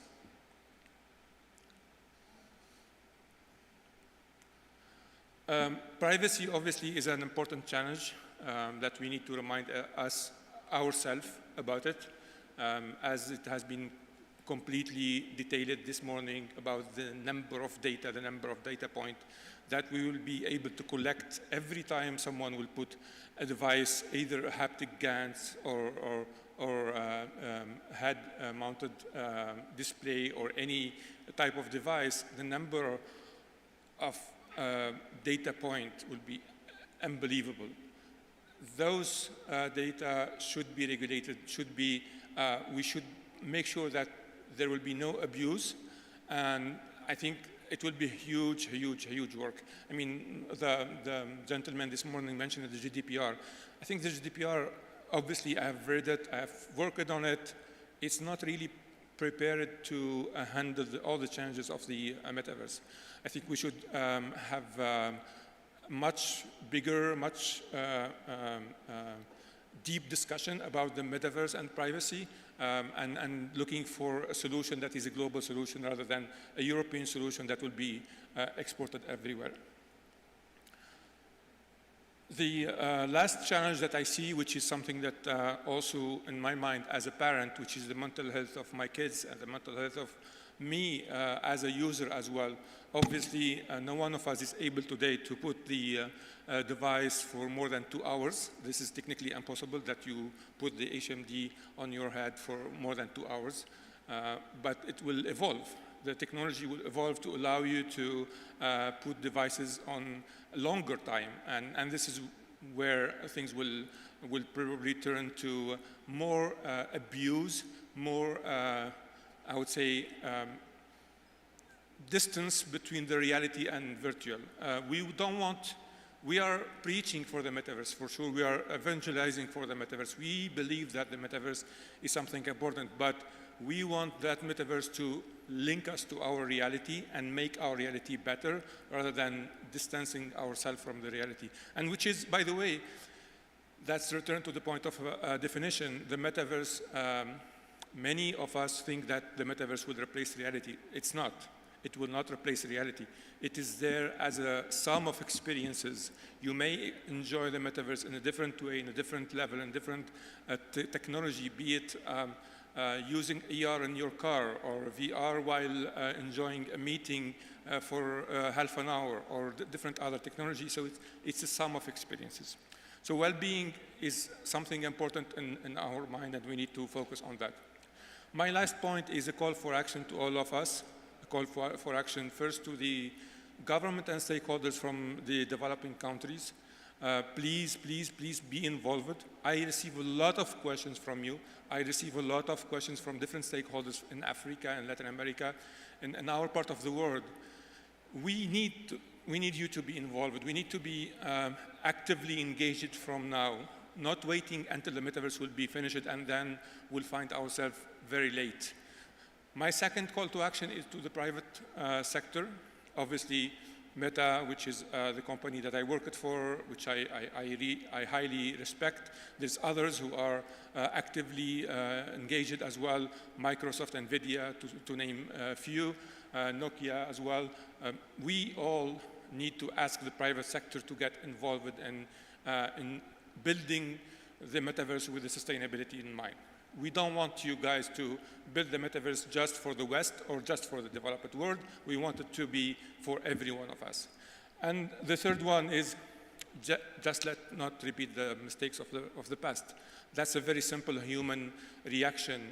We have done so much mistakes when we built the internet. We took a lot of time in many things. We have delayed many discussions. We have not made the right decisions on the right timing. We have made so many, let's say, things that we need really to learn from today. And we highly, highly recommend that we learn from those experiences. And thank you so much. Thank you, Khalid, for a great presentation and a call to action with which we will end this panel today. I know we had talked about a Q&A, but we're running far enough behind that we'd like to shift that to a digital Q&A. So please, any questions, feel free to put them in the chat, and we will look forward to answering them.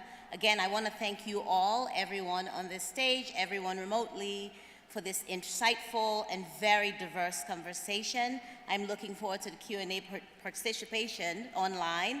And of course, I hope the rest of you have a wonderful, wonderful rest of the day and the rest of the event. Thank you so much for your time.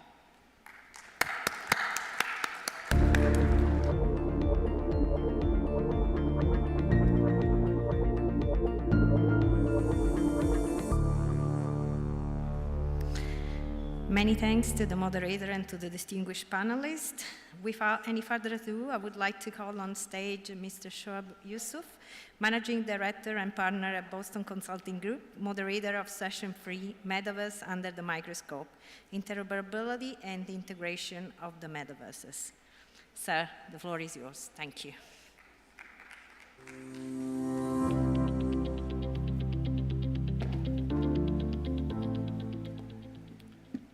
Thank you so much for having me and giving me an opportunity to moderate a very exciting topic on a fascinating, the evolution of internet.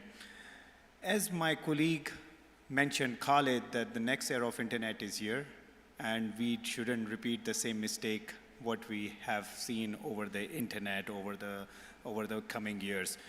So the metaverse, as we all know, is highly immersive.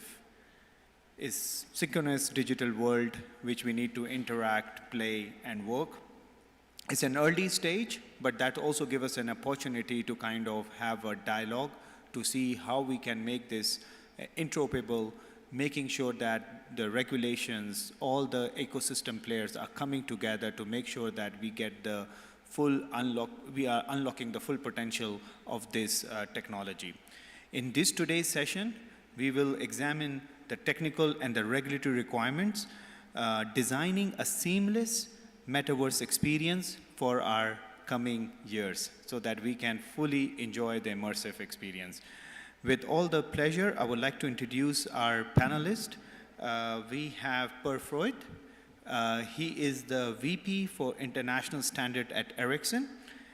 He comes with more than 3 decades of experience in research and innovation, and he was also a professor of theoretical physics at Stockholm University before joining Ericsson as a manager of video research and standardization. Please allow me to welcome Per Freud.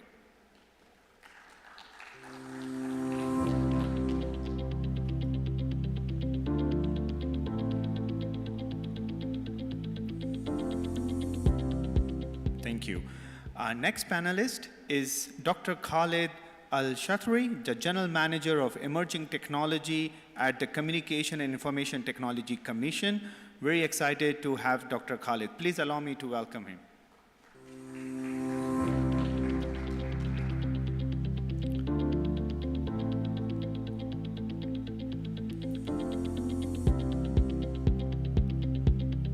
Our third panelist is Andre Paris. He's a regulatory expert from Agência Nacional de Telecommunicação in Brazil, with extensive experience in shaping the telecom sector regulations, and we're very excited to have him. Please allow me to welcome Andre Paris.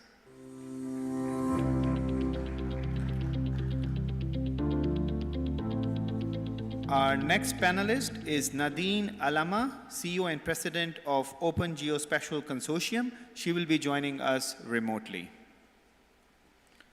And our final panelist is Hussein Abul Anen, Head of Middle East Emerging Market for Access Partnership.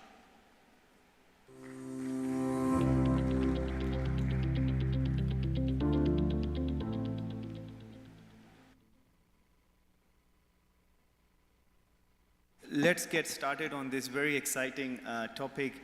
So, shall we start with our fellow panelist, Nadine? She's joining us remotely, and then we can actually have our session here. Nadine, do you want to give us your brief presentation on this topic? We are very excited to hear from you. Thank you so much. So, let me know if you can see my screen. Yes? Yes, we do. Yes, we can All see. All right. Thank you so much, Mr. Youssef, and thank you for all the organizers. So I will make it very brief.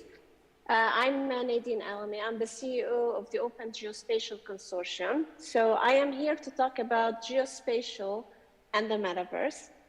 And I think I'm very excited that I got to actually listen to Allison's talk from NVIDIA, because she definitely sets the ultimate vision for what we're talking about, and hopefully that helps you, that the visual with all the earth is exactly where geospatial plugs in, because geospatial as a community, as the expert, is what brings everything about the earth into that vision of all the different models and simulation that would lead into the metaverse. So I think I really appreciate Allison's presentation. And I appreciate Khalid Kubaf, in his earlier talk mentioning kids. So this is my son, and he's 11 years old, and he's also on Roblox. And we've set up a store on Roblox and sell T-shirts and all of the stuff because he really wants to be a millionaire one day. And this is what kids these days do. But here, my son is playing the Spider-Man game on the PS5. And why is this relevant to me? Because when I watch him play it and I tell him this, I can make this real, right? And I think that's when we talk about the metaverse, it's not just the games anymore. It's actually what we're doing is bringing the real world as a context for, you know, this metaverse. And we're bridging the virtual and the real realities. So geospatial, when I look at the Spider-Man game, we can make it real because we've got all the maps, we have the buildings, we have the links with the construction industry. So it's the building footprints, it's the indoor maps of everything that you can think about, whether it's warehouses or schools or airports or government buildings. We have the data for underground infrastructure. So think your energy line and your gas line and your water line and your fiber lines. The regular transportation networks, right? The roads, because we're talking autonomous. Somebody, an earlier speaker mentioned, you know, autonomous vehicles and modeling and simulation.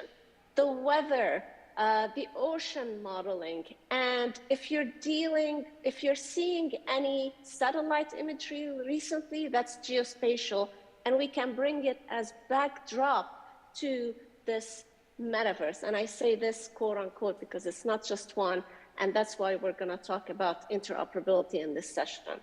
So yes, I love, Khalid, that you started with kids, and this is exactly where I'm starting from. We can make this way more than games, and our power of interoperability is bridging those worlds. The power of gaming, the power of what Alison talked about GPUs and scaling, the power of the AWS cloud, and then the power of data.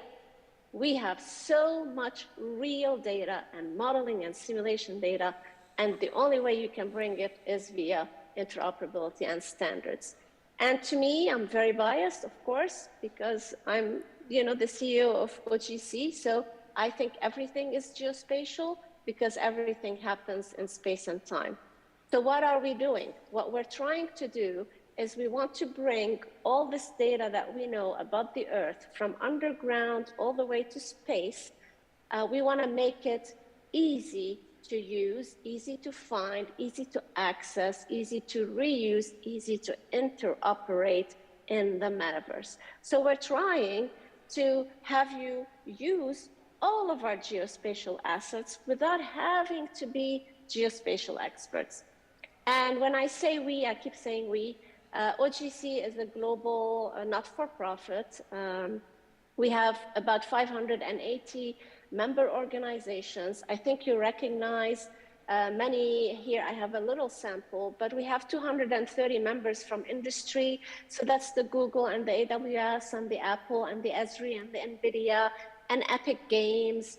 And I can go down the list of all the startups that we're starting to see in the metaverse and the AI, I think, ecosystem. Government agencies are super interested in this, so I appreciate ITU bringing us actually all together. We've got the NASA and the USGS and the European Space Agency, Natural Resources Canada, Singapore Land Authority, GASKI from Saudi Arabia, the General Authority on Surveying and Geospatial Information. They're all essentially coming together to help us make these geospatial assets easily integratable into whatever you want to do, any experience in the metaverse. So I'm not going to go into the details, but we have a lot of standards for you, and I think that's the idea here. So some examples of standards are everything that we're doing on 3D, because the metaverse is actually 4D. It's three-dimensional and time.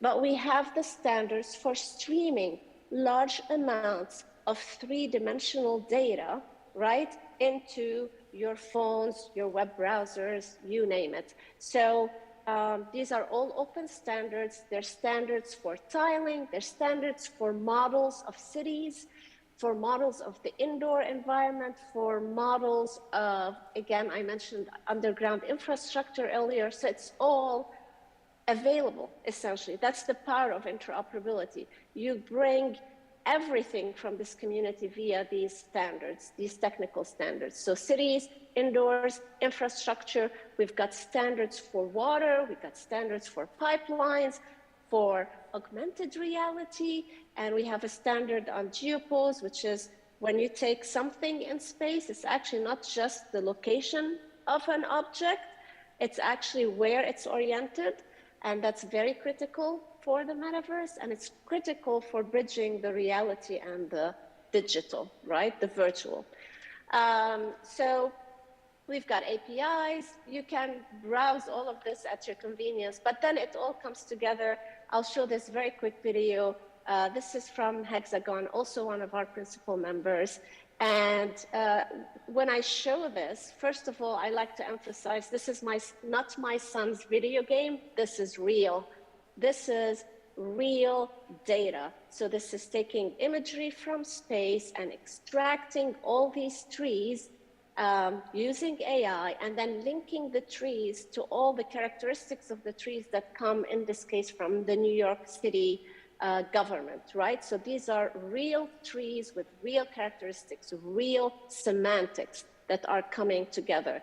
This is data about buildings and roads and weather. And then this is when you start to make these simulations, in this case at a local level, you know, wind between the buildings. And I know this is very important also to Singapore, and we're going next week to GeoConnect Asia in Singapore to dig a little bit deeper into all these use cases. And when you imagine, you know, all this data that we've got, you know, the rooftops for energy, the marine, the ocean, the marine spatial data infrastructure elements, the climate elements, the disasters, everything coming together. And what I'm showing here is, one, it's not fake, and two, it's all coming together via standards. And I think that's the point. There are standards out there from communities like Geospatial that can help you bring the data as context for your experiences or your modeling and simulation or your games. So everything I've said here is extracted from actually a one-day course that we did back in the summer that was led by Epic Games and Cesium, and featured Neil Stevenson as well, right? The amazing author who coined the word metaverse. So all the information and all the videos and so on are available here in this URL, and you're free to browse it. Main message, yes, it's geospatial, but nobody can do it alone. You'll never have all the data. You need standards and you need to collaborate. Please, I really appreciate Khalid earlier saying, let's not make the same mistakes. Let's not reinvent the wheels. Again, to me, this is part of like, use existing standards, help us to create new standards for this environment. Let's not all just do it our own way. And this is not a one-time thing. It's not we're gonna build the metaverse and this is it. This is a live thing, just like we are, just like our kids are, again. So there's gotta be continuous experimentation and collaboration. So it's not a one-time thing. It's not an event and it's not one product. It's actually the new way of doing everything. So we're on a long journey together here. Part of this journey is the Metaverse Standards Forum. So I'm very happy that OGC was one of the founding members of this Metaverse Standards Forum. You can Google it and you can find all the information about it. They're addressing issues about ethics and privacy. They're addressing digital assets, 3D, virtual, and real assets, clothing, you name it. So definitely check it out. And if you're interested in all this geospatial data, in all the maps and the imagery and the ocean modeling and the weather modeling and the disaster modeling, floods, landslides, you name it, please consider joining, our geospatial, essentially, group of experts that's trying to bring all of this to the metaverses using standards, so we don't all have to do it again and again. And I think that's it for me. I'm so excited to be here. I wish I was there with you in person, and I'm really looking forward to hearing from the other panelists on interoperability, because we love interoperability here at OGC. Thank you so much. Thank you so much, Nadine, for an insightful and fascinating discussion, and most importantly, showing us the power of interoperability and why the standardization and how regulators need to kind of play a role. With the interoperable metaverse, we can fully unlock a lot of use cases, including crisis management and so on and so forth. So thank you so much, Nadine. It was very insightful. Let's move on to our another panelist, Pierre Frode. Pierre has put together a brief presentation to talk about this topic.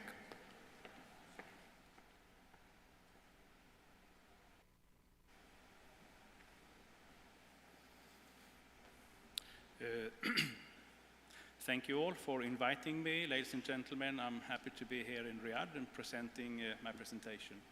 So I guess I just waited for be on screen.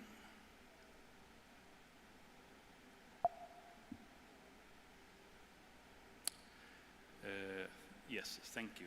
So, so I come from Ericsson, and so I will be talking a bit about the requirements and technical requirements for the metaverse.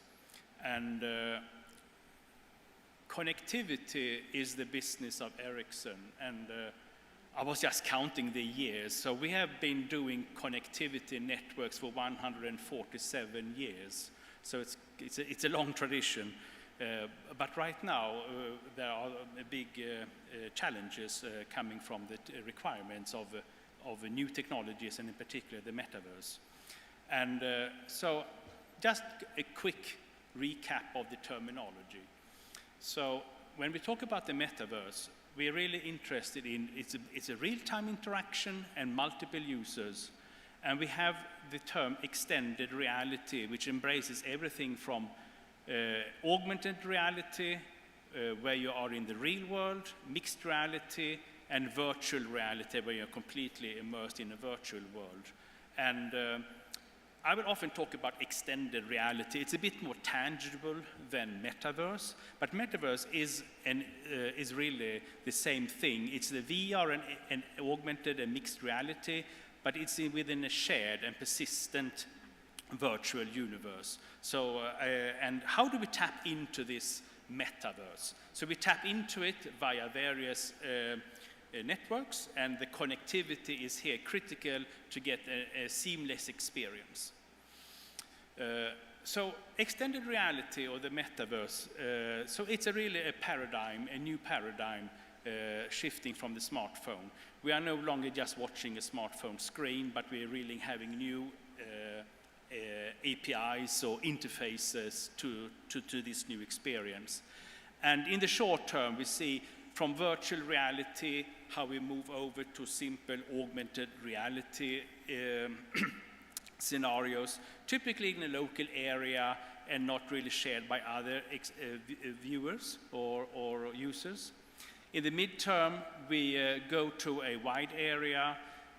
Really here we are relying on a cellular network or a network that can take us to other places and also interact with other users. And in the long term, we're really looking into a fully immersive experience with the, we see some of the keywords here, privacy, cybersecurity, but from our point of view, we really need to have something that is seamless, connectivity-wise, and in order to achieve that, I will talk a bit about the 5G standard, or the IMT 2020. So 5G is the next generation of access technologies, and already at the end of 2022, we saw that we had over 1 billion subscriptions. And in 2028, we forecast that 5G will be the 50% of all subscription types. So it's a standard that is really gaining momentum, and so the being able to tap into the metaverse via this standard puts lots of technical requirements. So, and some of those requirements are, sorry, I'm clicking, nothing happens. Oh, here, okay. So, video, which is it's a huge part of what we consume in the metaverse, starting from simple projections of videos to holograms and other light field experiences. Video is the major part of all data traffic today, and it's also growing faster than any other data type. So there is a lot of requirements posed on keeping video in the network. So let me just move on to, yeah, can I have the next slide? I don't know, I'm pressing.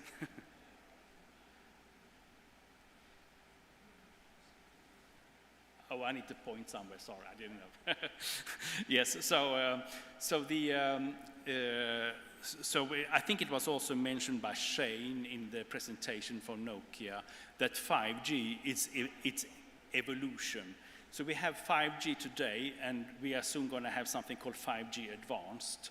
And what is happening is that we get more and more requirements on higher data rates, on lower latency, more massive machine type communications where there are more and more sensors, more density of connections, and also time critical and low latency is really important for getting a true immersive experience.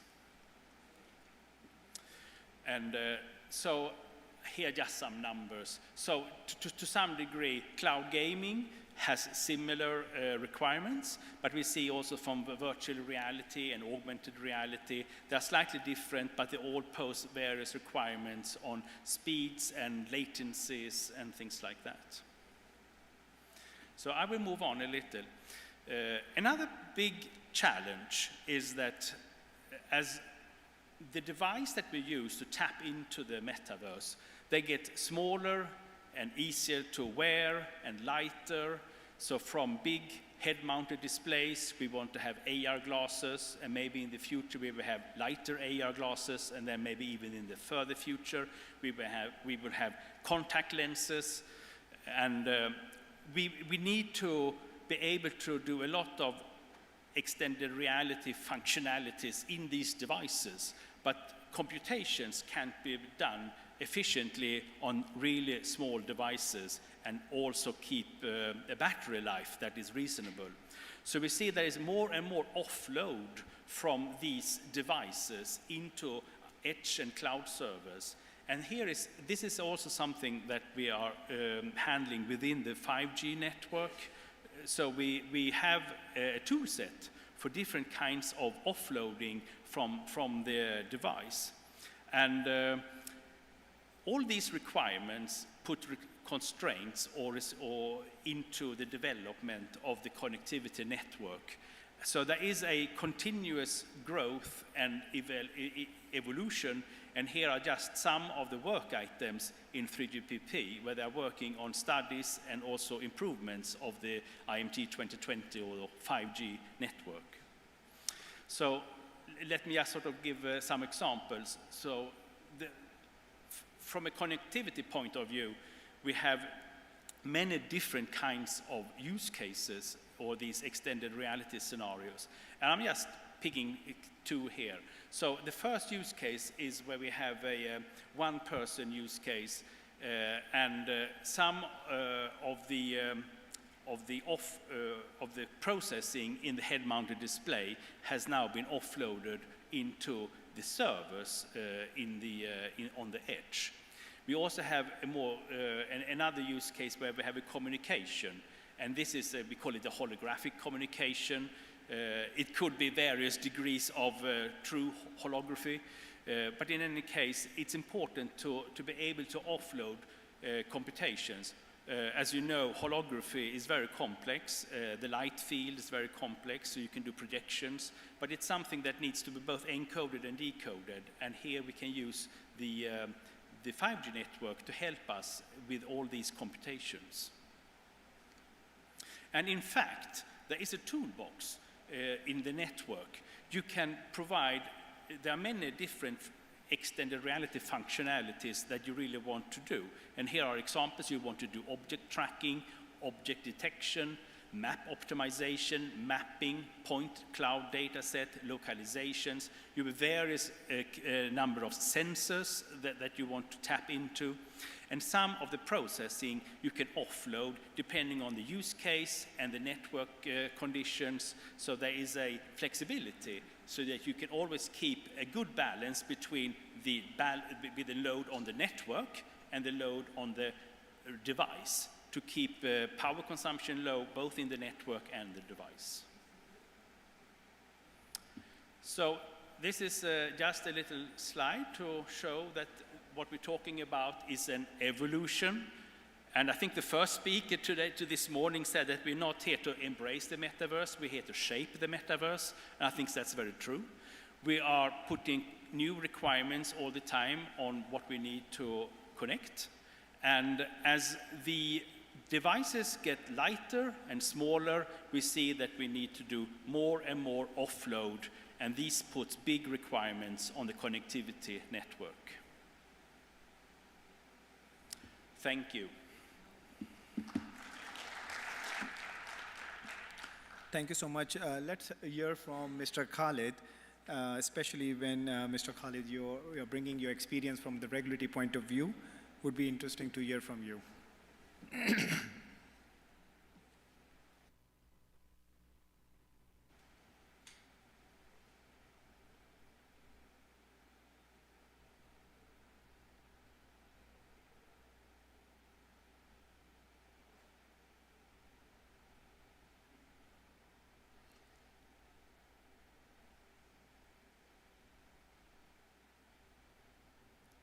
Can you show the presentation, please?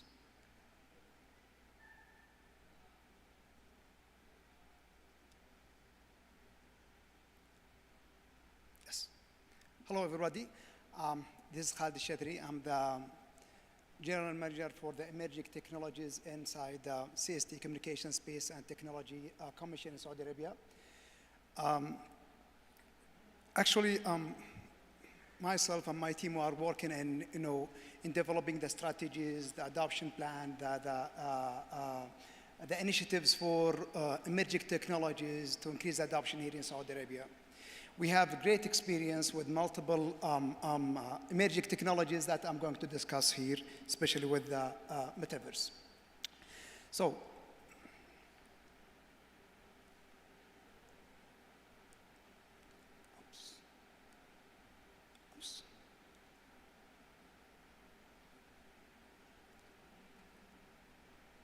yes. Okay, so as regulators, we love to break down any technology or any service or any solution into small parts or portions or modules to investigate each component to make sure that the regulation is going to be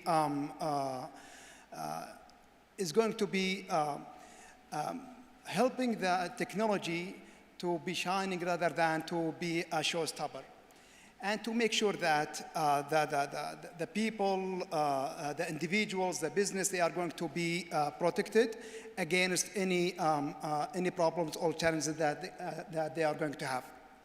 So when we have broken down the layers or the components of the metaverse, we find it's mainly 4 layers, and each layer has multiple components. So there are multiple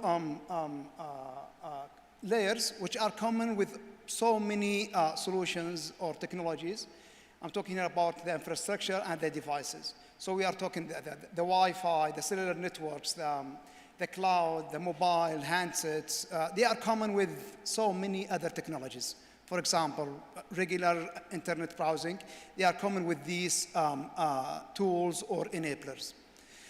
However, in these layers, we have some components that are more specific to the metaverse. For example, the blockchain, the XR devices or AR devices, the NFTs, and so on. They are more relative to the metaverse, and we have to pay special attention to these components.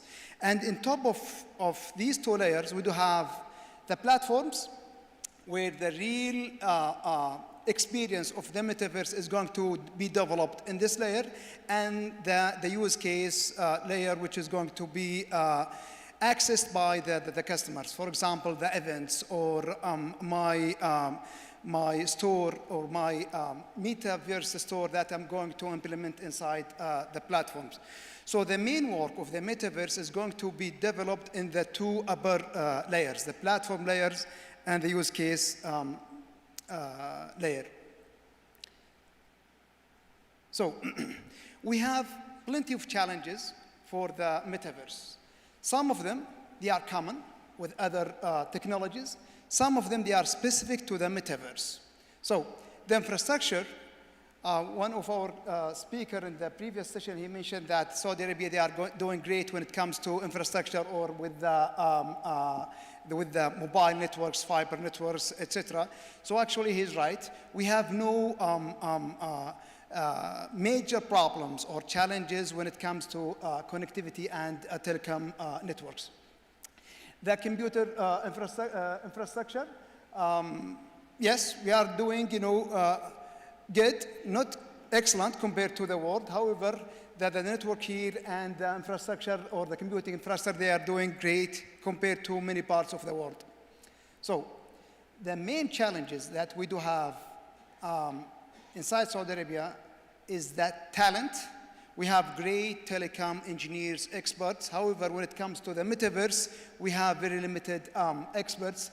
And the two challenges actually that are common with so many parts in the world, they are the interoperability and the content. The content, they have spoken with so many developers and from the demand side. All of them, they are complaining that the content to be developed, they need to have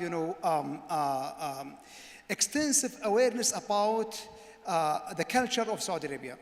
They have to have a long time of duration to build this content based on the experience that the customer or the demand they are looking for. For example, we have one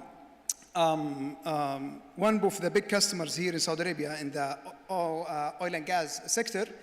They have, they have requested from one of the major service provider or content provider to develop, a system that is going to satisfy their needs. That service provider or that supply provider, he took more than 6 months to develop, just to develop the content that is going to fit the needs of the demand or the oil and gas company. So the other one is that the interoperability and the access from multiple networks, which I'm going to discuss here. I think there is something wrong here. Yes. Oops, back. Okay. So I have worked on the IoT strategies and adoption here in Saudi Arabia. We have hard time, yes. However, we had, we had successful tasks, initiatives to increase the adoption of the IoT. One of the main reasons here is that the IoT, it's easier to be understood by the supply and the demand. And one thing is that we do have IoT-specific devices that has been designed from ground zero for IoT. We have specific connectivity that has been designed from ground zero for IoT. For example, narrowband IoT, LTE-M in the mobile networks. For example, LoRa networks, Sigfox networks, they have been designed from ground zero, from the scratch, for IoT purposes. Platforms, we have very advanced platforms worldwide, and that I can find easily as a customer, as a user, and we do have a use case. So I'm a company, I'm a demand, or a user. I can pick a device and transfer this device or my service provider from one connectivity to another connectivity easily. from one platform to another platform easily. From one use case to another use case, too, easily. Why is that? Because we do have the standards. We have the standard that is going to make sure the compatibility between the devices, the connectivity, the platforms, and it's not just that, it's between the devices and the platforms. That's why in the smart city, the smart homes, they are mainly concentrated in the IoT use cases because of the developments of those standards. In the smart home, we have the Matter standard, which is the interoperability between the device and the platform going through the connectivity. So, why I have mentioned this? As a regulator, we love to see the standards that has been admitted, accepted by the industry, by the supply, by the demand. Once we see this level of acceptance, we can here intervene. We can decide whether to enforce, to recommend, or to disallow. This is going to give the industry the comfort that the regulators, they have their own regulations, so they can invest more and more in these technologies. However, when it is not clear for the regulators what are the trends, so it's really hard for the regulators to make the proper decisions that is going to be helpful for the investments to come and invest in the technology. And this is the case currently with the metaverse. So we do have the infrastructure, we do have the devices. However, as a user, can I transfer my data from, for example, X platform, gaming platform, to another? Is there any interface that I can use to port or transfer my assets in that platform to the other platform? What about the use cases? I'm a government. They have, a metaverse that has been based on platform A, and I want to transfer this, or I want the user of platform B to be transferred or to communicate with me to access my store or my organization in the other platform. It's really hard for them to invest on those platforms because I have to invest in so many platforms. So, as a regulator, what we are looking for now, we want to make sure that the innovation to be shining before making the regulation. We do want to have regulations that is going to be a showstopper for the development for the investor. So we have decided as CST, as a regulator inside Saudi Arabia, to keep watching the development of the technology here in Saudi Arabia. We have issued 2 or 3 documents. One of them is just a guidelines. There is no enforcement, there is no regulation, just to guide the users, the investors, what are the proper channels, what are the proper investments that we recommend as a regulator here in Saudi Arabia. However, the regulations, it's not being developed yet. We believe that we have to do something with the supply, with the investors, to make sure that the success that we have reached in the IoT industry and other industries is going to be continuing with the metaverse industry.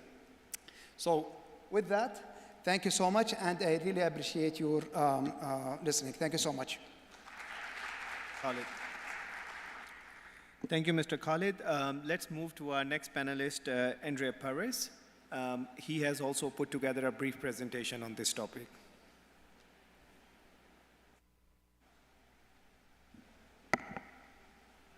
Well, hello, everyone.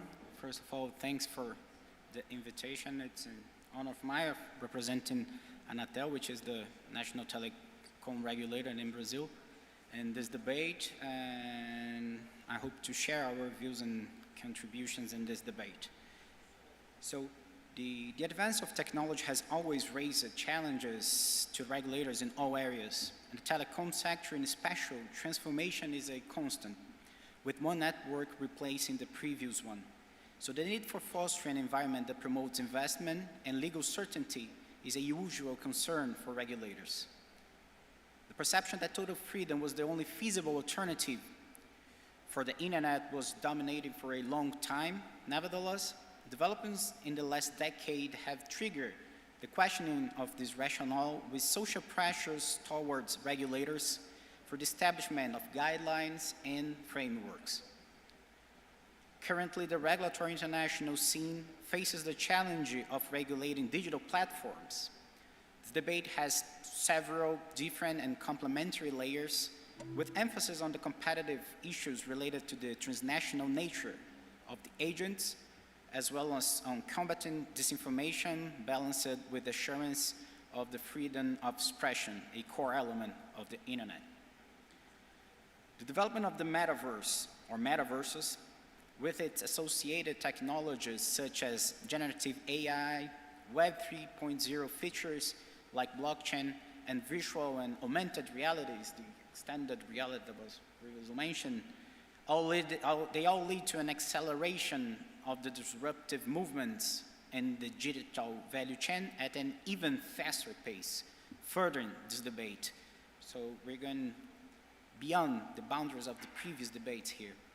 In the case of the metaverse, even though business models and killer applications are not yet completely clear, there is a high expectation regarding data traffic volume and latency, increasing the pressure on the network, increasing the pressure on the telecommunication infrastructure, the common means for information transport and basis of this entire ecosystem with its different applications and solutions. It's expected from governments to assure the availability and accessibility of a new network architecture, more decentralized, designed to support the metaverse and its infinite possibilities. A well-established regulation allows for the emergence of new players and solutions capable of facilitating our lives through the identification and addressing of bottlenecks and barriers of entry. At these early stages of vital relevance to ask the questions that will guide the metaverse development framework to assure proper experience.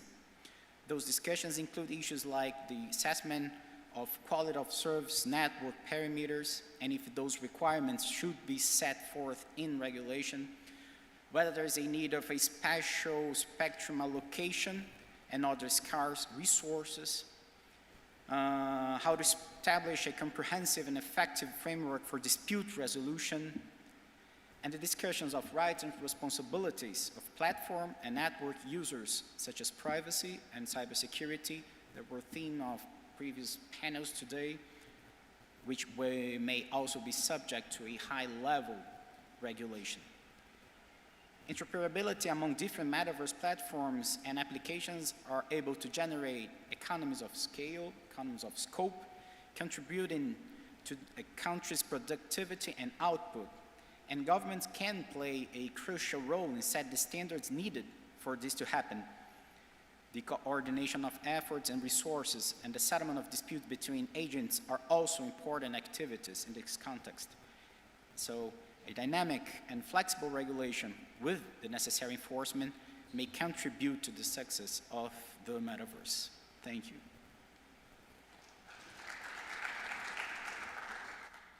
I would like to invite our another panelist, Hussein. And we have prepared a few questions for Hussein to have an interactive discussion. Thanks very much, and I don't want to take too much of your time. I realize we're running beyond, but first of all, I think a big thank you to the NCA, to the CST, and to the Kingdom of Saudi Arabia for hosting the event.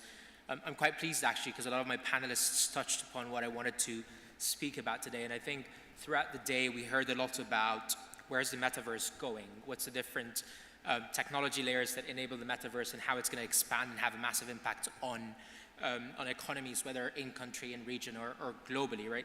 I think what I want to focus on, and I hope that we'll get to as well in the Q&A, is how do we get there? And I think how do we get there is a layer of regulatory activity that I think Dr. Khaled also mentioned, whether it varies on the privacy side of things, on interoperability, whether we start looking long-term and we look at things like online safety or privacy. And I think a key element to interoperability is obviously standards, but there are is much more to the metaverse when it comes to regulation that we need to look at. And I think just on the onset as well, at Access Partnership, we launched initiatives called the Metaverse Policy Lab. And the Metaverse Policy Lab actually is a vendor-neutral platform whereby we bring together different stakeholders to talk about what are the policy requirements for the metaverse. I'll stop there. I know we've got questions and answers. I know we want to have an interactive dialogue, Yes. so I hope we can get to that. Thank you. Absolutely. Thank you so much, Hussein. I have few questions just to kind of leverage the experience of our fellow panelists. My question to you, Mr. Khalid, how do you see that national and international regulatory bodies playing a role in development of the metaverse and how they can best collaborate? You did a fantastic presentation and gave a very strong view about the challenges, but how do you see CST and other regulatory bodies need to come together in shaping this at the global level? Thank you so much for this question. Actually, one of the speakers in the previous session, he mentioned something called digital economy. It's a great terminology that has, so many consequences on the sectorial regulators. With this digital transformation, with this digital economy, the regulators, they don't know who regulate what. So with the metaverse, for example, we have, data regulator, the cybersecurity regulator, the telecom, the ICT regulator, the oil and gas regulator. So all of them, they are going to be a stakeholder when it comes to regulating the metaverse. So CST approach, or the Kingdom of Saudi Arabia approach, is that to have a collaborative approach when it comes to regulating those emerging technologies. That's why something called NRC, National Regulatory Committee, that consists of 8 sectorial regulators. They have,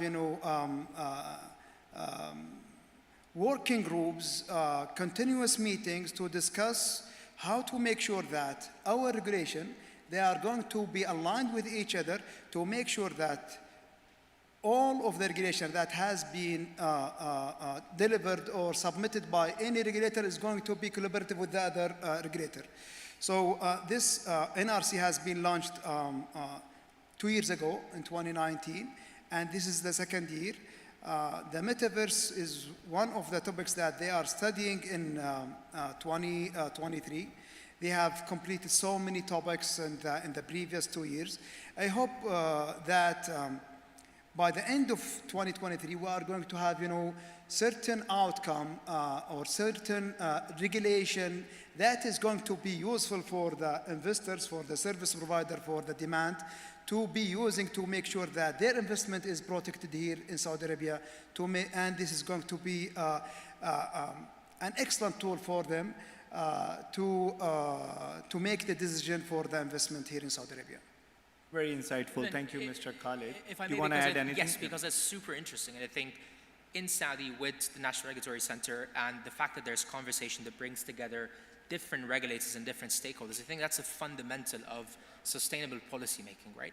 When we talk about policy making or regulatory provisions in general, short-term or long-term, I think we need to design policies and regulations that are sustainable by nature, meaning they're inclusive, so they've taken the views of different stakeholders, but they also have certain provisions that allow for them to be revised according to how the market is moving, whether that relates to attracting more foreign direct investment or it pertains to development of the national ecosystem and so on. Thank you so much, Hussein, for adding these insightful comments. Just my question to you, Andre, what experiences we can learn from telco regulations while we are actually doing while we are having a forward-looking view on metaverse?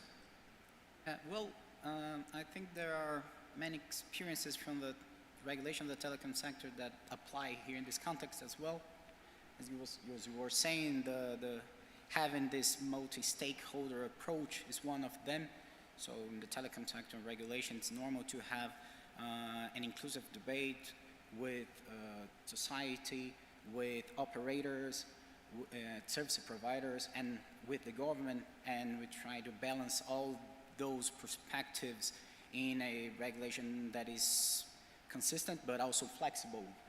And this regulation has the benefit of being flexible, of being agile, so it can be revised in a proper time. And that would be a first point.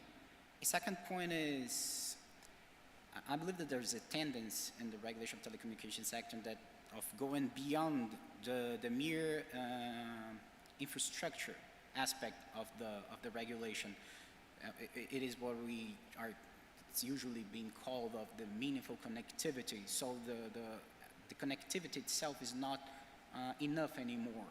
So the user, he has to be able to afford that service and to use it to its full potential. So he needs to have the digital literacy necessary for this. And this is the case of the metaverse. In the debates and panels today, the issue of the inequality and how the metaverse should fight against it, be a tool for equality and not to reinforcing the inequalities. I believe that this debate of the meaningful connectivity is important and maybe it's even crucial in this subject as well. That's very insightful. Thank you. Hussein, coming back to you, you talked about collaboration, you talked about agility. As we are building the metaverse, embracing the new digital era, I think it's also important that while we are thinking about interoperability, how to kind of make sure that we protect the IP and the copyright and all of those things. So what's your view on that?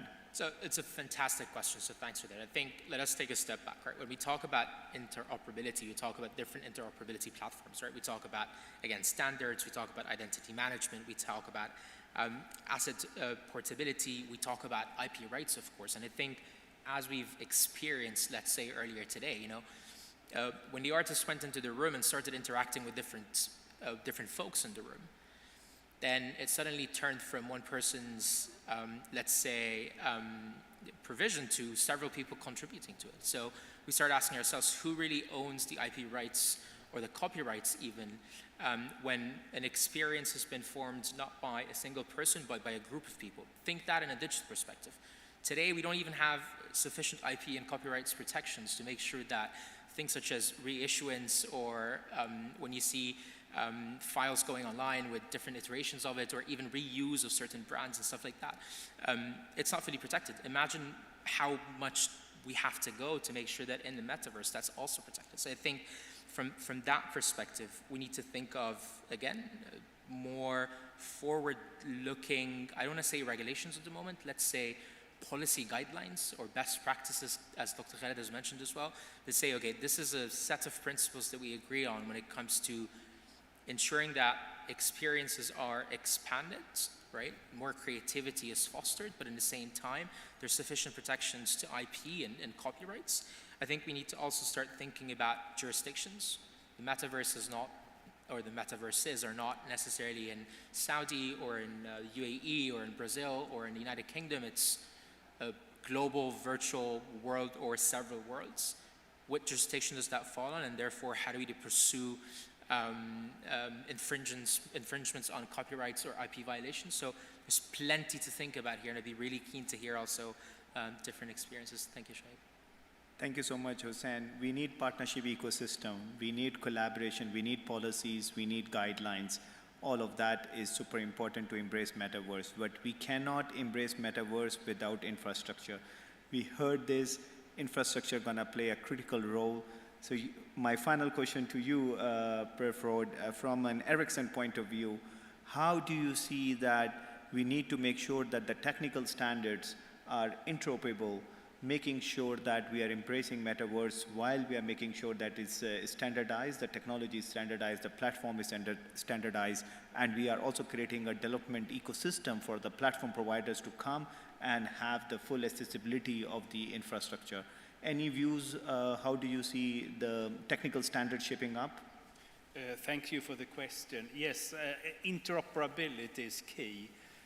if we're going to have a shared metaverse and everybody going to access it, we need to do it on similar terms, and we have to use the same devices. And I mean, standardization is key to interoperability. So I talked previously about the 5G or IMT 2020 standard, which is really a suite of standards. I mean, it's a huge exercise in standardization and interoperability, and we need to make sure that we have a connectivity or access network that everyone can use. So, I mean, interoperability, standardization is key for the success of Metaverse. Thank you. Very well said. Thank you so much. With this, I would like to thank our fellow panelists for joining me and on this a very fascinating topic. So thank you all for this beautiful session. Thank you. Thank you, Shoaib.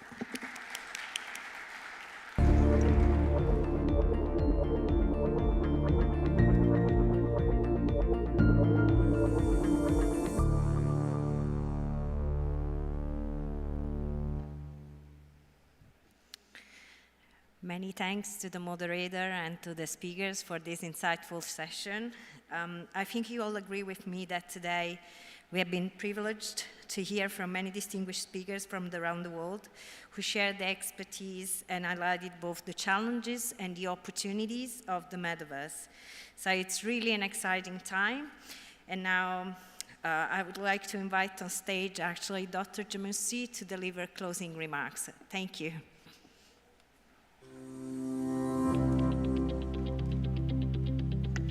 Thank you very much. And on behalf of the chairman of TISAG, Mr. Abdurrahman Al-Hassan, who was not able to join us, he asked me to deliver a few closing remarks. They will be very brief.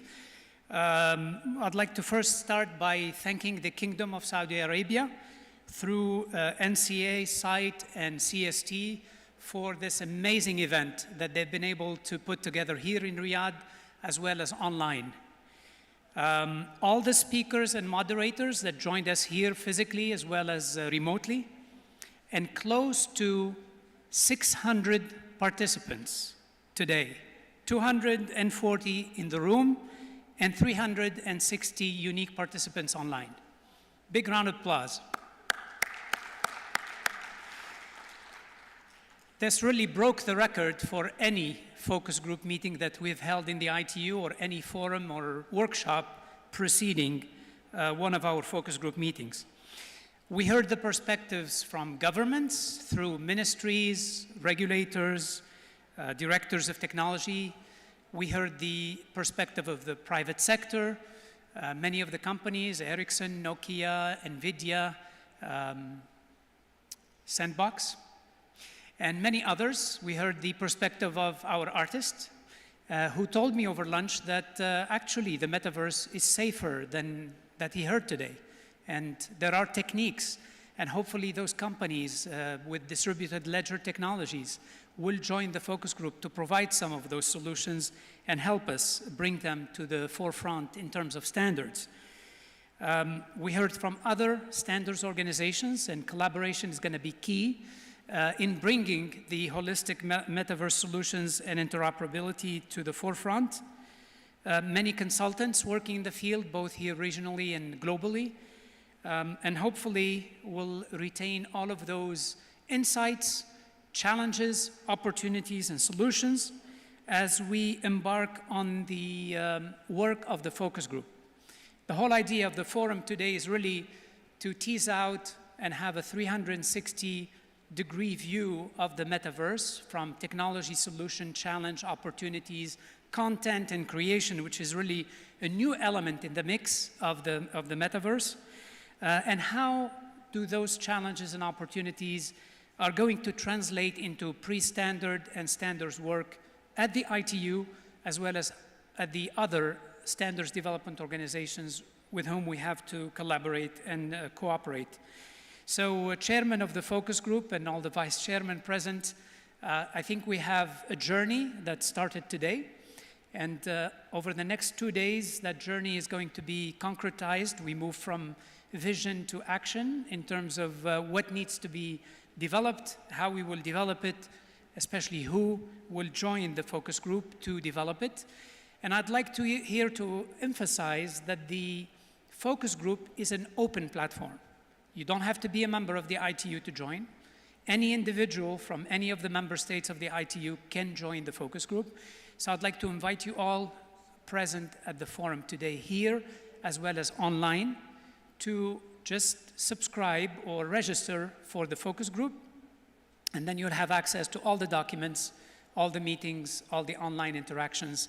Tomorrow is the beginning of a journey. For 2 days, we'll set the structure of the focus group, the leadership of the various working groups, and the deliverables, the documents that will be worked on, maybe some software, maybe Sandbox, if we can have a meeting in the metaverse of this focus group next time. Include content, creation, art, to really be complete and inclusive. So join us in the focus group. It's a journey.